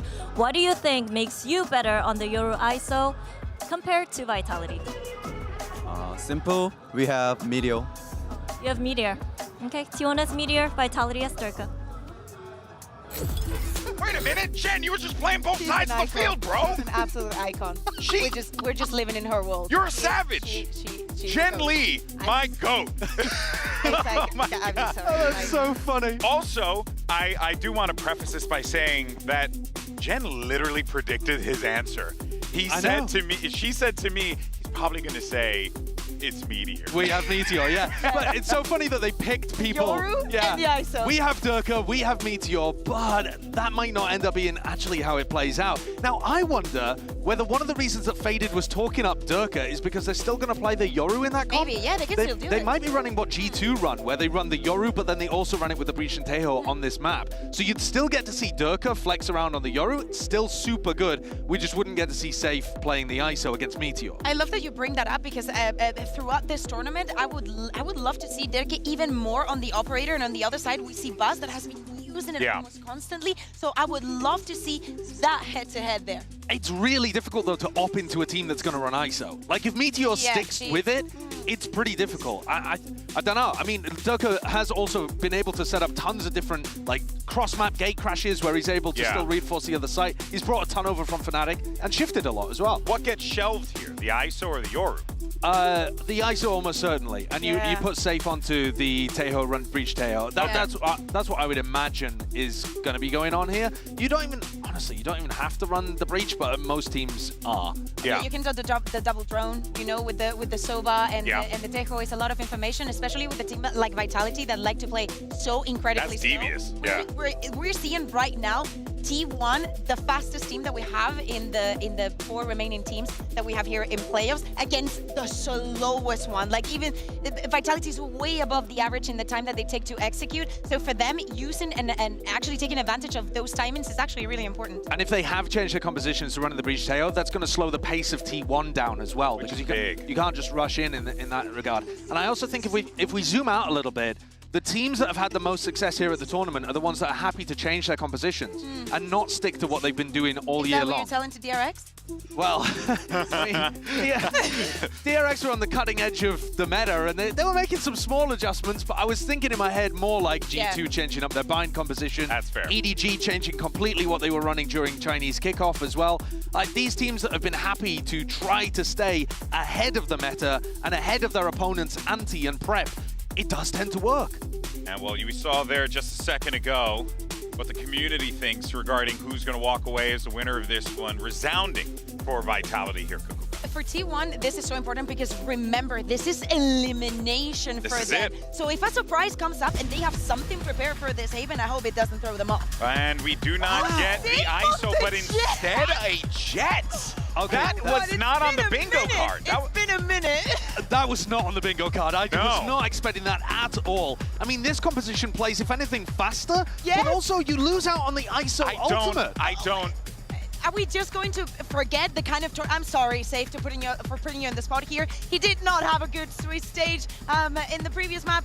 Yesterday he had a kind of okay game. First map he wasn't the He was a little cool in that map. I'm here for a redemption arc. Also, it kind of feels like it. You know, you're gonna put the op on the jet, and you got Meteor just gonna take a corner fight. I don't know what they're planning here. This is gonna be super interesting. I assume it's gonna be more like setting Safe up for success. Well, let's find out, everyone, and see if we're gonna get a map number 3. Send it back over to Achilleos and Paperthin for the call.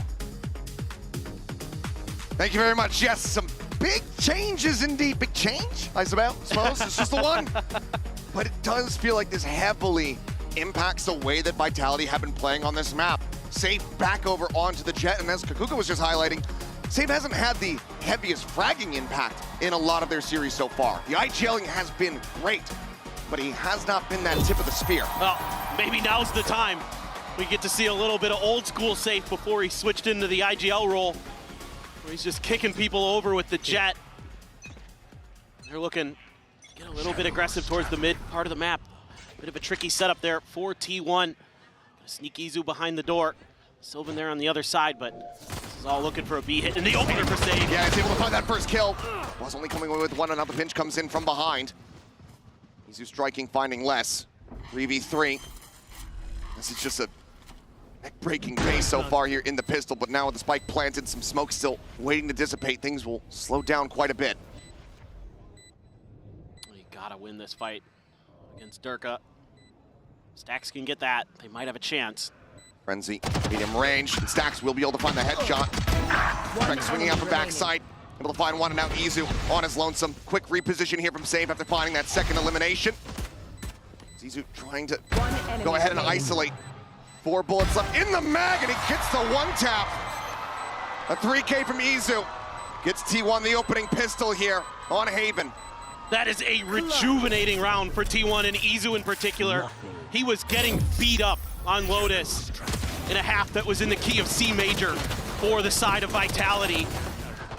And he was having a real struggle, but he comes through with a big clutch. This is the Izu we've been used to seeing that goes in his hands on these pistols. He has been devastating throughout Masters Bangkok, and he shows up again when T1 needs him most. There's a way to get that blood flowing off the rip after a devastating loss in the opening map. I suppose a Red Bull clutch from your Cypher is one way to do it. Somewhat standard buy that we've been seeing from Vitality, but this time it is going to be Safe on the Jet, bringing that outlaw. We love to have this early investment, try to catch teams off guard. Durka already quite a bit of damage here, just bouncing around trying to escape. He and Kicks both tagged. They're making a lot of noise, and T1 is scrambling to figure out exactly where this is going to come through. Safe to get those shots to hit. Stax takes a lick of damage, but Trip is cleared at B. That brings some rotations over, and you've backed off the main forces. You're going to hide from this Owl drone. You're going to maybe think about a different direction, setting up the teleport from Durka. He's going to get taken down, though. Runs with an outlaw of his own. Getting the catch there, less. Just on Trip duty. Here. Let's see if he can open things up to get themselves forward into this C site.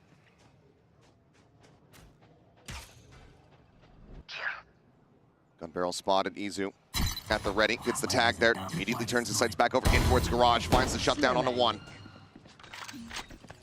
Slides in behind the box, the recon instantly cleared out, Paranoia likely dodged, Sylvan finding some stability there at long last.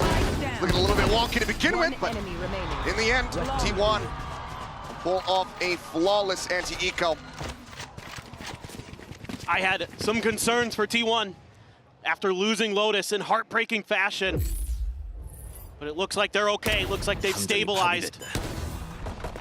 Vitality being read really nicely. Great positioning here from Izu, using his own smokes to wrap around to Plat and find that crossfire angle. That is extremely smart, to not try to hold that link angle from Garage. Well, now just one away from the Neural.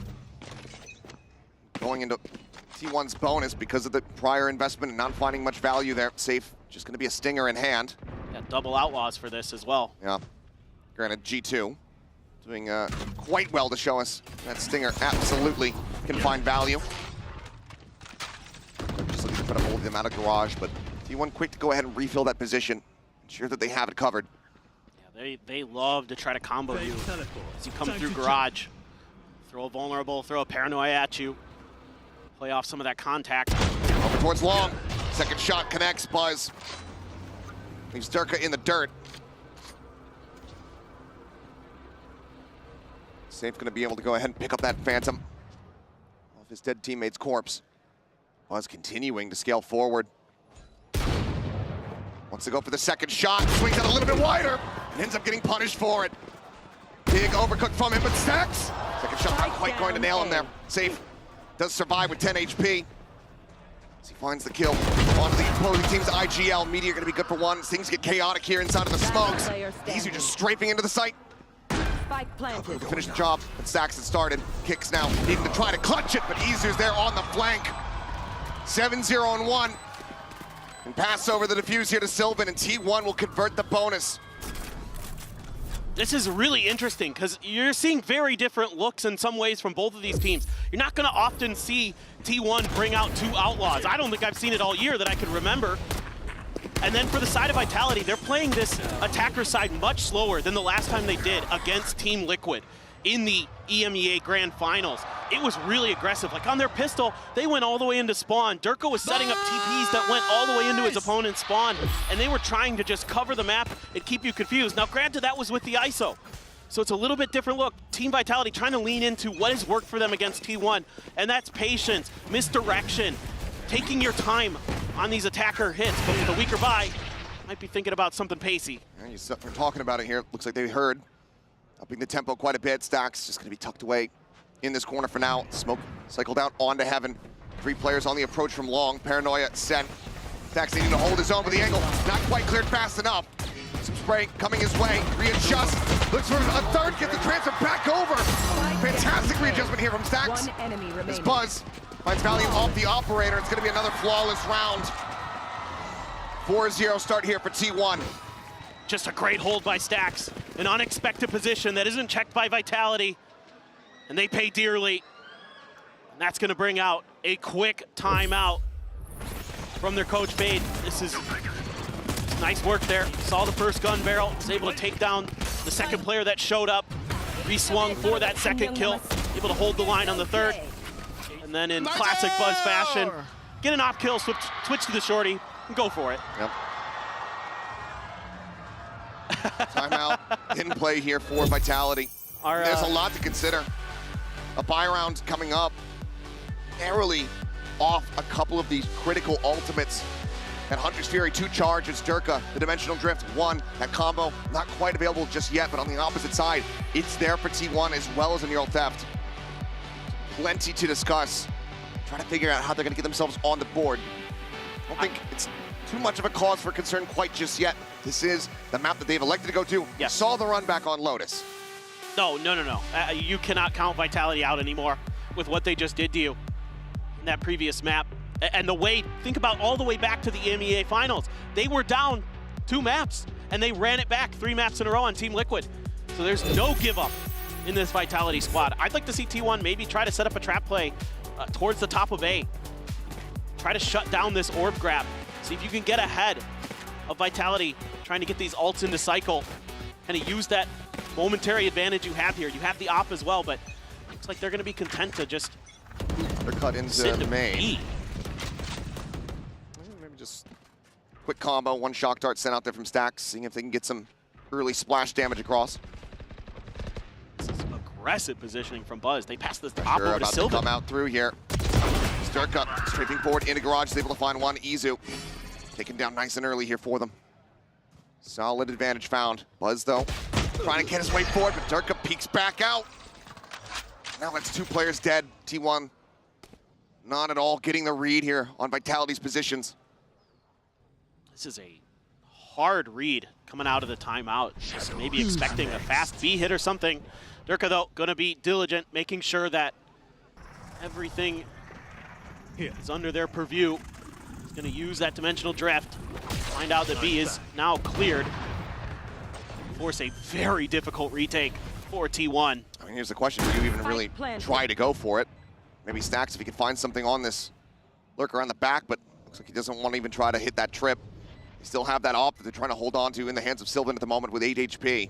Might send Meteor out to die just to get another ult charge. See if you can find a couple. Might have just seen the hat there. Either way, the drone on the opposite side from Stacks will be able to spot him, but Meteor's not ready for the swoop down from Kicks. Problem is, Stacks, Sylvan playing so close together. If Vitality go on the hunt, could be the op lost. There's money to go ahead and get back into their hands, but still don't want to give the rest of these players that catch up towards these ultimates that are still waiting to cycle back online. So Vitality, a very solid timeout call, will flawlessly get a round win on the board. And once again, it's Durka stepping up to the plate when Vitality needs him. Finds a great chance, a great timing in garage to take down Izu. Then catches Buzz trying to push through. Oh, the spot with the utility there. Great combo with Trex. There you go. Push out, not gonna work for anybody. I think just a little bit of a misread there from T1 on what they were gonna be seeing in that timeout. Still though, cash aplenty, op still in hand, still got all those ults. See what they wanna do this time. Op is gonna be in Buzz's hands once again. He's gonna be holding garage door. A little bit of a fake push out towards the top of A. Meteor and Stacks waiting that out, but this is all leaning more towards a C hit. Gonna try to maybe test Sylvan. Big question for me on this defender side is, can your site anchors be more effective than they were on Lotus? We're gonna need Sylvan and Izu to really step up, shut these things down. A little bit of damage done. Some spray out, TP to back plat here for Sylvan. Shock Dart clearing that front trip. Narrow line that Buzz is trying to peek off of here. They move into it. Footsteps heard. Tries to go for it. Dimensional drift in desperation. Used to try to escape, but less able to find him. The ult gets burned for nothing. Yet another critical overstay here from Buzz. And they just can't read Vitality. When Vitality ticks off so much time on the clock, T1 makes quick reads. They're so used to teams of Pacific not being this patient, this diligent. 30 seconds left. Stacks has to come up huge. Try to hold it down from here once again, but cannot steady the aim. Durka just a little bit faster on the reaction. Izu trying to play quiet, does manage to spray across through the smoke, finding the kill. Spike plant interrupted, nearly gets himself a third. Meteor going for the reset, now the last one standing in a 1v2. They know exactly where he is. See a wall before his util, the shield gone, regains it, kicks! Swings into the crosshair! And it's another Red Bull clutch! As they pile it on top of Meteor and he bats them away! Well, you heard from Autumn in the post-match interview. He said, Jen asked him, what's the difference? You know, you're Yoru, you're ISO. What's the difference? It's Meteor. Well, no kidding. No kidding. Steady as all hell. These tense moments, Meteor trying to be the one to guide them. He has the experience, he has the accolades. Just unbelievable. Tell he's got the talent. I mean, he's built for ISO. Gate crash set up here into the back. The flash is absolutely gorgeous, and Durka is able to find one. Sylvan turns back, does manage to put down the enemy Yora, but Safe is right there to ensure that they trade this up. This time, Meteor not going to be able to get into a position to find these heroics. Vitality pick up the pace. Add a bit of chaos into the mix. And very quickly, T1 crumble on that C site. Yeah, just such a difference of pace from Vitality. Catches T1 completely off guard. Again, a nice call from Safe and company. Good flash to set up Durka. TP's right at the perfect time, right after that flash pops. And Izu's just left completely blinded. Not much he can do there. Sylvan got one, but that was it before they had complete control over the garage and the C site. Shut off Meteor on the attempt. There you go, Vitality gets up to 2.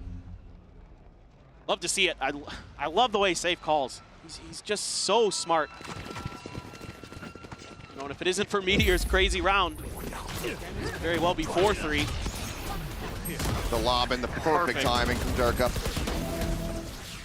Has this absolutely nailed. Such a treat to watch. I beg for the fake. I beg for it, but may not see it. We'll see. We'll have to wait. He finds the opportunity, the confidence for it, or the hubris, depending on the outcome. Undercut. Gonna be successfully dodged here. Les setting up that trip, covering their rears. There's any aggressive push out. For now, change up here. Another attempt onto the B side here for Vitality. Breaking them. Oh, Hunter's Fury in. Kicks eliminated. And vulnerable. Use there on the back end. Previously misspoke. Was able to go ahead and find value off that. Safe as well. How's Meteor come away with that? Meteor uses ult. Oh. Missed I'm that pretty one. sure. Either way, a little bit scrappy here in the round. Meteor. Get them back into this one. Durka going to be flushed out. Sylvan able to find that. Trex. Solid shot, but not enough to try to really hold his ground. Les going to be noted. Arrives. Buzz on the peak. Take him out with the operator. Diffuse to come through. Try to get that next dimensional drift cycled back in. T1 pull off a team ace. Themselves truly well far out in front of Vitality. Oh, there's that combo. Here's the ult from Meteor. Just barely able to best safe. But that vulnerable into the Hunter's Fury right onto the plant site. Love the way that T1 draws this up. Give up the site more or less for free. Just the only info they had was to clear the trips and then the dash in from safe. He's gonna have to buy down to a stinger, but has the Blade Storm. Stay safe. Probably gonna pop that. Les has a neural theft, so does Izu. So now Vitality. Let's see if they want to change up the speed here. Get by the vulnerable, try to find the shock. Little bit deeper there.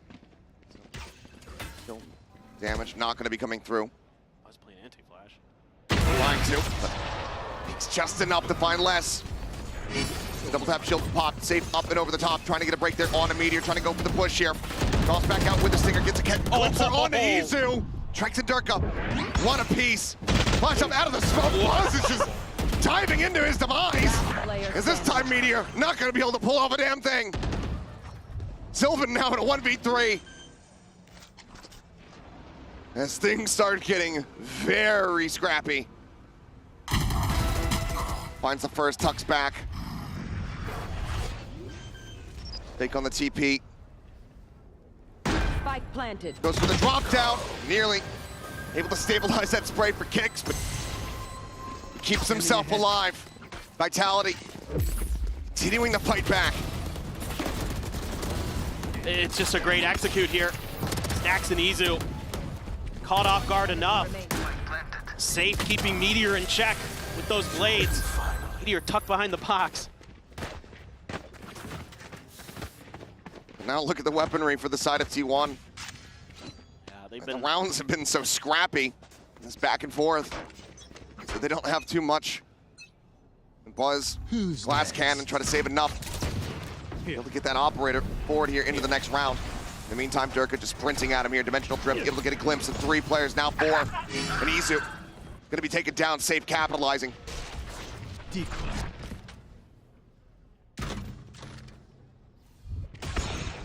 Slowly trying to tuck back. Buzz peeking in towards that defender spawn. Gets his head taken off of Meteor, able to see the gun barrel. Less completely unawares, and suddenly this round starts getting away from Vitality. Double push in from behind. Stacks and Meteor slowly creeping their way forward. Trex has no idea, but the shots don't quite connect until the very last one. Watch them run. He will fall. Sylvan. Spike Full planted. TV position, just trying to see what he can scout out. Perched up on top of the box. Player standing. And now it is all on safe. The drone to spot. Full on HP, full on armor, but pinged out. Forced into hell, swings, finds one, tries to get the drag across. But Stacks with a 3K, realigns T1 as these teams continue to just go blow for blow, round over round. But because of that early start, T1's still up by 4. This is just a great read from Buzz on the backside. Durka's gonna send out the clone after he goes all the way into the defender side spawn. Buzz just ignores it, gets the kill. Nice and quick. This time, position not expected by Les. They've been pretty good about clearing out Garage, but this time around, not able to do so, and that really opens up the map. It opens up the flanks from Stacks and others. And Stacks able to stabilize the Sheriff just enough to get that important kill onto Trex. Break open the angles that they need to get that cleaner retake going onto A. Up again for Buzz. Rounds and a half, orb for Meteor, gives him that kill contract, and Izu. Huge. Locking down Garage this time around, not wanting Durka to get the advantage once more. Neural theft immediately reveals everybody still staying tucked back over towards the spawn. Spike on the floor. Buzz far forward, gets a connection through the wall. Les Fortunate to be alive.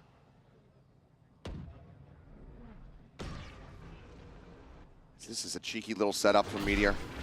Nicely tucked in behind this tripwire. Safe, however, instant peek, instant kill. Sylvan taken down, the tailwind forward, and he's not spotted him! Meteor cannot stabilize for the second kill, but Stax is there. Has the follow-up, has the covering fire. One enemy remaining. And now has Buzz arriving to pressure out checks from every single possible angle. T1 get up to 8. They break the economy from Vitality as we go into the last round of the half. You just have to love the way that T1 is getting aggressive on the map. They're starting to feel some confidence. Buzz is able to push up long A, get a ton of info. They're able to tuck Meteor in that corner. Last time that trip was there, T1 just left that B site wide open.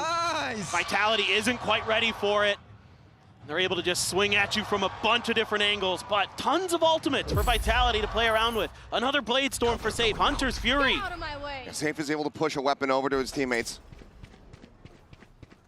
Knives and played less just with full armor and a Sheriff. Plenty of ultimates here for Vitality, but can they get into the right position to utilize them? And it's just a standard default from T1. Again, T1, Izu. Sylvan need to step up. Sylvan looking for the reposition. Safe, leaping forward, but Durka this time able to find 2.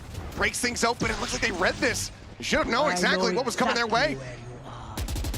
They cannot make it happen. It seems like Meteor, a whiff on the ultimate. Vitality will try to pull off an eco here. Weapons now going to be fully upgraded in their hands. 3v5 for T1. Kicks just TPs out to safety. But already, clear the push forward here, back into garage. Buzz, some eyes on it here for the moment. Meteor trying to body block. Diffuse held the half, but they just get mowed down. A flawless round for Vitality as they get to 4. Similar scenes to what we saw in Lotus. T1 up by 4 at the half. Yeah, and if Lotus was any indication, you cannot expect anything here. Anybody can take this. Absolutely, this game is far from over. We'll see you guys on the other side of the halftime break.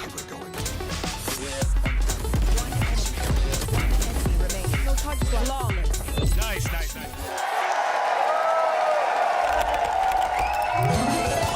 Red Bull gives you wings.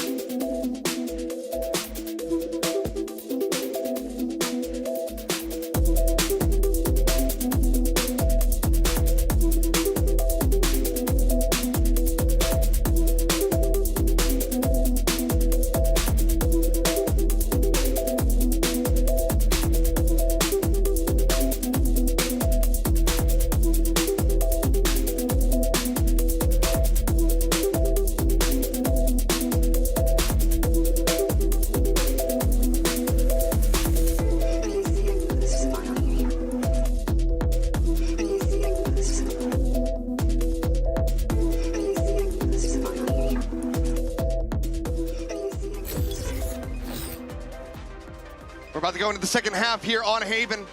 T1 once more out in a lead here at the half. As we were just saying, Vitality were able to do well on Lotus to run that back, to take us into overtime and close things from there. They very well are capable of doing it again here on Haven. See how things start from the pistol, but for now, the questions, concerns for some that we had about Safe widely have been quieted. Yes, the round score hasn't been fantastic for Vitality, but Safe's performance individually, as well as his calling, he's been keeping up. Absolutely. I mean, I don't think there's much that you could say negatively about his change over to Jett. I think the things you're looking at are players like Les, who was so impactful on Lotus with the Viper, here on the Cypher, not having as much value. Granted, that was the attacker's side, so a lot of times you're kind of left trying to lurk and cover the back end of your team, but They're going to have to lock in and lock down some of these sites. Try to keep T1 at bay, but this T1 team, you would expect that this is the half where they can do damage. This double duelist comp is built to break these sites apart. Right now they're getting ready to push in towards Kicks and Durka. Tripwire here at the exit of the garage. Gate grabs the Buzz.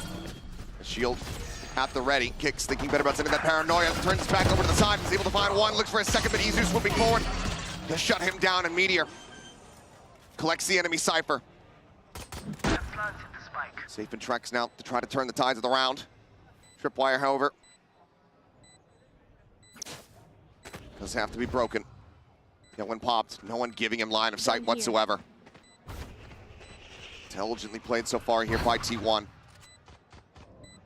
Trex does manage to find an opening. Meteor going to be eliminated. Player there at that lumber stack. Trying to find something, but safe. Inevitably going to be shut down. The Sheriff being picked up here potentially by T1. They've been looking dominant so far in these pistols. 3-1 across the series. Just another really nice execute from T1. Let Meteor lead the way with those shields. Having that ISO on a pistol round, so annoying for your opponents. The frenzy there has to be used against Buzz. Great reaction from Izu. Clean that quickly. And Meteor just going to be able to lock down the back of sight. Make sure no one's able to get through there easily. And again, with that Cypher util, able to watch the back lines effectively. So far, so good for T1. Pistols are really good today. Les trying to play for info close. Deep dart. It's cleared. He has to back off. Potential triple push coming out of A long here from Vitality. Looks like it's going to be a cutback. Trex. They're pinging it. Ping across the other way, but yeah, warning ping out here on lobby, realizing that they've given up a good amount of space and they don't have a trip set for this. And with Les playing so close to the front of C, they're a little wary that that might be a trap. So they're going to try a different idea, a different direction, where the trap is actually over here at A. So again, in the corner, Trex down below. They sell these so well, does Vitality. Sheriff shots ringing out, but not finding connection. Swing onto the corner, and Buzz does well to just keep that in mind as the shots start to ring out. Bit of damage, but reinforced by that regen shield. Sax is trying to sell a hit on C. There's nobody there to see it. There's no one there to take the bait. The ocean's empty. There's no more fish for you to reel in. The rest of the team slowly, steadily pushing forward here. Trex, hell of a shot to start things off. Immediately the pivot call coming through with 23 seconds remaining. Buzz wanting to stick around, maybe try to keep that weapon protected, but they're running very low on time. 14 seconds. They have to absolutely sprint for this. I have no idea. They might have just absolutely cooked this one and burnt it to hell. The TP fort can just barely get there, but now they're swooping into the site. They have to keep it protected. Plant comes through. A Bulldog and a Guardian. It's Vitality. Look to upset them here in their eco round, but so they're fighting 2, fighting 3. Push out of the smoke, and Buzz bails him out. But my God, what a nail biter for T1. That is not the kind of round you want to be walking away from. That is far too close for comfort. I am physically in pain. That was so unbelievably close. I mean, gutsy call from T1. Maybe a little later than it needed to be, but it gets the job done. But again, I love the way Vitality is able to show strength when they have weakness. They're so good at that, and it is constantly giving T1 fits throughout this event. Oh, Sylvan. Fishing shots here from Durka and Buzz. Look at that ping reveal. Stacks out onto safe. Meteor now looking to play on the opener here of the side. Paranoia going to be sent, not quite clipping there, onto the Yoru, and Buzz is able to find kicks. Swing around the back of the box as Buzz is taking over. 3 kills for him, less, still a world away, held back by this tripwire. And it is going to remain intact. Spike gets planted, Vitality call to go for the save. T1 not giving them a window back in this time. Themselves a bonus conversion in the second half and move up to 11 round wins. Just great stuff there, great timings on the util. Stacks able to find the reveal to set Buzz up. He knocks the next two down. Just swings wide in his sight, or maybe TP'd. Maybe use that gate crash to get in there. Didn't matter. He was good for both. And that's just round over. Not a lot to say about it. I like the confidence from T1. Just barrel on in. And they're running away with Haven now. Surely you have to think that Vitality picked this map, had some ideas, but T1 is all over them. Take a look back. Oh my God, that dart. Yep, the flash over the top. Oh my God. Catches him. And the tailwind's already been expended. There's just no way for Safe to get out. Wow. That's so clean. That's such a cool execute. And that's going to be the final timeout for Vitality here on Haven. Saw some great impact from the coach earlier to help get them over that hurdle going into that overtime on Lotus. Right now the deficit monstrous and everything is working against them. The momentum fully on the side of T1 as well as the economy, both in weapons and in ultimates. And it's such a difficult composition to deal with because there's so much push and pull on the map. You never know sometimes where those gate crashes are going to appear and when it's going to be Meteor leading the charge with a shield and then Buzz is TPing behind you, or in some cases even Sylvan can do the same. And it's such a difficult composition to get a read on, and it helps when you're able to dial up some of those combos. Again, Stacks really improving on his Sova play this year. Found a lot of success, particularly when you're leaning into these Yoru Isu compositions. He's been setting up his duelists so nicely. And in some cases, they set him up with the vulnerables. So really cool to see the way they've embraced this composition and expanded on it. Found even deeper depth than other teams before them have. Now you've got that dimensional drift as well, so you can be a little bit safer here. Don't have to just walk into some of these sheriffs potentially and get your heads ripped off. You've seen how good Vitality can be in those moments. Safe looking for a timing perhaps here in the garage, but Izu has it watched, not getting caught by that paranoia out from Kicks. 2 kills immediately found. 2 rifles still in play here for the side of Vitality. As Meteor on the plant, goes ahead and gets his ultimate online, but he'll get sat down. Next with a very nice shot. Some kind of opener. Izu continuing to maintain control here over Garage. It's fantastic timing there too. Had the smoke to cover his back. He's immediately ready for a potential flank from Trex. Has to be a save. Other than Trex. Can just grab this Vandal, try to hightail it out of here. Players nearby, but should be able to silently drift away through that B site. So, yep, looks like life will be maintained here for Trex. 2 weapons going to be carried over. But for T1, it means that they are now up to map point as they look to send us over to split. A map 3 decider. See who sticks around until at least tomorrow and who goes home. Just crazy what T1 has brought to this Haven. We knew this composition was strong, but it is really paying dividends. And another thing that they can do so well on this map is cycle these ults, right? Like you're going into dimensional drift in that previous round. Now you've got the kill contract. You're not too far away from a neural theft. And that's so annoying because it allows for these coordinated executes that T1 loves to be pulled off with relative ease. See if they can catch anybody lingering down in towards sewer. Less here to try to reinforce. No eyes. I think just the camera really on main. Dark's gonna be sent out. No distraction. Ult gonna be sent. Gets the grab. Less. Pulled into the dark realm. Swing out. Shield is broken, but Meteor still able to find it. Safe. Peeks back into the side. Finds one, but cannot get snappy enough onto Izu. Quick with the fight back. The Hunters here are now gonna be opened up. Force some tags. But they don't read him in the corner. Sylvan striking. Darka just strafing into the site. And now it all comes down to Trex. A 1v3. And he won't even get the first shot. A flawless second half from T1.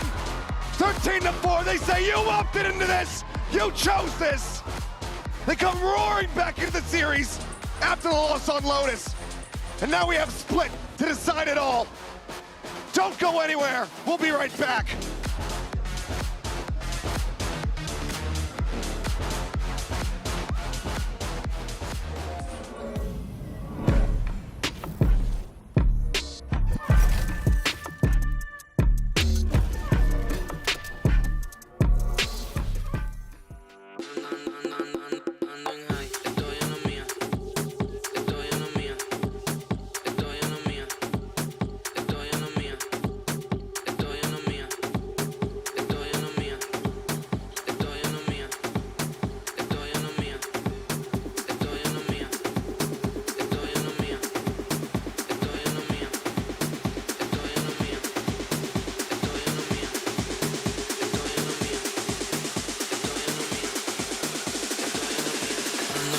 Estoy en la mía, ando suelto hasta el otro día. Hoy es martes y yo no sabía. Dos mujeres y las dos son mías. Ando en high.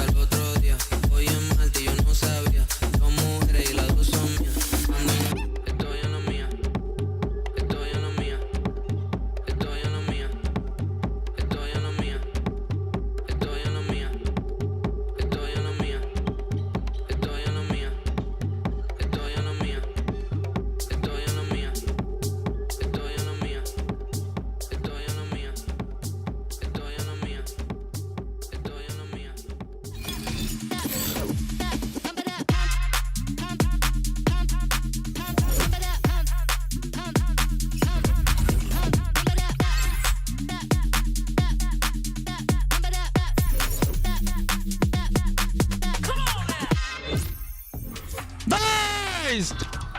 Nice! Let's go! 나이스! 나이스! 나이스! 나이스! 나이스! 나이스! And if you're just joining us and that's all you saw, well, T1 picked up the win, and picked up the win they did. I tell you what, Buzz, be careful, because you might swallow that cum next time, pal. In any case, though, welcome back. Golden Boy here alongside with Kukuka and Sideshow. And T1 just managed to 13-4. Am I remembering that right? 13-4 Vitality on Haven, when we thought that this was supposed to be some mirror match, close contestation, blah, blah, blah, blah. Sideshow turned out to be smoke and mirrors. That was terrible from Vitality. I mean, terrible. The game plan with the Jet, didn't see it. I know that Safe is at the top of the scoreboard, but I wasn't seeing the value from that pick. I don't think that they... I mean, you play with fire, you get burnt. They played two of T1's best maps here on Lotus and Haven, and they're almost getting 2-0'd. They're kind of lucky that they're not out of the tournament already, Vitality. Jesus Christ. I mean, this could have perfectly been a 2-0. I will give you that. I will give you that. Do you think that at some point, Safe was scared because of what Meteor said, that if they were the ISO head-to-head, that Meteor would smoke him, and that's the reason why he was like, I'm not playing ISO. Meteor was so cold in the press conference, he said, for me, it's a kill contract, for you, it's a death sentence. Yo! After a line like that, yeah, you're like, oh, I'll go on You're Jet. swapping. I'm going Jet. I have heard some crazy stuff where I'm from. That's cold, That's dude. cold. That's cold, real talk. Meteor was getting so much more value than Safe was in this game. I know if you look at the stats, it looks like Safe was the best player on the team, but the Jet pick wasn't finding the same value that you get from the ISO. I feel like they were trying to do two different things at the same time, and they never really found the synergy to make that composition work. Yeah, and it's very weird, right? Because Vitality is no stranger to this composition. They know how to play it. They should know how to stop it. They should know also that in this kind of situations, T1, when it is more about the fast pace, T1 are very, very used to it. Meteor was just playing like it was another day in the park. So many shots, though. And look at this kind of thing, where you get the util value from it, too. You get the vulnerable into the Sova ultimate here. There's so many spots where the ISO is just valuable. Yeah. It's not just a fragger. And how is it possible that Vitality is not expecting those kind of things? Like, for example, in this execute, they are seeing it. They know that those ultimates are available. Now, of course, if you're taking a look at this, like, Safe had a decent showing on the Jet, but again, there wasn't really much else coming out of that because it was a 13-4 finish. And, you know, talk about that ISO. I gotta say, you know, you think about like other hero shooters in the past and stuff like that, you always got to talk about a tank character. I mean, ISO's literally that. Like, how many shots was he eating to give them those wins? That one fight that happened in Hell, that was big. He got 2 kills off of that. One of those was from a dink on the shield that protected him. He could have been cooked off of that, and yet he gets 2. I just didn't see the ante either. Like, I really expected, like you were talking about, Kakuka, a team that plays it so much would come out with some really nice ideas. And we were talking about, oh, run the breach Tejo. So many different ways that you can try to play against this. They have to now mentally reset and go into our 3rd map here. And another issue that you were bringing up was the pistol round problems that they've been having, because they only won 1 in the entire series so far, and they immediately got eco'd. Yeah, exactly, and into like a rampage of rounds. But right now, everything is on the comfort for T1, because as they're saying, right now it was like 3 for 4, but it kind of felt like 4 for 4 because of the consequence of the rest of them. And we're speaking about always this trading, always accelerating the pace when needed, and sometimes, especially on the second one that we saw in this map, maybe Vitality not reacting fast enough, losing a little bit of the steam, and it puts us again in the same situation that we were on map 1. And that actually is a great thing to note there, because there were a few times on like some of these executes where I noticed Vitality, a team that would typically be very quick on the response, were so slow to react on some of these plays. So it really is a credit to T1. It's I don't think it has to do exclusively like with the composition. I feel like they were a little bit thrown off because of how they have the same ideas, but just like T1 did it much faster. And Meteor just feels so comfortable. There was a guy there with the paranoia that could have just hit 4. Kicks took so long to react to this trip being broken. I think that Vitality at the moment, what you're seeing is a team that's good individually, but they're not playing off each other well enough. And I think that's a key thing for them to improve on. And there's so many layers onto this, because with them taking out the ISO, we also see Bus going on the operator. You're giving him that freedom when he's so good with it. It doesn't matter if he gets the kill or not. The pressure is there.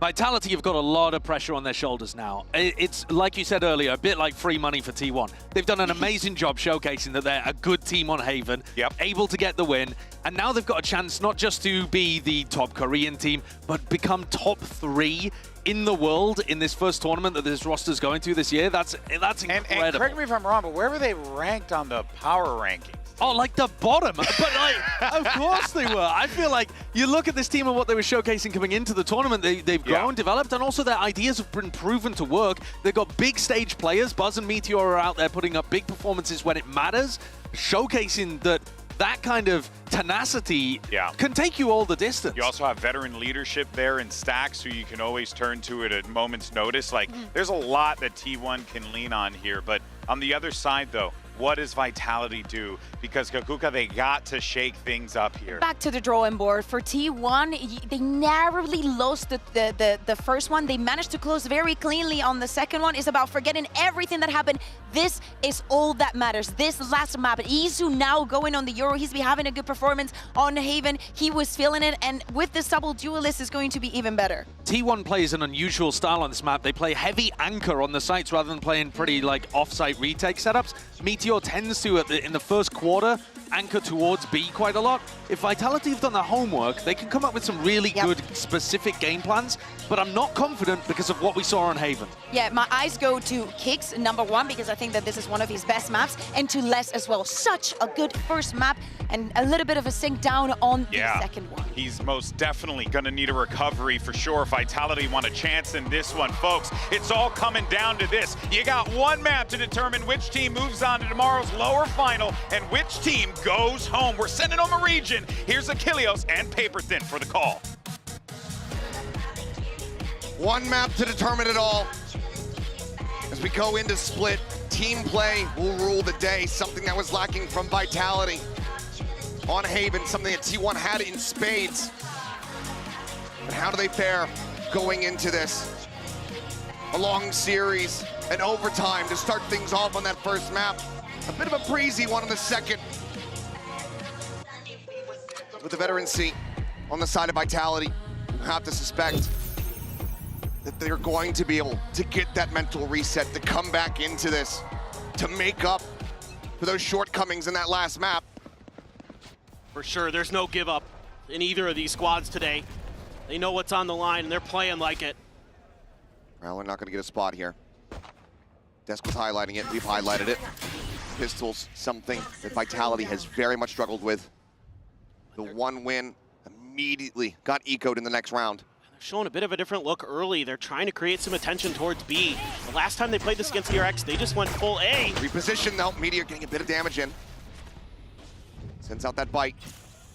Strafing across in towards alley. Durka sat here on the box, but in the meantime, the exec is coming through onto the A side. Isu trying to stay sat here behind the screen, getting flushed out, but just frantically backpedaling over in towards elbow. They come piling out, but Safe runs out of bullets.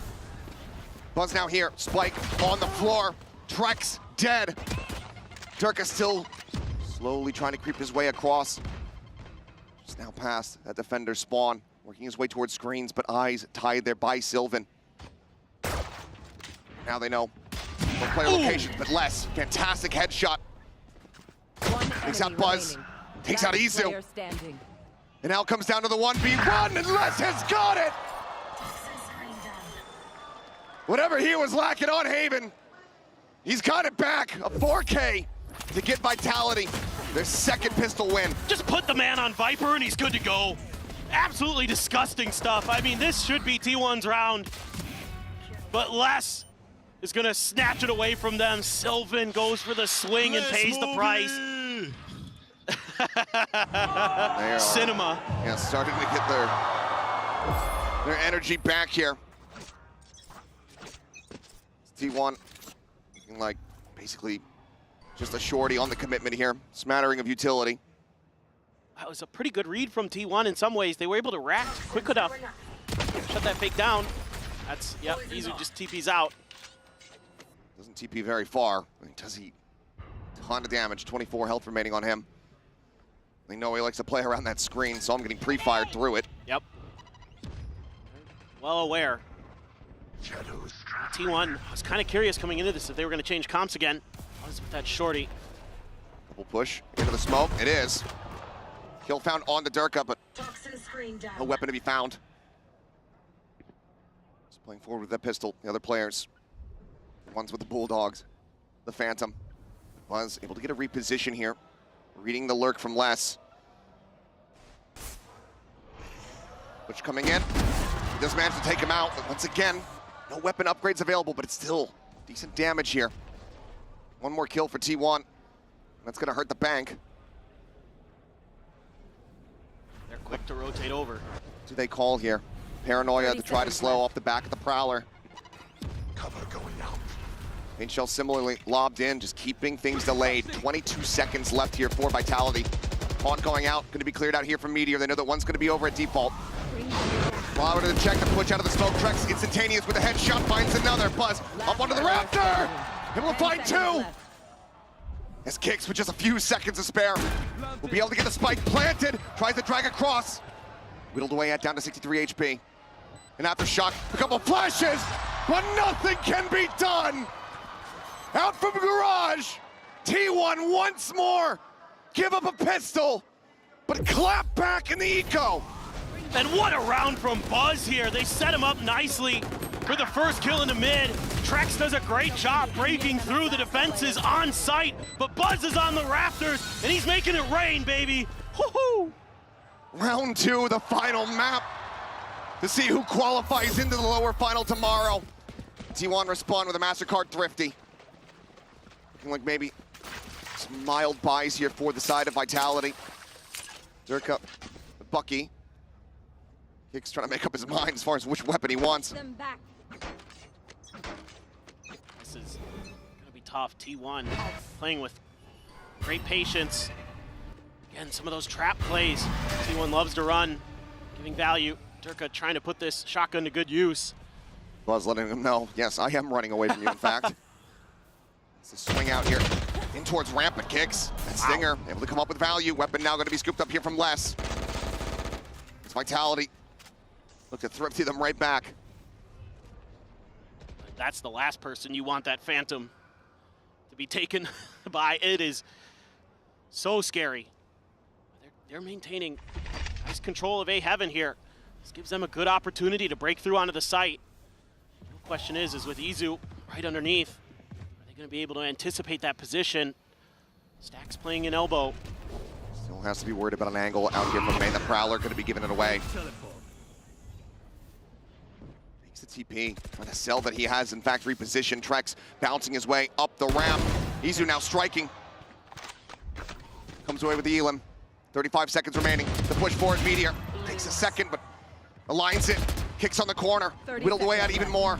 Now down to just 8 HP. The push in, Durka point blank. Off the paranoia, still able to find one. But T1 will hold their ground. The early advantage, the early kill. Not leading to success here for Vitality. And this is such a heady play from Izu. Gets identified by the utility. A nice win early here for Vitality, but this was something Vitality was doing to T1, especially on Vine, where util would confirm someone's position and they'd immediately rotate and it would catch T1 off guard. Izu giving Vitality a taste of their own medicine there. And a great paranoia to back up Meteor. Even with that shotgun there, it's not able to find anything other than one kill. Op going to be invested in. It's going to be Izu grabbing it. And immediately safe, just having to burn another teleport. It's out. Stuck in behind the boxes. Shadows traveling. It's just a smoke on male, Izu. full default here for Vitality. A little bit of info gained both ways. Izu trying to take some space. Sets up the gate crash as well. He's re-swinging. The jiggle not going to go wide enough. Izu anticipating another one here. Peeks out. Safe. Eliminated. Some spam here from Sylvan and Paranoia going to be sent in towards main to try to go ahead and slow things up. But Vitality, they've already hit the brakes. Damage. Pain shell out from Buzz. Stop the push up from the ramp. Boombot. Pain shell as well available to Durka. Boombot avoided for the moment. Rides the rope, and Durka off on that angle. It's unanticipated, but Stack's now filling space here into Heaven. Rips apart two. Tries to go for the haunt clear. Solid distraction there for Trex, and he plays off of it nicely. Now a 2v3. Already significant damage dealt. Dimensional drift now coming their way. One peek off the Raptor. We'll be able to spot them both out. Sylvan here, eliminated. As Izu decides to back off for the moment. Still that off in hand, still time being bought, 10 seconds remaining. Swings out, does not have the shot. Hell of one there from Les. Snake bite at his feet. Takes him a little bit lower, down to 22. Meteor having to play into the pit. Trex nearly at full HP. Makes this almost nigh impossible for him. Oh, look at this positioning from Almost Les. a push in point blank. Perhaps a 180 here from Les. If he can find the first kill on the Trex, but he cannot. Solid heroics. This Vitality managed to tie things 2-2. I mean, Les is just unreal, dude.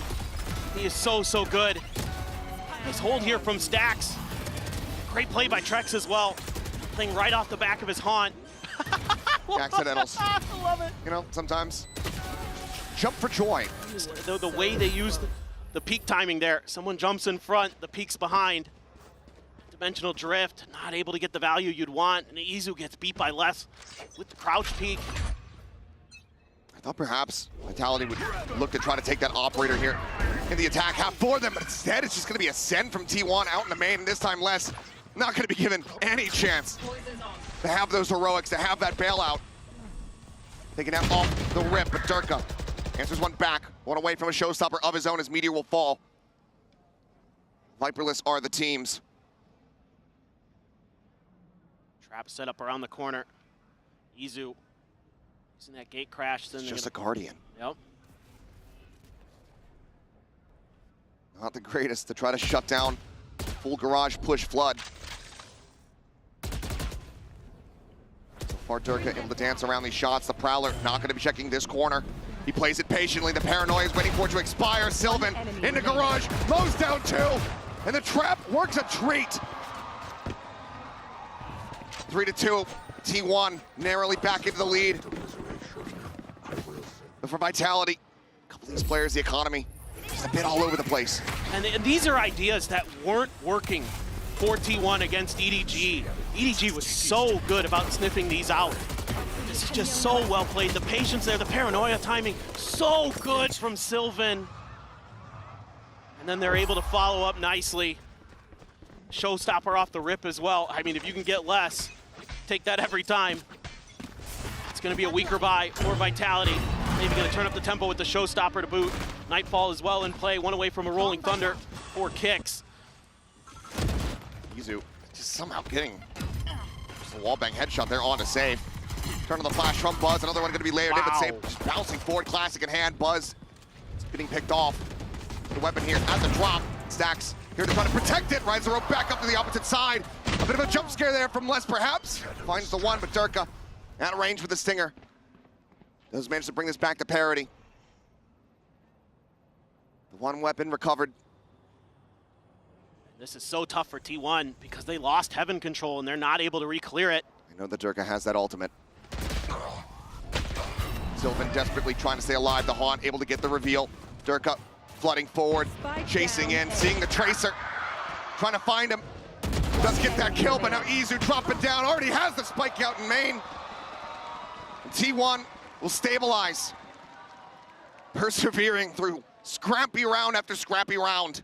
A lot of these rounds have come down to Sylvan's ability to buy time on these sites, to set up his teammates to rotate in.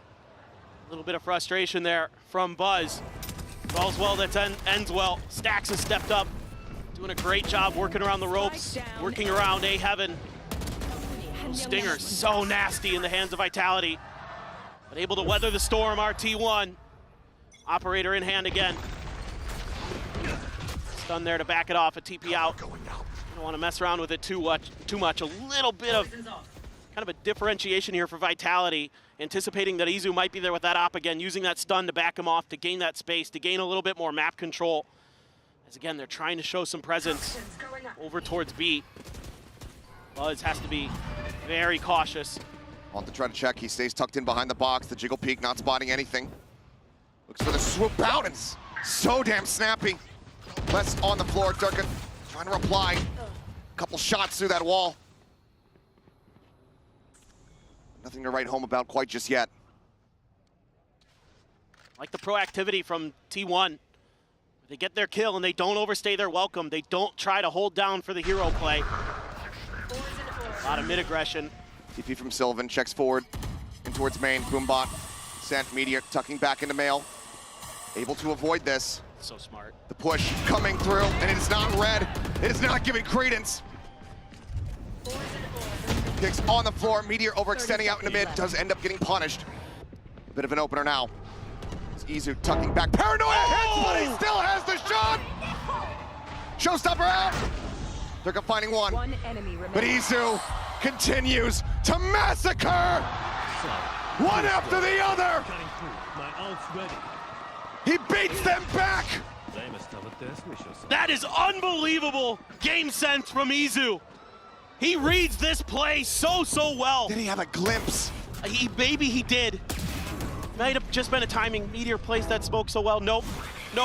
He just timinged it. And then he expects the push from Heaven. Knows Durka's there. Durka's trying to spam, and some frustration from Les. T1's getting fired up. Smiles from the IGL. Vamos from Autumn. Wasn't able to get that victory for his birthday yesterday, but I think he'd still happily take one here. But this is still far from over. Vitality, a timeout call, first one on this final map of the set. Try to still right the ship.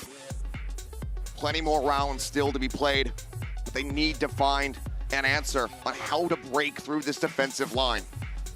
I thought maybe it would come through the play of Trex. We've seen some good moments with him, with the Prowlers, with the Haunts, but the follow-up hasn't always been there, and T1's been really good at just getting those early picks, giving themselves that man advantage, and playing off the back of that, using that information, being very patient, not over-aggressing, not trying to, again, make those hero plays, waiting things out. And for Vitality, it's frankly been hero plays that have got them their 2 rounds. It's been less. And, you know, with the op in play, with all these other things, T1 started to really lock down these sites, starting to do something they couldn't do the last time. So the adjustments, no time really, and they're still able to come through.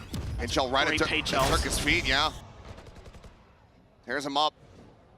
48 health, Izu opting to pause on the shot. Repositions, tries to check over towards this sewer side, but knows that there's going to be some pressure coming his way.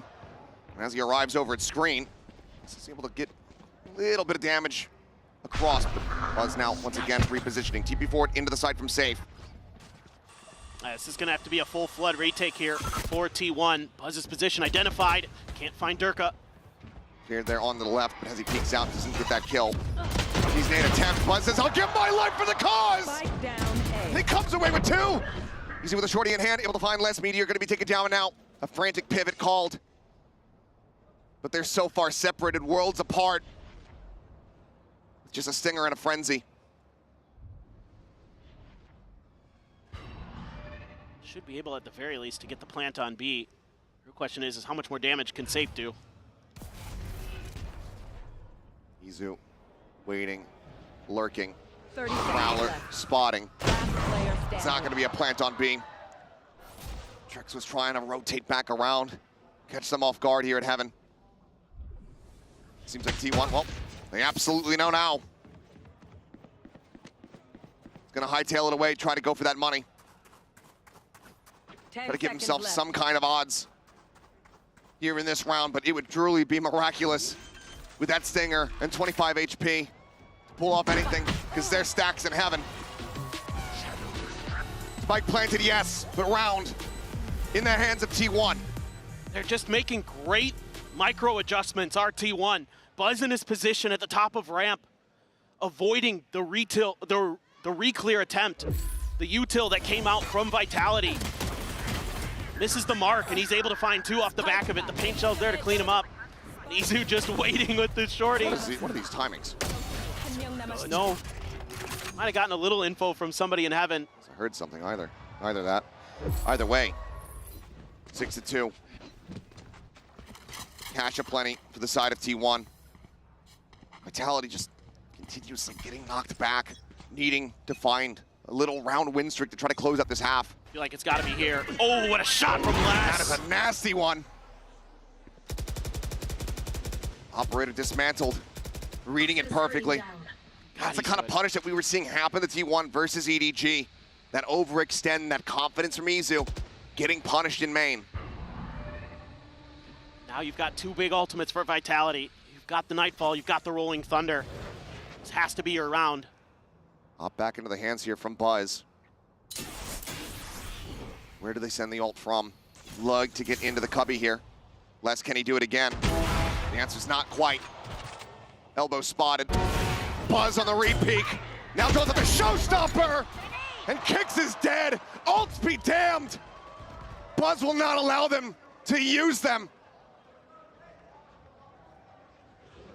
Not like this. Unbelievable stuff from Buzz. But you had to start feeling like Vitality had a chance. They were able to take Izu out of the round. He's been so good. But instead, Buzz says, "Nuh-uh, I'm good with the op 2. I'm just gonna scoop it up. And you're not gonna expect it." Cover going on. Has to be a save. This has just been a completely different T1 team from what we saw in Split versus EDG. They're just so much better with their decision making today. It's a different T1 team, but it's also a different Vitality from what we saw that led them here to this very moment. They beat DRX. Where's that bite? Where's that tenacity? Yeah. They beat DRX on this map. It was close. They're just I mean, yeah, okay, great. Les is so ready for that. Oh, just saw the elbow. Ready for the re-peek. And then poor Kicks is just watching. That was my reaction too. They are doing this fan dirty. For what it's worth, the menthol thing smells great. They do. Bring them down. I'm enjoying them. Durka once again looking for a pacey push over towards ramp. Once again, eating some damage. This time not quite as much, but still chipped away at by that paint shell from Buzz. And a great differentiation in the setups here for T1. Putting Izu really far back onto B, sliding Sylvan over to control Male, and then you've got 3 on A to shut down. Does Buzz read this though? Looks like the answer's gonna be no. Less. Another solid early kill, but needing to find some more around the rest of the map. Boombot Prowler checking these angles. Bite lobbed in here from Meteor. Hold them at bay here for the moment. Smoke cycled back across here onto Vent. Stacks. Forward position, peeking into main. Trying to replicate the heroics from Buzz in the previous round, but isn't going to have an op in hand. So just go ahead and tuck back around the corner. Rolling Thunder at the ready. Not going to connect here on the Stacks. He stays quiet for the time being here behind the wall, waiting for his moment, and he absolutely botches it. Barely any damage found as the plant comes through, and this is the exact kind of opening that Vitality desperately needed. Maybe not gaining it in the fashion that they had expected. Meteor, however, on the lurk, wants to try to turn this around. Finds the first. The TP can't be completed. Zay picked off the Dimensional Drift, now in play a 3v3 as he notes him in the corner. And Meteor tears him asunder. Both over towards elbow. Meteor on for the ace. Sprays away, cannot get it. Izu steals it, but T1 have stolen the round. There it is again. The extinction level event that is Meteor. A classic lurk. As soon as the smokes go down in mid and Meteor doesn't see anyone, he's immediately on his horse, lurking to find this angle. And he does. Catches Les completely off guard into the Dimensional Drift to get the info for him. And that's got him on his feet. You don't see that every day. Oh, Buzz is peeking the mic. He's so fired up. Unbelievable. 2 more rounds to be played out in the half. It's been 8-4 across these first 2. Vitality. Can they get there? As they so desperately need to. The Nightfall, a pit. It's currently available, perhaps a showstopper during this round or in the next. Buzz here just trying to suss out how many players are there. Not gonna try to go for the aggressive play this time. Thinks better of it after what happened in the previous round. Stack's gonna confirm some presence with the Prowler. That doesn't seem to be getting a call from the IGL. Had the Boombot and the Prowler cleared, and they're only got 2 players over here. Jiggle ping. Spawning. All likelihood at least 3 out there in main. Buzz trying to get positioned. Anticipating this flank here from that ramp side. Vitality needing to have some heaven control. Swings off the paint shell and is able to find one. Durka gonna be put down, and Meteor intercepts Les, not allowing him to escape. In the meantime, the rest of Vitality have not scaled forward. They have not gained control of the site. Meteor's going on a walkabout. They're thinking about this, getting ready for the Nightfall. But T1 is fanned out. Aware of this ult. Izu's still a world away, trying to just see if they're going for this late pivot. The Nightfall will confirm the attack here onto the A site. Oh! Stacks this time, finds the opening hit. Down A. Meteor gonna be taken down. But the time starting to dwindle. Trex going to be noted. Stacks sees in position. Won't be able to swing out, won't be able to try to interrupt this plant here. Just tucks back over towards screens. Bring them down. Ping's flying, the fake out sent. Cover going out. Smoke cycle, the paranoia dodged by 1. Trex blinded up. Tries to hide here in the smoke, trying to find some safety. Safe. Finding the first shot, Trex finding the other. Now all on Stacks, pushing forward, finds the first one. Some frantic spray, but down to 30 HP. Shots ringing out. The health is just not there for him. Trex will narrowly get Vitality over the line to get a third round win. Oh, desperation here for Vitality, but they're able to pull it off. Nice work by Trex on the backside of this. The util keeping stacks in check the whole way. The Nightfall into a seize. Been able to find some great holds there. Nice. Able to outduel him in the long run. Let's go. With the damage already done. Nice. Let's go!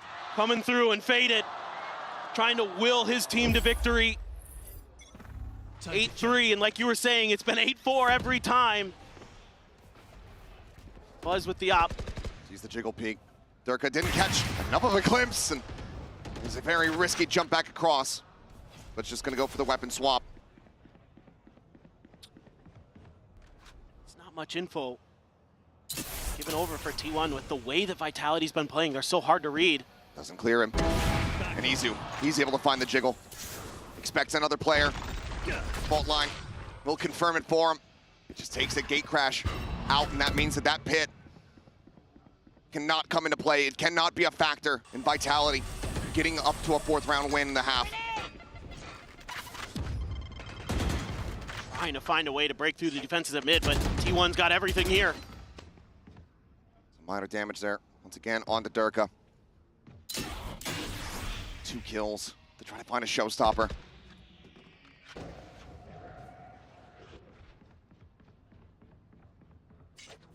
Let's just quietly going over in towards mid.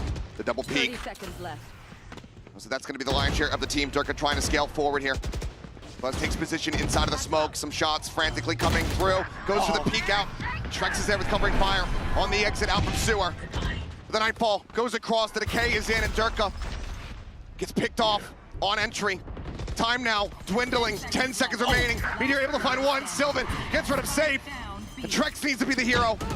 A safe planned attempt, but they held him down. 8-4, no more. T1 get out to a monstrous lead. 9-3 at the half.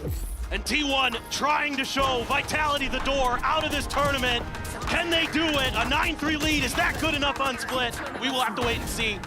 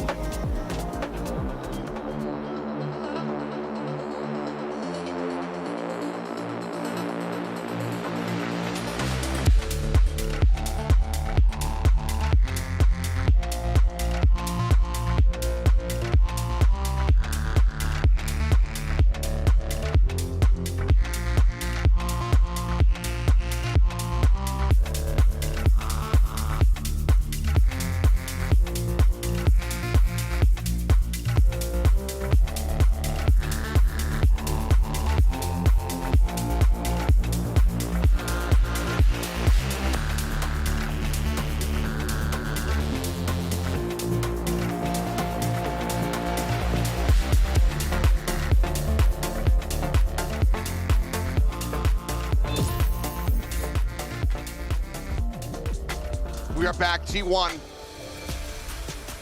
looking to make a statement here in this final map as they look to earn their way into the lower final tomorrow for a rematch against EDG for a shot at the organization's first trophy in Valorant for Meteor's second Masters victory. And this has been the side of the map where T1 can heat up, where they can do damage with this double duelist comp. So much pressure going to be on some of those side anchors. Less Safe in particular.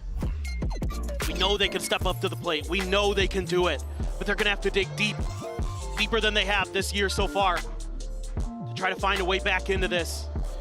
T1 looking so good. Izu 15-4, Buzz 12-9. The duelist stepping up to the plate on that defender side. What can they get done here on this attacker side as we go into the last half of this match?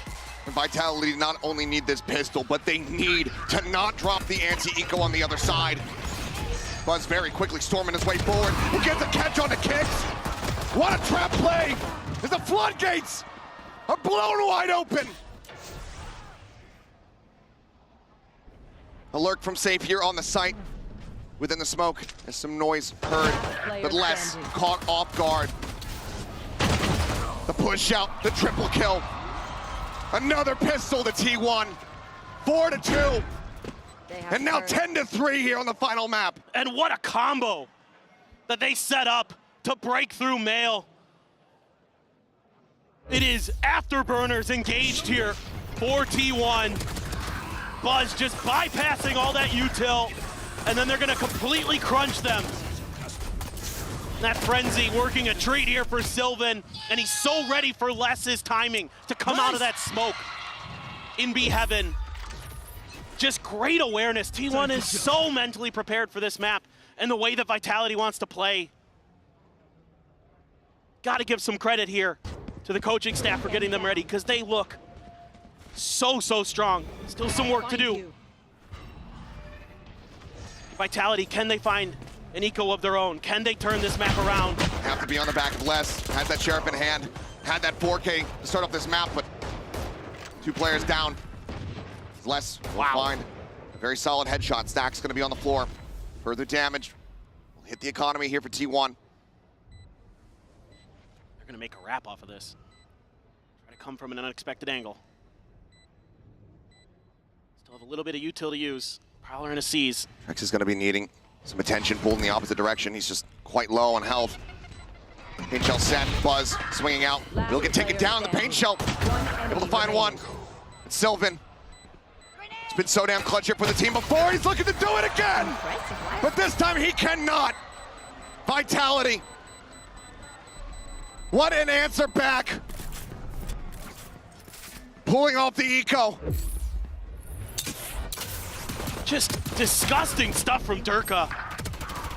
All he needs is a ghost. Last with the Sheriff, finds a huge kill here. Oh my God, that is so nasty.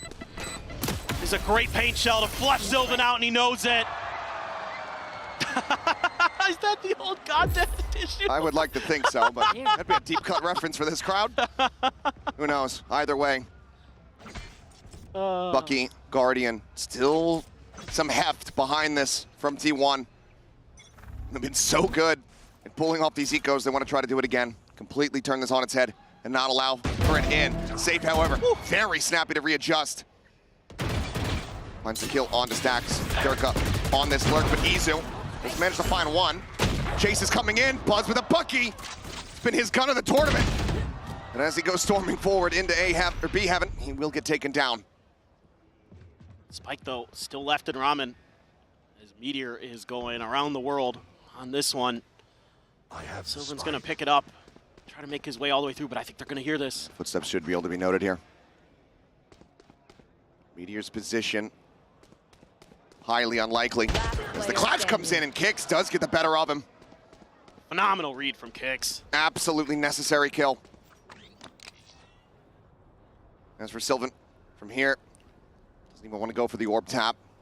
Let's just try to see if he can get a little bit of extra value, and he shall. Wow. Safe shut down. 30 seconds. If he pivoted now, 30 seconds left. Could make a go of it, but he wants to try to clutch this out, where he was able to get his 1v5 ace. Cover going out. Can he do it once more to get T1 up to 11? Same site. Get hit by the stun, though. Stunned up, does manage to clear that haunt. Aftershock to flush him to the side. The Prowler still trying to hunt. 13 left in the magazine.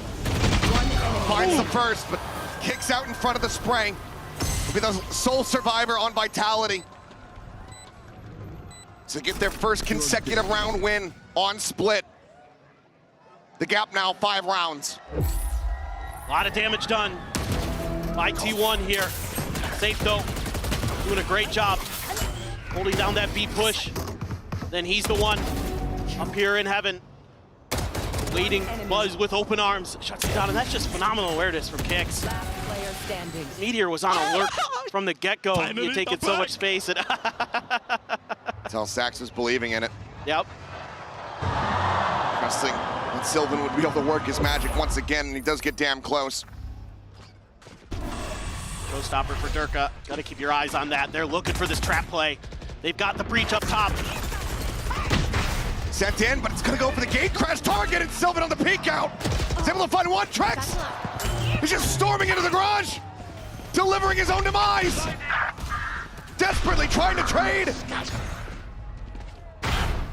Rocket into heaven, won't find much, but T1 find themselves very cozy and very much at home here on this B site. 5 players alive, Vitality already saving. What a counter! T1's one step ahead of them there. I thought this was gonna be great. Durka's gonna fly in, he's gonna blow him up. Trex is gonna follow behind. They're gonna knock T1 out of the round. But no, they're so ready. Izu's there to bait. He TP's out, and then they all step in, they flood through, and just kick Vitality out, kick him in the teeth. Stax wins a battle in mid to take down Les, and that's round over. Still waiting. Where are Ridiculous. Ridiculous how good the mental has been for T1 in these last 2 maps. And to think they lost in overtime on the first map, on their map pick. And they've just been in cruise control ever since.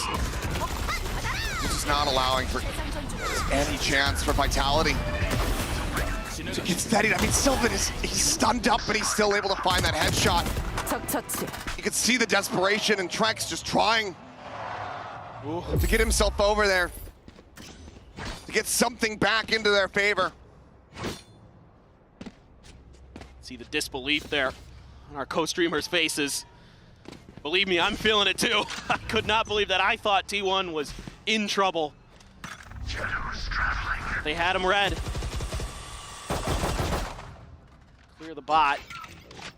Couple rifles. Les with that Sheriff. Always that danger man. Stacks again. Trying to keep some attention towards mid. Izu gets a spot on the safe. He's the only one here on the beat. It seems to be the direction that T1 is leaning in. Tickle of damage from Meteor onto Les. The rotation's already coming through for Vitality. This is taking a long time to set up for T1. Crash out. Pain Shell try to force them back around the pillar. Swing coming through. Another player really being able to see the punts. It'll spot out the leg there below the smoke. Drop down from Kicks. Setties the spray. Finding Meteor, but Les Kicks now both dead. 2 players left alive, Durka and Trex. One with just a stinger. One with no health. It's a fake! One fully flashed into the corner. As Buzz comes up with 3. T1 up to match point. Unbelievable, that clone got so much value. He wasn't sure. T1 just explodes onto the site. Buzz there sees the foot of Safe, is able to spray him down. Great readjustment from Sylvan after clearing the haunt. There's just no hope, stuck in that corner. Util being thrown their way. And Vitality on the ropes, clinging to life. Do they have it in them to turn it back? Because T1 is looking to face EDG again.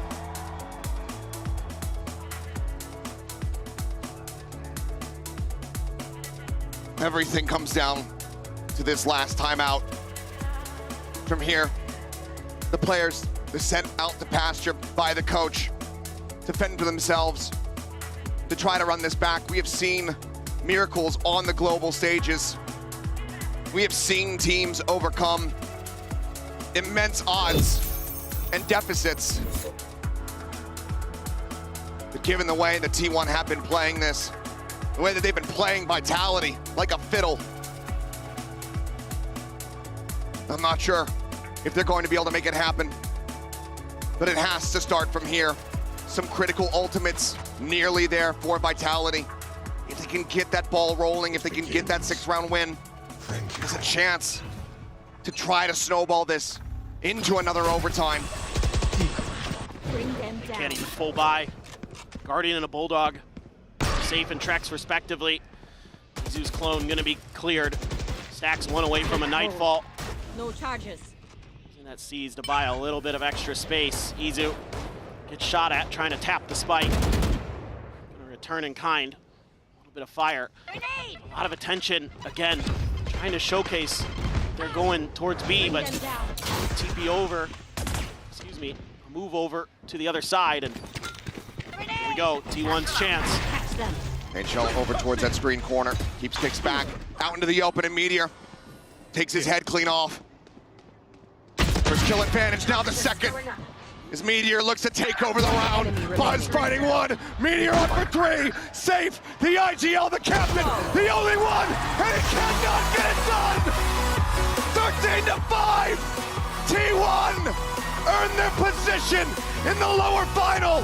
A rematch versus EDG tomorrow, as Meteor looks for his second Masters trophy. These are two teams built to win trophies this year, going head-to-head, and it's going to be Pacific's T1 that bests them in a three-match series after losing a brutal overtime in Lotus. They smoke Vitality out of Haven and Split, and onto a best-of-5 tomorrow against EDG. What an insane performance, what mental resilience shown here by this veteran Korean team. Commiserations and well played to Vitality. A hell of a performance here at the tournament. A scary team for sure to look forward to seeing more of at these global events throughout this year. That squad is stacked. That squad is not going to go quietly into the night. No. They're gonna look for a bounce back. They're gonna look for revenge. But for T1, we have to acknowledge the expectations put on this team by the community, often rated down towards the bottom of this tournament.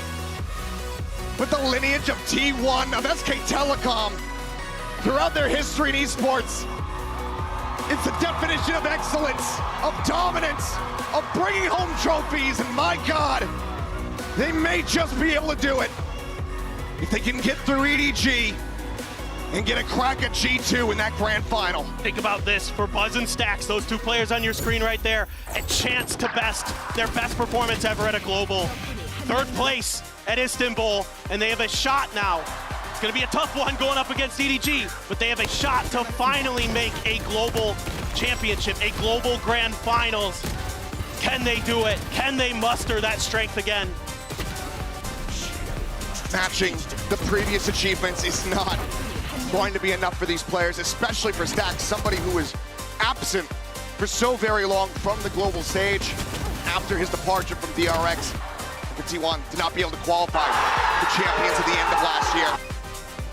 But this is going to be a very brutal road. Non-stop matches, a best-of-5 tomorrow, and if they can win that, another best-of-5 the day after. The endurance you're gonna have as T1 is going to be superhuman if they can get through that. But if there's any team that can, may just well be them.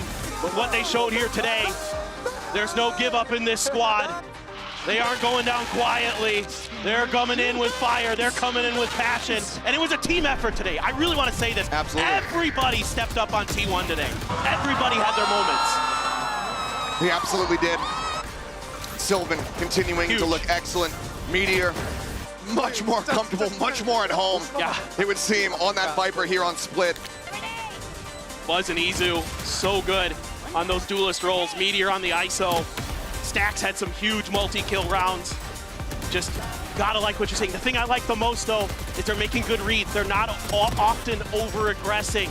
They're playing safely. They're playing for each other. They're not giving up free kills as much as we saw in the early parts of this tournament. They're downloading this information and they're coming through with the correct answers. None of that overheat, none of that disjointedness. And I suppose this is what happens. This is what it looks like when T1 play clean and they play together. Because their series, their whole run-up throughout this tournament, they've been contentious, they've been close to taking down those squads, but they have never looked as good as they did here in this series.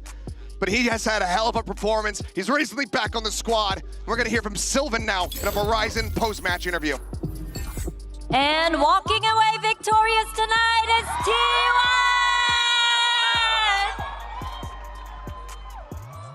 All right, I'm standing here with Sylvan and Itzara to talk about today's T1's win. Now, congratulations, Sylvan. This is your first international tournament, and yet you made it to top 3. What does it mean to you to be able to do this? You know, especially when you stepped in when the team needed you the most. 실반 선수 첫 국제 대회인데 탑3 안에 들었습니다. 개인적으로 어떤 의미인지 궁금해요. 특히나 팀이 필요로 할 때 들어와서 해주고 있거든요.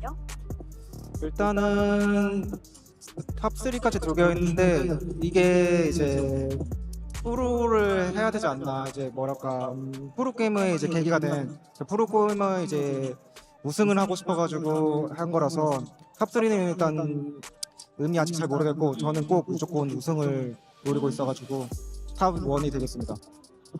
Oh yeah, we made it to top 3, but you know what? Everybody starts their pro player career wanting to be number 1. So yeah, top 3 sounds good, but I'm still aiming to be the top 1, number 1 in the world. โอ้และสำหรับภาษาไทยนั่นเองนะครับผมยาวมากเลยนะแต่คำถามหลักๆนะครับถามว่ารู้สึกยังไงบ้างที่ได้เป็นท็อป 3 แล้วนะครับของทัวร์นาเมนต์นี้และที่สำคัญที่สุดเลยคือรู้สึกยังไงบ้างที่ได้สเต็ปขึ้นมานะครับผมเป็นตัวหนึ่งที่สำคัญมากๆในทีวันเลยทีเดียวนะครับผมซึ่งคำตอบที่ซิลแวนให้เรานั่นก็คือบอกว่ายังไงท้ายที่สุดแล้วท็อป 3 เนี่ยก็เป็นสิ่งที่ยอดเยี่ยมแล้วแต่โปรเพลเยอร์ทุกคนต้องการเป็นท็อป 1 เท่านั้นครับผมเพราะฉะนั้นก็ต้องรอดูต่อไปว่าเขาจะได้หรือเปล่าครับ Right, T1 top 1. That makes sense. But let's talk about what happened after Lotus because it looked like you guys had it in the bag, but it slipped away. So how did you guys mentally recover? 로터스 거의 이겼는데 역전당했잖아요. 좀 멘탈이 괜찮을까 걱정도 했었는데 어떤 얘기가 있었고 어떻게 멘탈 관리를 했을까요? 일단은 로터스에서 역전이 당해가지고 저희끼리 이제 멘탈이 좀 나가고 즐거운 분위기가 나오지 않았거든요. 그걸 이제 조금 즐거운 분위기를 좀 더 올리고 헤이븐에서 좀 이겨가지고 그런 부분들이 더 올라갔던 것 같아요. Yeah, to be honest, we weren't in a good headspace after dropping Lotus, but we tried to keep the vibes up on purpose. We were very conscious of the energy around us, and winning Haven helped us a lot too. สำหรับคำถามที่2นะครับนั่นก็คือเกี่ยวกับแมปโลตัสของเขานั่นเองนะครับที่อาจจะโดนพลิกกลับมาชนะแล้วมันแน่นอนแหละมันเกี่ยวข้องกับ mental นะครับหรือว่าความคิดแน่นอนนะซึ่งคำถามก็ถามว่ากลับคืนมาได้ไงนั่นก็คือการบอกว่าเฮ้ยท้ายที่สุดแล้วเนี่ยมันจบไปแล้วเราต้องค่อยๆทำให้ vibe ในทีมนะความรู้สึกในทีมเนี่ยมันดีขึ้นเรื่อยๆนะครับแล้วการที่ชนะ Haven ได้เนี่ยช่วยพวกเราได้เยอะมากๆกันเลยทีเดียวครับ Well, speaking of Haven, what were the reactions from the team when you saw Jet Yoru instead of ISO Yoru from Vitality? 바이탈리티가 Haven 조합 바꿔왔잖아요. 팀원들 반응은 어땠는지도 궁금합니다. 솔직히 왜 바꿨지? 좀 솔직히 의문이 들고요. 그냥 진짜 그냥 왜 갑자기 바꿔왔지? 그래 그냥 좀 쉽게 플레이했던 것 같습니다. Honestly, we were just like question mark, and the question mark still remains. Why did they change it? And it was easy for us, to be honest. สำหรับตรงนี้นะครับก็เป็นคำถามที่เกี่ยวกับแมป Haven ต่อเลยนั่นก็คือการเจอเจคกับโยรุรู้สึกยังไงคืออยากรู้ reaction นะครับหรือว่าปฏิกิริยาในการเจอคอมนี้เพราะมันไม่มีใครคาดถึงคำตอบก็คือนะครับเครื่องหมายคำถามครับไม่รู้เหมือนกันนะฮะจนตอนนี้ก็ยังไม่รู้นะครับผมแต่ก็รู้สึกว่าเป็นเกมที่ง่ายครับ Lastly, fighting from you before facing EDG. 파이팅 한번 해주시죠. EDG 전 앞두고. 일단 말해도 돼요? EDG 꼭 복수하겠습니다. 파이팅! We're here for revenge, EDG! แล้วแมปต่อไปเจอกับ EDG นะครับคำตอบของซิลแวนง่ายๆนะฮะถึง EDG นะครับนั่นก็คือเดี๋ยวเราเจอกันครับ Alright, that was Sylvan. Everybody give it up one more time for EDG! I mean T1!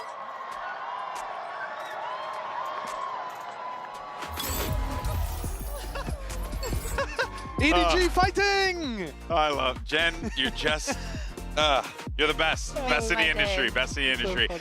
But yes, T1 gets themselves the win, and I can't believe that is a sentence I said out loud because I genuinely felt like Vitality coming into this series were stronger, had this one in the bag, but it goes to show you that in this sport, in this game, you cannot count anyone out, Cuckoo. Surely, and especially before the tournament, if you were to look at this head-to-head as something that we had already seen at the beginning of the tournament, you would pick up Vitality as the favorites. But T1 have proved that they can grow, that they can overcome, and that they can pull out the matches as the one. Well, a big part of that was Izu's sideshow. I mean, this guy was just on another level. We were talking about the duelists all day, and I think Izu and Buzz turned up at the exact right time. Izu is turning up as the dawn of this duelist? It really felt like it, didn't it? But it was the dusk of the duelist for Vitality. The sun is setting on Vitality's time here in Bangkok. They ran into Izu's op over and over again, and they didn't have the super tight spacing to be able to deal with it. They really, you see the gaps in it. Even when Les was able to get the punish here, Buzz just picks up the operator, runs forward, grabs it, and he's able to get a 3K after this, 2 with the op and 1 with his ult. There were so many moments where they walked one by one into these angles without using good util to clear them off the line, without being able to scale off the util aggressively, without being able to do some like one-person jump peeks, the other swings onto the angle. There's a lot of stuff that G2, for example, are fantastic at that Vitality haven't really got because they're a new roster, I think. There's still going to be growth for this team. I think they're going to be sad at the way that they've disappeared, but an incredible game from T1. I think the momentum also is very important, and I'm going to pick up something that Sylvan said in the interview. After they were able to close out Haven, after they were playing in there and rounds were going their way time and time again, it seemed like Vitality had nothing to do against them. It's normal that when you get into this third map, you have all this confidence. We're seeing the reacts here, everything, and everybody is just vibing on the stage. It might have seemed like a bit of a close game because we started with an overtime. Every single map, T1 had a 10-4 lead. Yes. And then, you know, the first one, they kind of choke it away, and Vitality had a bit of a comeback. And then they stomped the next 2. By the way, Buzz went 11 for 4 in first kills across the ladder 2 maps. Yeah. So he was just smoking Vitality in those early round fights. Yeah. It's almost impossible to come back from that. If you're getting that kind of output from Buzz now, I would definitely want to see that from him tomorrow, because that will really change how this series will play out against EDG. But that being said, we do have to say goodbye to one of EMEA's finest squads in Vitality, who unfortunately won't be moving forward in this competition, but this squad purpose-built for these types of events to make it to the global stage. They accomplished that task, and you know that they wanted to go even further without a doubt, but I have no question in my mind, Kukuka, that this Vitality team, this is not the last time we're going to see too much talent on that roster. Yeah, absolutely not. And they've gotten a lot of experience that I think is also very valuable for them. We've talked about how important it is to learn from their losses, and I think that today could be a before and after for them. They've seen how they feel, they've seen the changes, the small changes, you know, that they made throughout this tournament and how that affected them.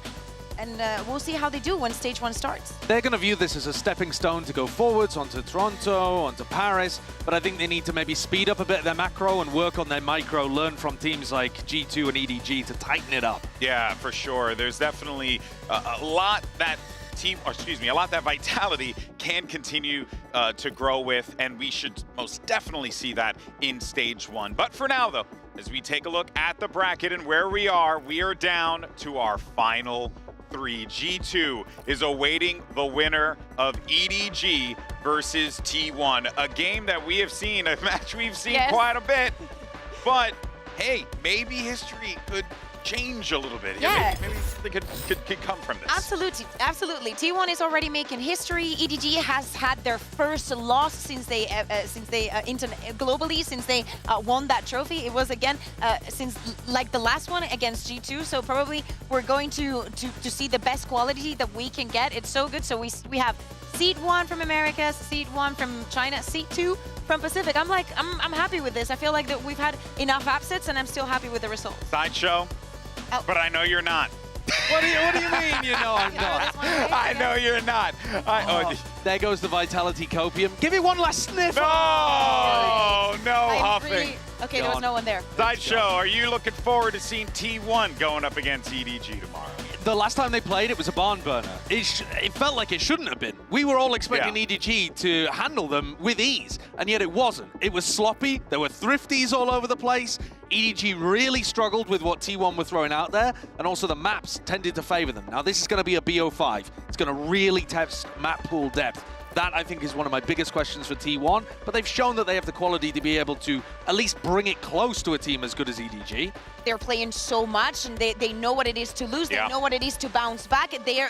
Tomorrow they're going to be in the same situation as they were today. You're against a team that was winning, then lost, and let's see how they're feeling. Yeah, T1. They've ran through the gamut. There's so much more to come, though, folks, as we have plenty more Valorant action right here from Bangkok, Thailand. Don't forget, same time, same place, as we will see who makes it to the grand finals here in Thailand. We'll see you then, folks.